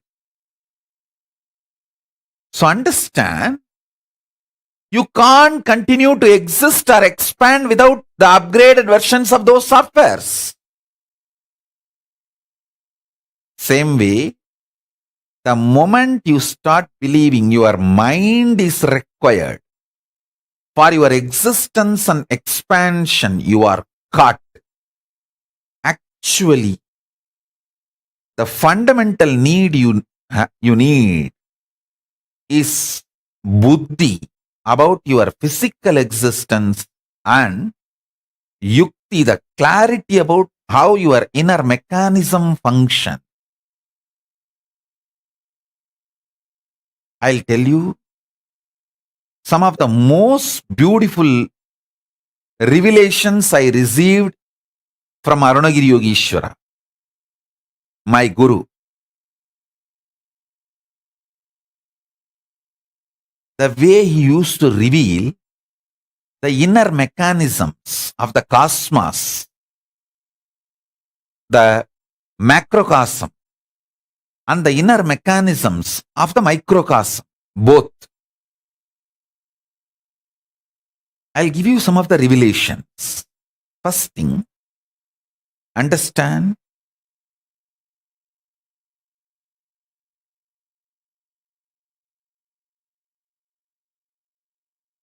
the source and core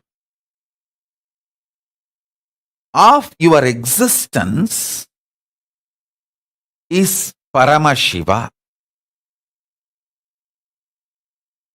Don't feel bored when I repeat this. I will repeat this till you become Paramashiva, or till your mind gets bored and leaves you once for all. Oh God, this fellow, he is going to hang on to this Nithyananda who is constantly going to repeat, you are Paramashiva, you are Paramashiva, and you are Paramashiva. And I cannot fight with this fellow because this fellow is got caught with Nithyananda. Better let me leave this guy and go to somebody else. Your mind should get tired of you, get terrorized by me, repeating that you are Paramashiva, and bored of fighting with you, and it should leave you. Till then, I will repeat, you are Paramashiva, you are Paramashiva, you are Paramashiva. Now listen. Obviously, for obvious delusional reasons, you are not going to accept you are Paramashiva the moment I say you are Paramashiva. You will say, no. I am Paramashiva. I just want here $1 billion to appear. It's not appearing. Means I am not Paramashiva. This delusory application of a truth just to prove that truth is not truth is called delusion. You just want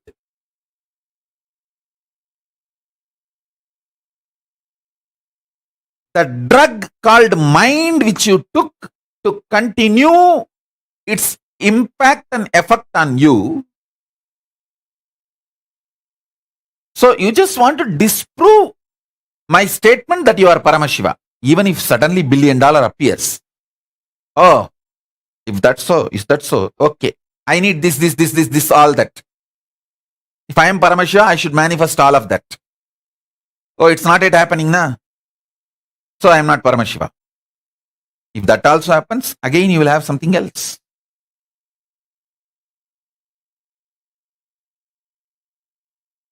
I'll tell you the right mechanism. See,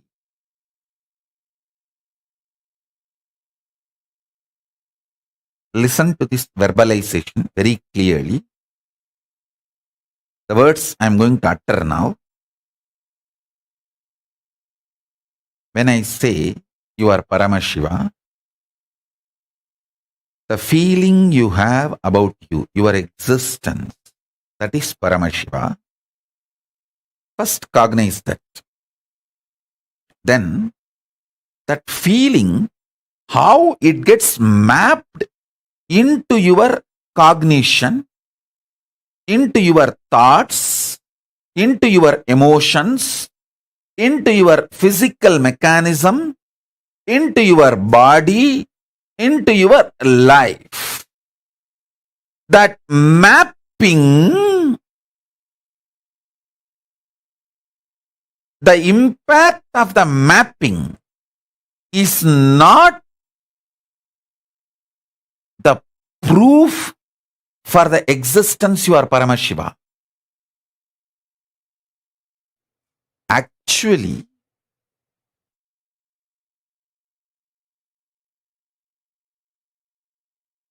you don't give enough ferociousness to break your delusion, to map the truth into your life. You question the truth before even mapping that into your life.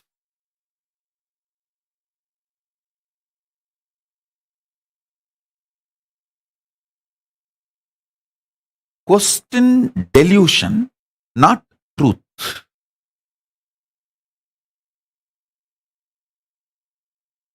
Question delusion, not the truth.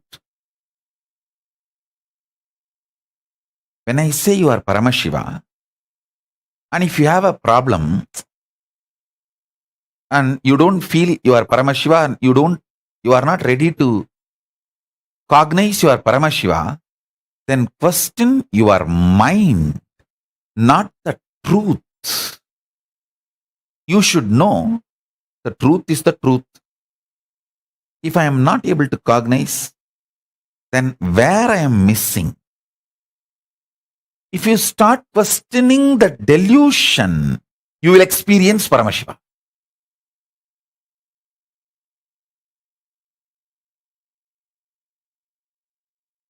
If you start questioning the truth, you will be caught in delusion. Whom you question, whom you trust is your choice. If you doubt the abusers, you will get me. If you doubt me, you will get abusers. Your independent investigation. Understand?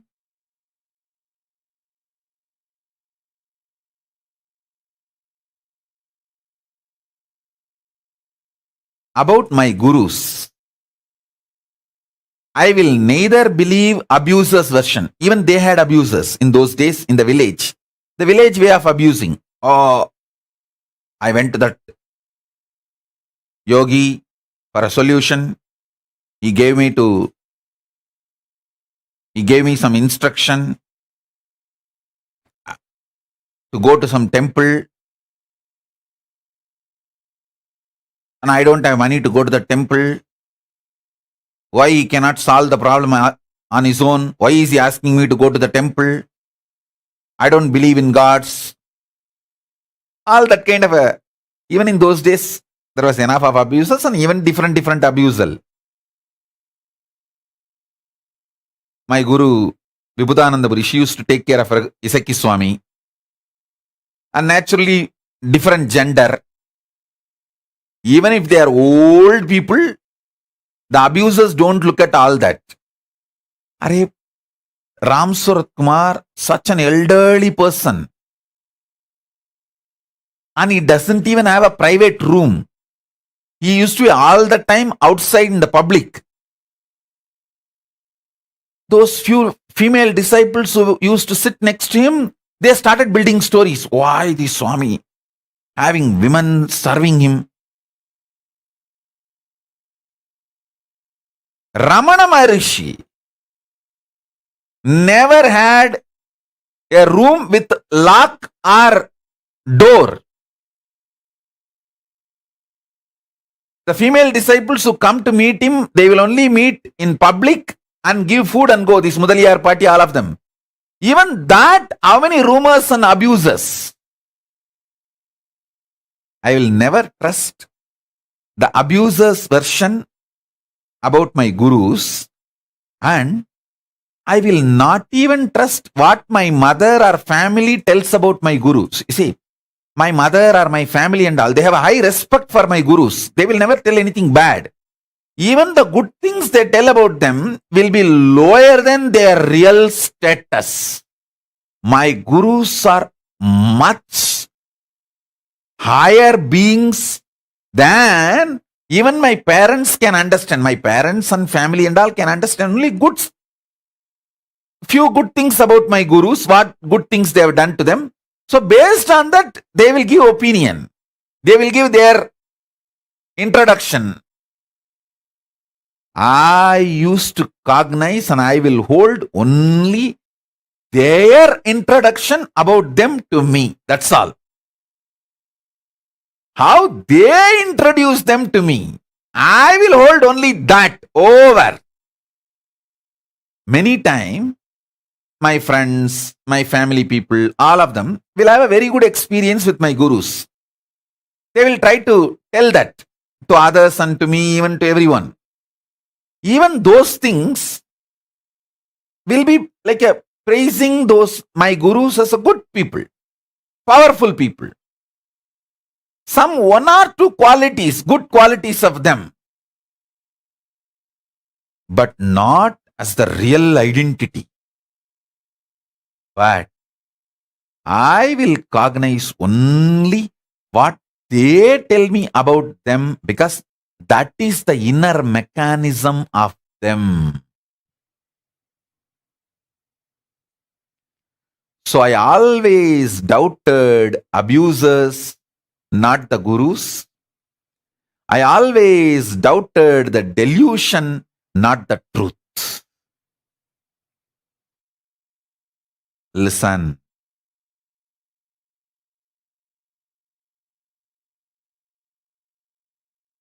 Whenever my gurus used to give me aushadas, like a medicine, the word aushada is not precisely, it cannot be translated into an English word medicine, because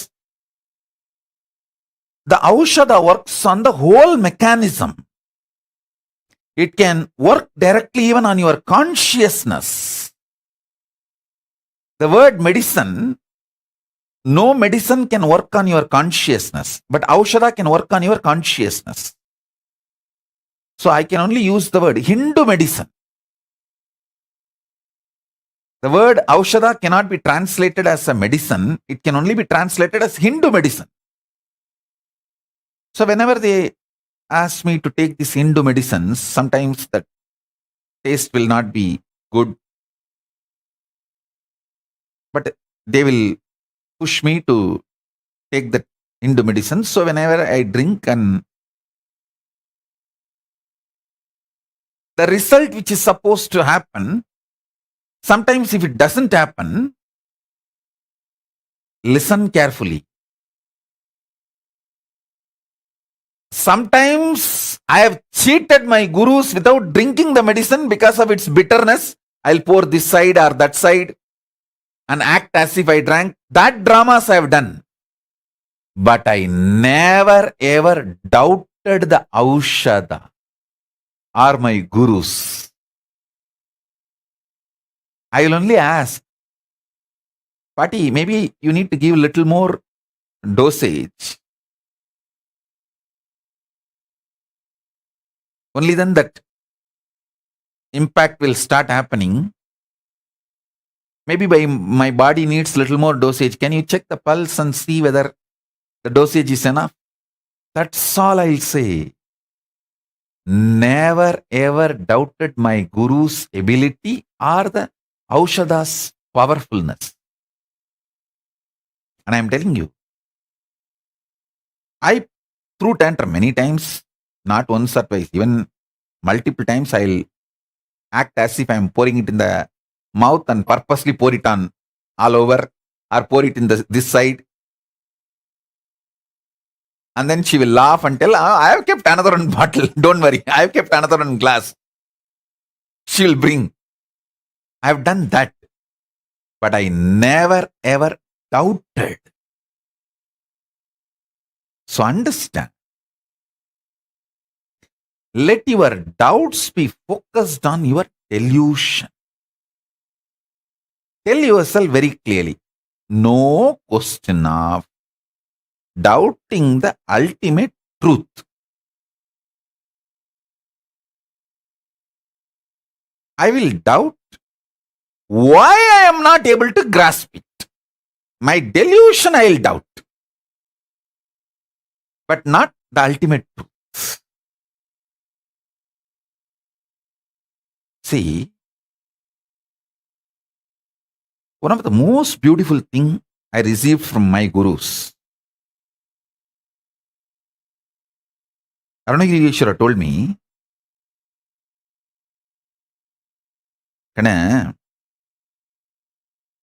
சாதனை பண்ணி நீ திரும்ப திரும்ப நீதான் பரமசிவன் நினைக்கிறதுனால, அந்த மனோபலத்தினால உனக்கு சக்திகளும் நல்லதும் நடக்குதுன்னா அது வெறும் சித்திப்பா. அவர்தான் உள்ள இருக்காரு, அவர்தான் மேனிஃபெஸ்ட் பண்றாரு, அவருக்கு எப்படி வேணுமோ அப்படி மேனிஃபெஸ்ட் பண்றாரு. சில நேரத்துல ஏன் மேனிஃபெஸ்ட் ஆகுது, சில நேரத்துல ஏன் மேனிஃபெஸ்ட் ஆகல. அவர் ஆனா தமிழ் வார்த்தை யூஸ் பண்ணார். அதாவது சில நேரத்துல ஏன் ஜெயமாகுது வெளிப்படுது, சில நேரத்துல ஏன் ஜெயமாகல சித்தியாகல அப்படின்னா, உன்னுடைய டெல்யூஷன், உன்னுடைய துரோபாவத்தை சந்தேகித்து சில நேரத்திலே அவர் சொல்வது சித்தியாகிறதாக உன் மனம் ஏன் கருதுகிறது, சில நேரத்தில் அவர் சொல்வது சித்தியாகவில்லை என்று ஏன் கருதுகிறதுன்னு துரோபாவத்தையும் மனத்தையும் கேள்விகள் இருப்பின் சந்தேகத்தை இருப்பை சந்தேகிக்காதே. Let me translate. Listen. Let me translate. Listen carefully. See, whenever you do the power manifestation, you always hold the cognition, you are Paramashiva, and you start doing power manifestation. Never think because of your ability to visualize, do tapas, meditate, the power of the mind starts manifesting as powers. No, then it is just ordinary siddhi, mental powers. You are caught in a mess. No. He is actually consciously as an independent intelligence, he is inside you. He is manifesting. Sometimes he manifests, sometimes he does not manifest as you think. Means, question why your delusion is making you feel sometimes he manifests and sometimes he does not manifest. So doubt the delusion which makes you perceive sometimes he manifests, sometimes Paramashiva does not manifest. Don't doubt the existence of Paramashiva. This is the core difference between Siddhi and Shakti. Shakti means you don't doubt Paramashiva's existence. Whenever he manifests, you know he is there. Whenever he does not manifest as you want, you doubt the delusion. Why you are made to feel he is not manifesting as I want. Not that you doubt the truth of Paramashiva. This is what is Shakti. Even when you have the problem, learn to deal it rightly so it can be solved. Even when you have a delusion, learn to doubt the delusion rightly so that it can be solved. If you doubt the existence of Paramashiva, or you start believing, okay, whenever my mind is strongly able to cognize, my mental powers of the visualization capacity manifests as powers. Other times when I am not that concentrated, focused, so I am not able to manifest. No, then you are caught in Siddhi. You are caught in delusion. You are fundamentally doubting the whole system.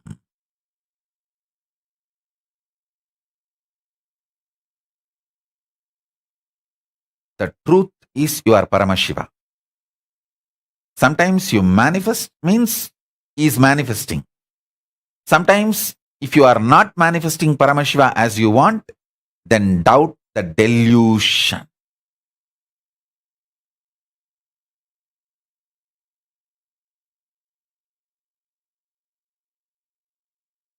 Listen. Doubt the delusion.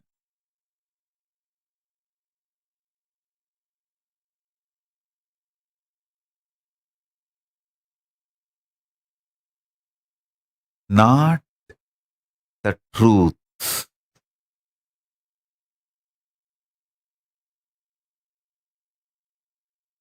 Preparing body to receive the truth. Understanding the mechanism to manifest the truth.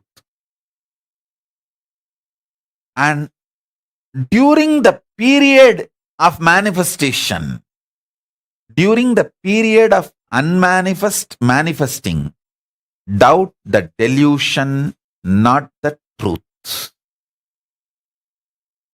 During the sadhana period, doubt the delusion, not the truth. I don't even want to call the sadhana period because there is no sadhana need to be done. He is there as an independent intelligence. It's not that you will do some billion japa and put it in the bank account, immediately Paramashiva passes the blank check. No. He is an independent intelligence. Your sadhanas are immaterial for his decision to manifest or not manifest. So understand the authority, independent intelligence, conscious sovereignty of Paramashiva in you. You will realize your conscious sovereignty because he is you, you are him. Recognizing the glory of Paramashiva is your decision to recognize your possibility. Recognizing the glory of Paramashiva is recognizing the glory of you. You always get frightened about recognizing the glory of Paramashiva because you know now you have to just enter into that powerfulness. Even you don't like things going very good with your life. You can see in your life. For 3 days, if you properly got up early morning, Brahma Muhurta, and did the yoga and ate rightly and keeping yourself healthy and happy, excited, even you feel something is wrong, bad about it. 3 days I did it so properly enough. Today let me rest. Even you are feeling little weird about you being so good with you, about you in your life. You say, no, I don't need to be so sincere. 3 days I did it now. Okay, 1 day rest. Bye-bye. Today no Brahma Muhurtam.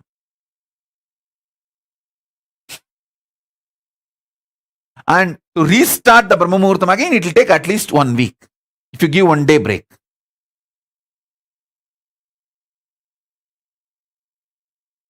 Even you don't want to be so good for yourself.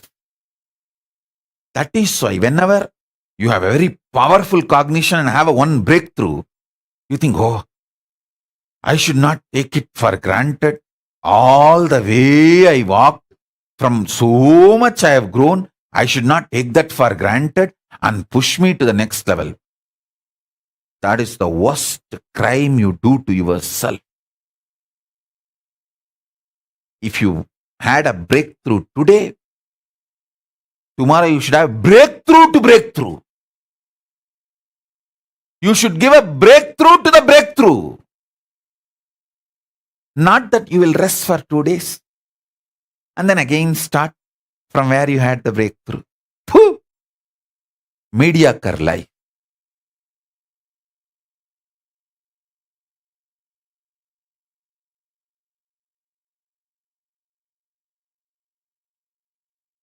When I see people with mediocre life, I don't even spit. I only make sound.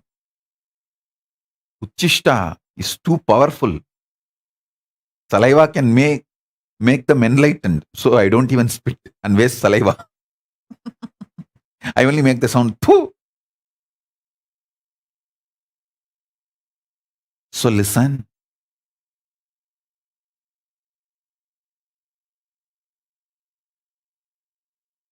Even you feeling weird to be so good to yourself is the foundation of delusion. Foundation of delusion. It means your mind is not ready to settle with the upgradation of your existence. It feels that it is losing its power over you.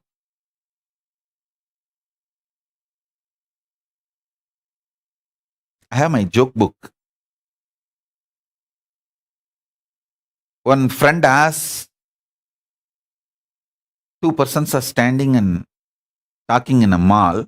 One guy asked the other guy, I lost my wife in the mall. I don't know how to get her back. I'm searching for last 2 hours. I don't know where she is, this huge mall. The other person says, don't worry. You just talk to some pretty women In 2 seconds, she will appear from wherever she is. You find some pretty woman and talk to her. You will see she will be there in 2 seconds. Understand? Whenever you are too good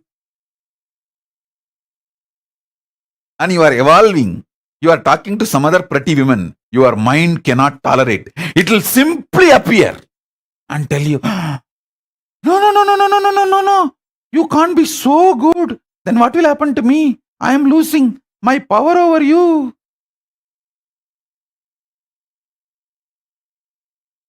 From this vast world, your mind will simply appear in front of you.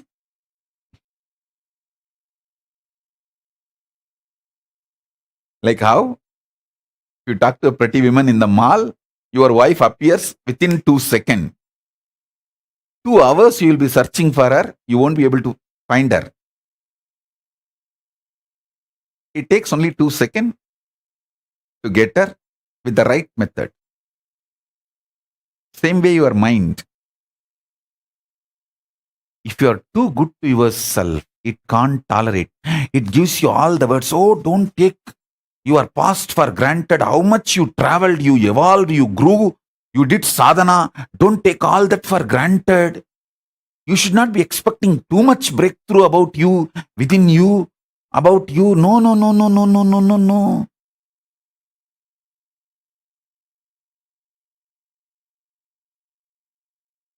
If you start from the angle of doubting the truth, your whole life will be like this, to and fro, to and fro, to and fro. Be very clear. There is no such thing as breakthrough. He is there. Paramashiva is there in me. It is just a hologramic existence.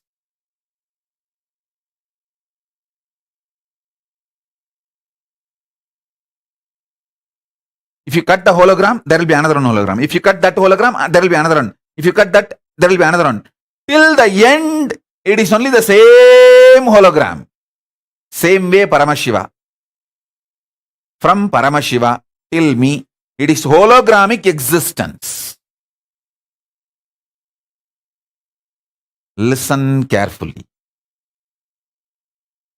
From Paramashiva to you, it is hologramic existence.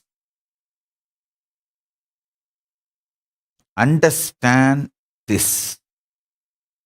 Doubt everything else, but not this ultimate truth.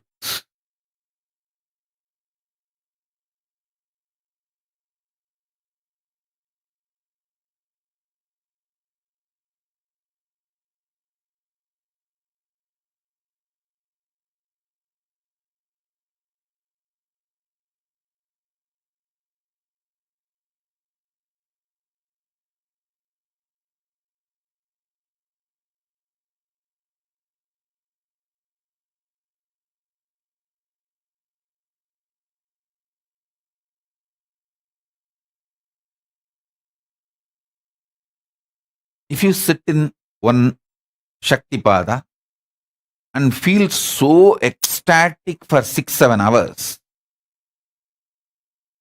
don't feel pride about it, or don't think, oh, it is so nice. I had 3-4 hours or 6-7 hours of ecstasy. Next 2-3 days, I don't need to attend the satsang. No. It has to become, if you had a breakthrough and today you had a 6 hours of ecstasy, tomorrow you should make sure it becomes permanent in you. That's it. Breakthrough to breakthrough. Give breakthrough to breakthrough itself. If you did workout with 10 kg dumbbells today, your system is capable now, the muscles are built, so tomorrow go for the breakthrough. Because now the muscles are more stronger. You can't think, tomorrow I'll do 12. No, muscles are stronger. So give a breakthrough to yourself.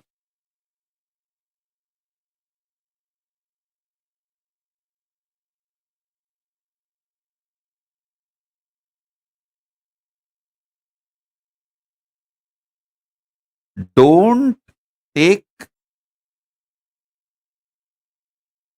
your mind into consideration.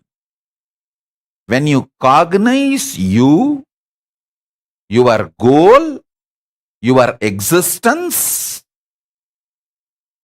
your manifestation.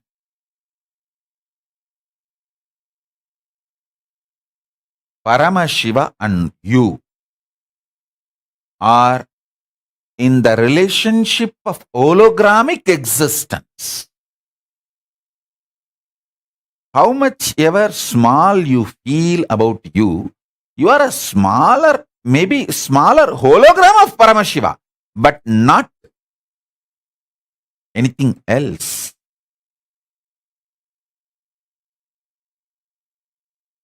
Purnamada Purnamidam Purnat Purnamudachyate Purnasya Purnamadaya Purnamevavasishyate. If the hologram is taken away from a hologram, the hologram remains as hologram. The hologram which is taken away from the hologram also remains as the hologram. The hologram which is taken away or from which it is taken away, both continues to remain as a hologram, and both continue to remain as a hologram. Because of that, we cannot use the word called both.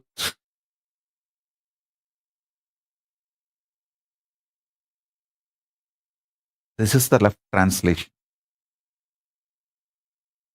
Purna remains as Purna when Purna is moved from the Purna, because Purna remains as the Purna when the Purna is removed from the Purna. You cannot call that Purna is removed from the Purna, and you cannot call there are two Purnas, one Purna removed from one Purna, both Purnas remain as Purna. No.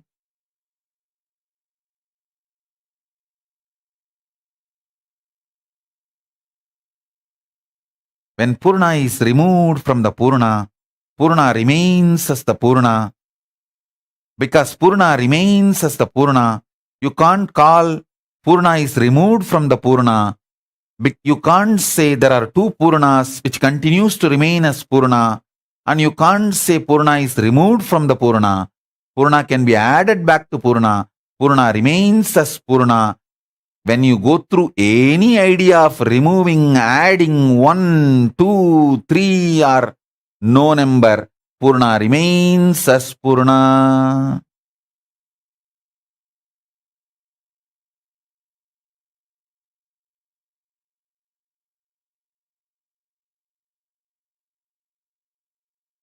Purnamata Purnamidam Purnat Purnamudachyate Purnasya Purnamadaya Purnamevavasishyate.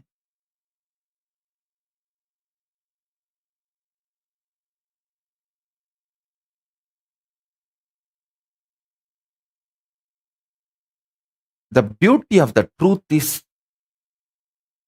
if you spend a little time with it, the delusion dissolves.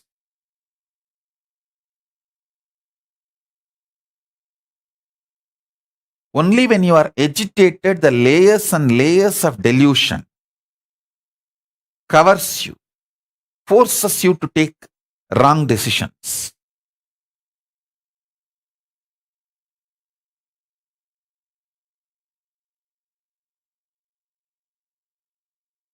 I have seen sometimes people, when they have this click and feel conscious sovereignty, they start getting the fear. I should retain this. What should I do? No, you don't need to retain. Because Paramashiva is inside you. He is going to retain. And you can't lose it. You need to attend only to your body. Make your body healthy. Spiritually healthy. For conscious sovereignty to manifest. When I say healthy, don't think just you have a six-pack. you became healthy. No. Six pack you can get even by eating the shit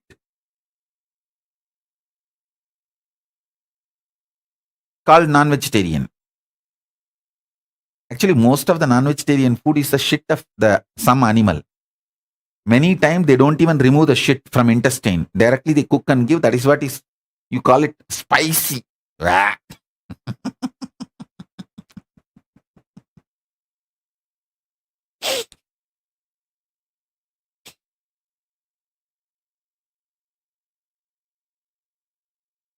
Prepare the body. The spiritually powerful body. Body to manifest conscious sovereignty. I'll give you a beautiful few lines which I directly heard from my gurus. தின்ன மிரண்டுள்ளே சிக்க அடக்காமல் பெண்ணின் பாலொன்றை பெருக்காமல் உண்ணுங்கால் நீர்கருக்கி மோர்வெருக்கி நெய்யுருக்கி உண்பவர்தம் பேருரைக்கிற் போமே பிணி.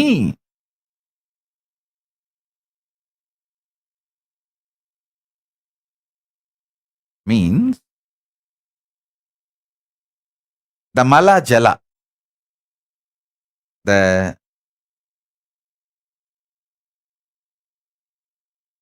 cleaning the body,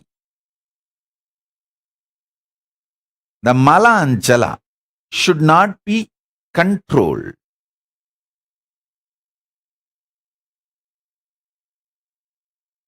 My gurus, when they taught me the agamic lifestyle, they told me, listen carefully. They said, even if I go for one, I should literally go for cleaning my body like a half bath. Even if I go for one, I will use 5 buckets of water to clean myself. I used to wonder, why? Because in the schools I have seen these boys, they will just go and only wash the hands. Some boys won't even do that and just wipe it with a kerchief. But my gurus insist that I should wash literally. If I go for 1 or 2, how much I have to clean myself? The same washing I have to do even for 1. I never understood the reason, but I always did as my gurus told me. Later on I realized it is the laziness to wash. You don't go for 2 when you go for 1. Listen. Later on they told me, you should always go only for 2, even when you feel like going only for 1. So more cleaning. My gurus have told me very clearly, whenever you feel like going for 1, your body wants to do both. But your laziness to wash, you only go for 1 and don't go for both and you come back. How much it is true for all of you, I don't know, but I found it was true in my life. So I always decided, anyhow I have to wash. So no question of going only for 1. It should always be both. So naturally more cleaning. That one habit has kept me healthy so much in multiple levels. Now what I am saying is an extremely practical instruction to break the laziness in your healthy lifestyle. If you listen to what I am saying, you will see, oh God, I have this problem, I have this problem, I have this problem. How many of you have this problem of, because you are lazy to wash, you go only for 1, you don't go for 2, and you avoid or postpone going for 2 because you are lazy to wash? put your comments. Then I can tell you guys how your laziness to wash is directly affecting your health.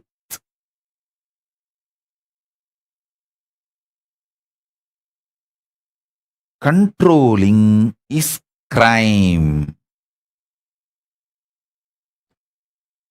If you eat once, you should go for 2, at least twice a day.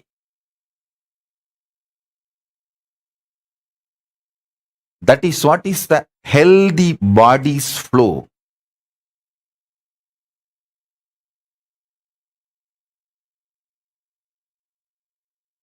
உண்ணுங்கால் நீர் கருக்கி மோர் பெருக்கி.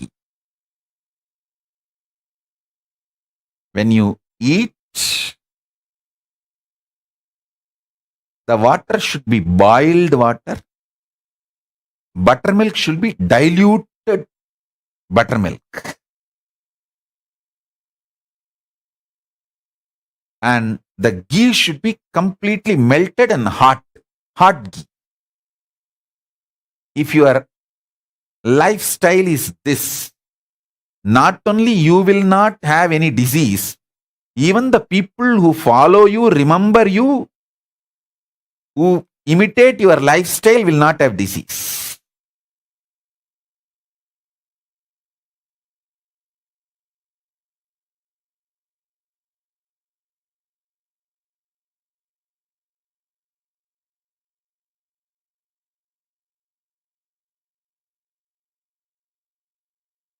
So this is from Therayar Sittar Padalgal, 1502nd verse. I have one more song from what I heard from my gurus. I am giving you, and I'll give you the interpretation also. Means the meaning. ஆறு திங்கட் கொருதடவை மனமருந்தயில்வோம் அடர் நான்கு மதிக்கொருக்கார் பேதியுரை நுகர்வோம் தேறு மதியொன்றரைக்கோர் தரநசியம் பெறுவோன் திங்களரைக்கிரண்டு தரஞ்சவளவிருப்புருவோம் வீறு சதுர் நாட்கொரு கானை முழுக்கை தவிரோம் விழிகளு கஞ்சன 3 நாட்களுக்கொரு காலிடுவோம் 100 கந்தம் புட்பமிவை நடுநிசியின் முகரோம் நமனார்க்கு இங்கேது கவை நாமிருக்கும் இடத்தே. Means, once in 6 months, take the medicine which makes you vomit. Means cleaning the upper intestine through that vomiting as a technique. Once in 4 months, cleaning like haritaki, which cleanses your body, laxatives, the Ayurvedic laxatives. And once in 1.5 months, clean the nostril to clear the kapha completely. Once in a week, clean the body hair and allow the body to inhale, breathe fully. Once in 4 days, have oil bath. Once in every 3 days, have jnananjana for the eyes.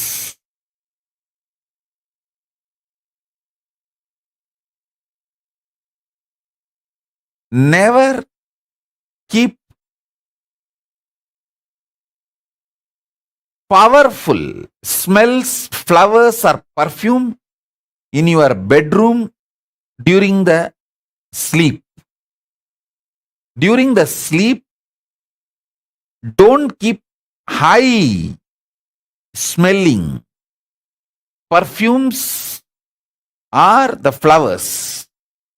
Your nostril should not be loaded during the late night sleep. And just by living all this, you will see the life where the yama, untimely death, never comes in your life. Never comes to your life.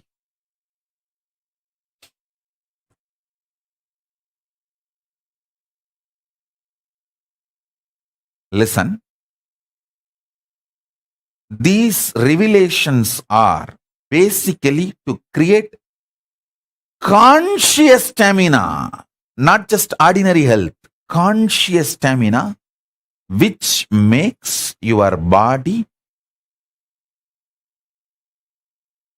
to manifest conscious sovereignty. The whole focus is helping you to manifest conscious sovereignty.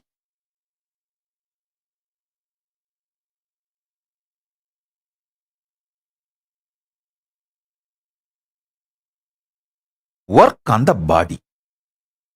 Understand the mechanism of the body. Understand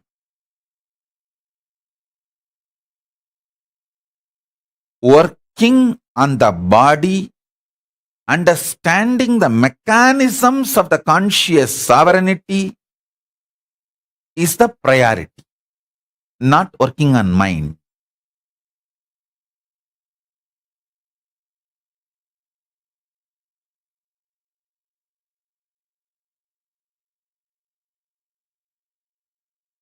So the essence of what I am trying to convey is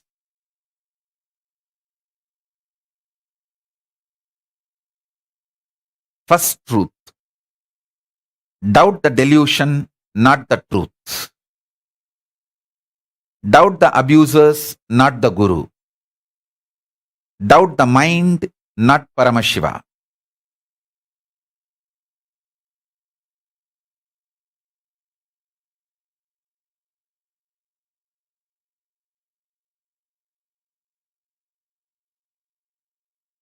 Cognize this. Let this become Shaktipada and Shaktinipada in you now.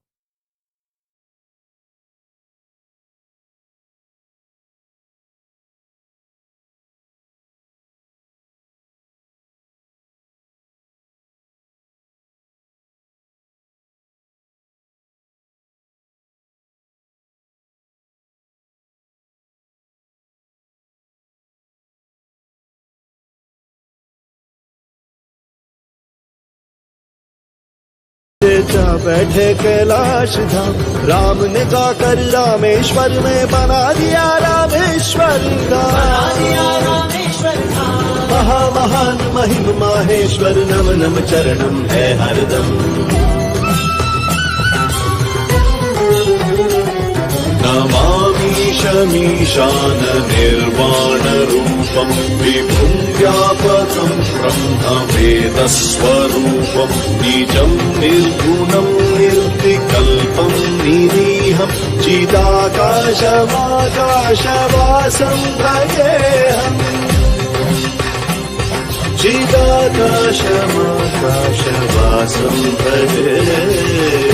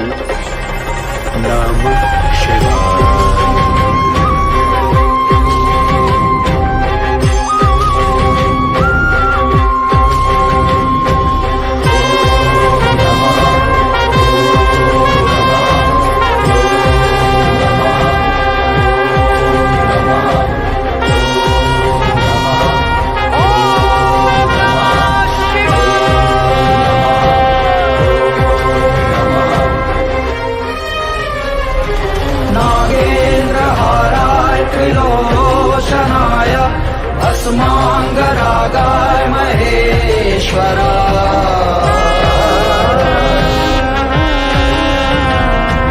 नित्याय शुद्धाय दिगम्बराय तस्मै नकाराय नमः शिवाय।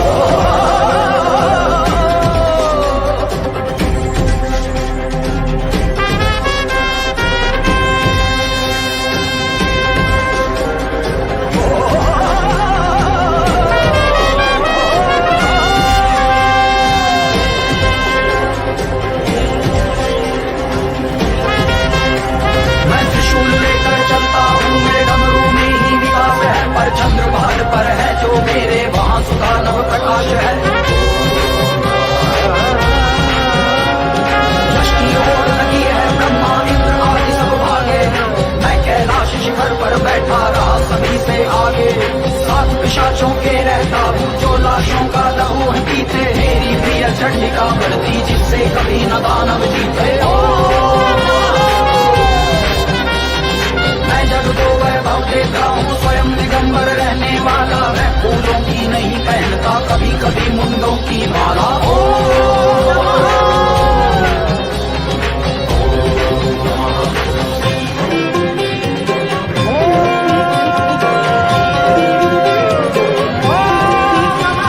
शांताकारं भुजगशयनं पद्मनाभं सुरेशम् विश्वधारं गगनसदृशं मेघवर्णं शुभाङ्गं लक्ष्मीकान्तं कमलनयनं योगिभिर्ध्यानगम्यं वन्दे विष्णुं भवभयहरं सर्वलोकैकनाथम्। मैं सुदर्शन चक्रधारी तीनों लोकों पे अधिपत्य है। जग है मिथ्या सब है मिथ्या, मेरा ही नाम सत्य है। ओम नमो नारायणाय जो भी श्रद्धा से कहे, मेरे संग वैकुंठ आके वो हमेशा ही रहे। मैं दशावतारी हूँ, सहस्त्र मेरे नाम है। शेषनाग है शैया मेरी, क्षीर सागर ही धाम है। युग युगांतर त्रेता द्वापर, सतयुग हो कलयुग हो। मैं निरंतर सबके अंदर, प्रेम हो या युद्ध हो।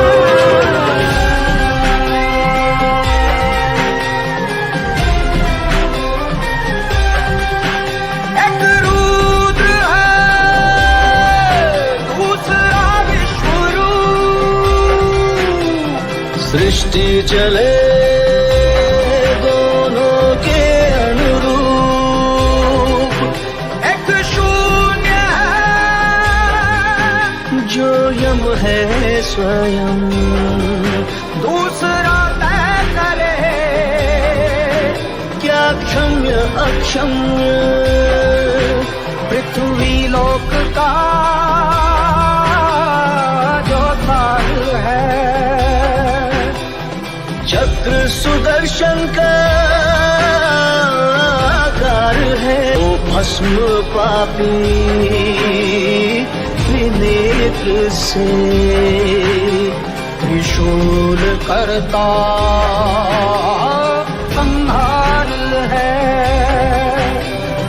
इनका मिलन नव निर्माण का प्रमाण है, और क्रोध ही है इनका स्वाहा।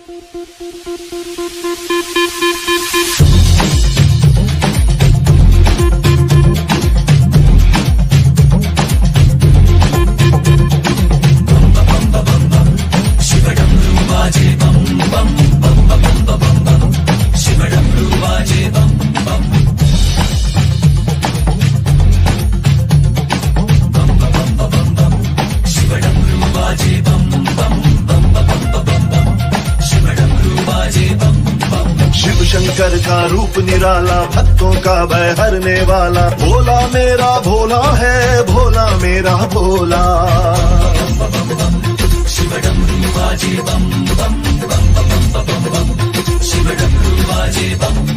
शिव शंकर का रूप निराला, भक्तों का भय हरने वाला, भोला मेरा भोला है, भोला मेरा भोला।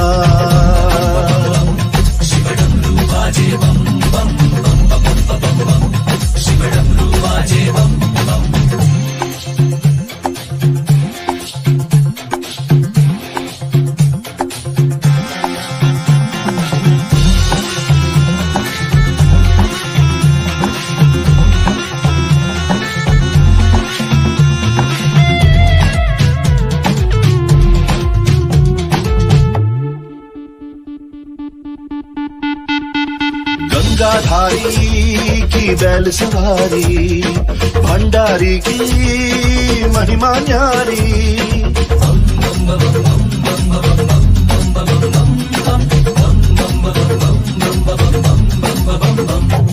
गंगाधारी की बैल सवारी, भंडारी की महिमा न्यारी। गंगाधारी बैल सवारी, भंडारी की महिमा न्यारी। गंगाधारी बैल सवारी, भंडारी की महिमा न्यारी। शिव डमरू बाजे बम बम बम बम बम बम, शिव डमरू बाजे बम बम। डमरू बाजे बाजे बाजे।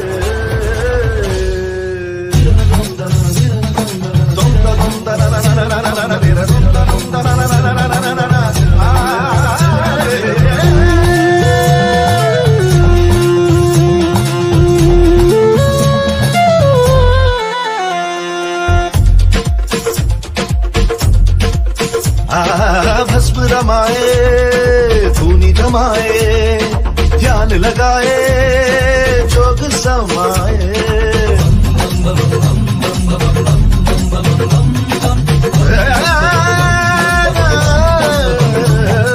भस्म रमाए धूनी जमाए, ध्यान लगाए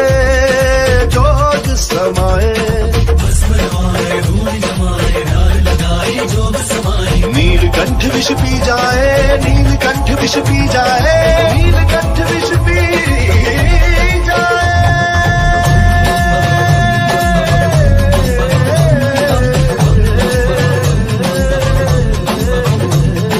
शिव शंकर का रूप निराला, भक्तों का भय हरने वाला, भोला मेरा भोला है, भोला मेरा भोला।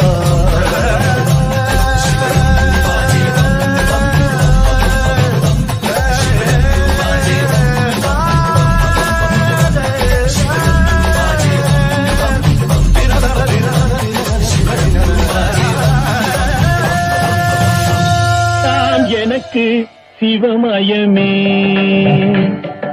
இறைவாயமே, அத்தனில்லாமல் ஒரு அம்மை இல்லை, அத்தனில்லாமல் ஒரு அம்மை இல்லை, அந்த அம்மை இல்லாமல் இந்த பிள்ளை இல்லை.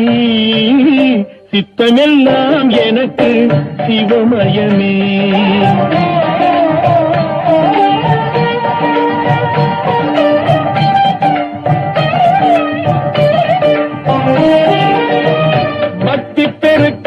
எந்தன் ஊன் உருக, அந்த பரவசத்தில் உள்ளே உயிர் உருக. பக்தி பெருக்கில் எந்தன் ஊன் உருக, அந்த பரவசத்தில் உள்ளே உயிர் உருக. சக்தி எல்லாம் திரண்டு சிவம் பெருக, சக்தி எல்லாம் திரண்டு சிவம் பெருக.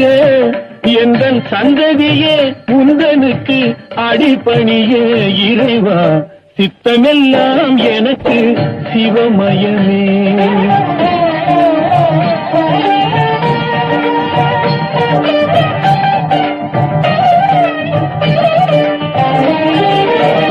கண்ணை திறந்து வைத்த கருப்பொருளே, கோவில் கதவை திறந்தழைத்த Listen. For Paramashiva to manifest in you, you don't need to do anything. Just unclutch, he will manifest. Because he is there already. It's only the drug called your delusion, drunk by your mind, only that stops his manifestation. So when you unclutch, you relax from the mind drugged by delusion. When you just relax from that mind, that's enough. He just manifests. He gives you the powerful clicks and cognitions. Powerful cognitions. He gives his state, his space, his powers, his being, and conscious sovereignty. Everything. So just cognize. He is there. He is here now. All you need is just unclutch from whatever you know as you, unclutch from that and sit. He will manifest now in all of us as Shaktipada and Shaktinipada. Taka taka taka taka Nataraja, taka dimi taka junu Nataraja, talang taka dimi Nataraja, dom dom taka dimi Nataraja, taka taka taka taka Nataraja, taka dimi taka junu Nataraja, talang taka dimi Nataraja. Namah Shivaya. Dom takita dom takita taka divita. Dom takita dom takita taka divita. Takita dom takita dom takita dom takita dom takita dom takita dom takita taka dom takita dom takita taka divita.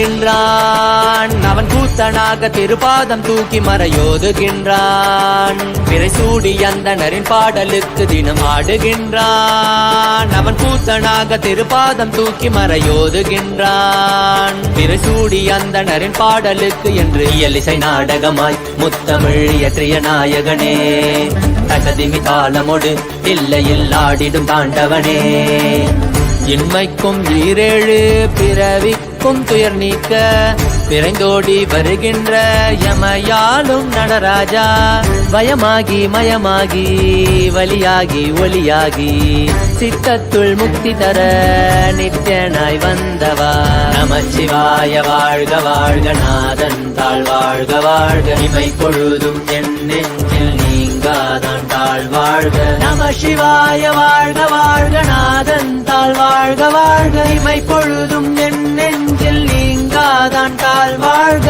அண்டாண்டம் பிண்டாண்டம் அதிலாடிய கூத்தணி நாடலை பார்த்திடவே ஆண்டாண்டு காலமொடு மானிட கூட்டமும் ஏங்கியதே ஆடுகின்றான் ஒரு பாதம் தூக்கி அவன் கூத்தனாக மறையோதுகின்றான் பிறை சூடி அந்தணரின் பாடலுக்கு திரணனா திரணனா திரணா திரணா திரணனா திரணனா திரணா திரணா சனி சரி சனி சரி சனி சரி சனி சரி சரி மபனி சனி பம பமரி சனி சரி சனி சரி சனி சரி சனி சரி சரி மபனி சனி பம பமரி சனி திரணா திரணா திரணா திரணா tajom takida tajom takida takadimi tajom takida tajom takida takadimi tajom takida tajom takida takadimi tajom takida tajom takida takadimi சிதம்பர திருசபையில் நயமுடன் ஆடிடும் நர்த்தனனே உமையாம்பிகை நாயகனே உன்னை பாடிட வந்தேனே நால்வர் புகழ் பாடும் ஆடிய பாதத்தை நான் தொழ வேண்டும் அடியார்க்கும் அடியோனே அண்ட சராசரனே உடுக்கை ஒளிதனிலே இருமொழியை தந்திட்ட தாண்டவனே முதல் மொழி தமிழ் மொழியாய், மறுபுறம் வடமொழி உயிர் மொழியாய். மதி மாறாமல் மனம் போகாமல் விதி சேராமல் உன்னை பற்றிடுவேன். 64 கலை கட்டிடவே அருள் புரிந்திட எம் அம்பல தரசே. அச்சை அல்ல நீ அச்சம் நீக்கவே அண்டம் வந்த என் அம்பலவாணனே. நமச்சிவாய வாழ்க வாழ்க நாதன் தாழ் வாழ்க வாழ்க. இமை பொழுதும் என் நெஞ்சில் நீங்காதான் தாழ் வாழ்க. நமசிவாய வாழ்க வாழ்க நாதன் தாழ் வாழ்க வாழ்க. இமை பொழுதும் என் நெஞ்சில் நீங்காதான் தாழ் வாழ்க. ஆடுகின்றான் அவன் கூத்தனாக திருப்பாதம் தூக்கி மறையோதுகின்றான். பிறை சூடி அந்தணரின் பாடலுக்கு தினம் ஆடுகின்றான். ஒரு பாதம் தூக்கி அவன் கூத்தனாக மறையோதுகின்றான். பிறை சூடி அந்தணரின் பாடலுக்கு இயலிசை நாடகமாய் முத்தமிழ் இயற்றிய நாயகனே. தகதிமி தாளமொடு இல்லையில் ஆடிடும் தாண்டவனே. வயமாகி மயமாகி வலியாகி ஒலியாகி சித்தத்துள் முக்தி தர நித்யனாய் வந்தவா. நமச்சிவாய வாழ்க வாழ்க நாதன் தாழ் வாழ்க வாழ்க. இமை பொழுதும் என் நெஞ்சில் நீங்காதான் தாழ் வாழ்க. நமசிவாய வாழ்க வாழ்க நாதன் தாழ் வாழ்க வாழ்க. இமை பொழுதும் என் நெஞ்சில் நீங்காதான் தாழ் வாழ்க. நமசிவாய வாழ்க வாழ்க வாழ்க. இமை பொழுதும் என் நெஞ்சில் நீங்காதான் வாழ்க. நமசிவாய இமை பொழுதும் வாழ்க வாழ்க.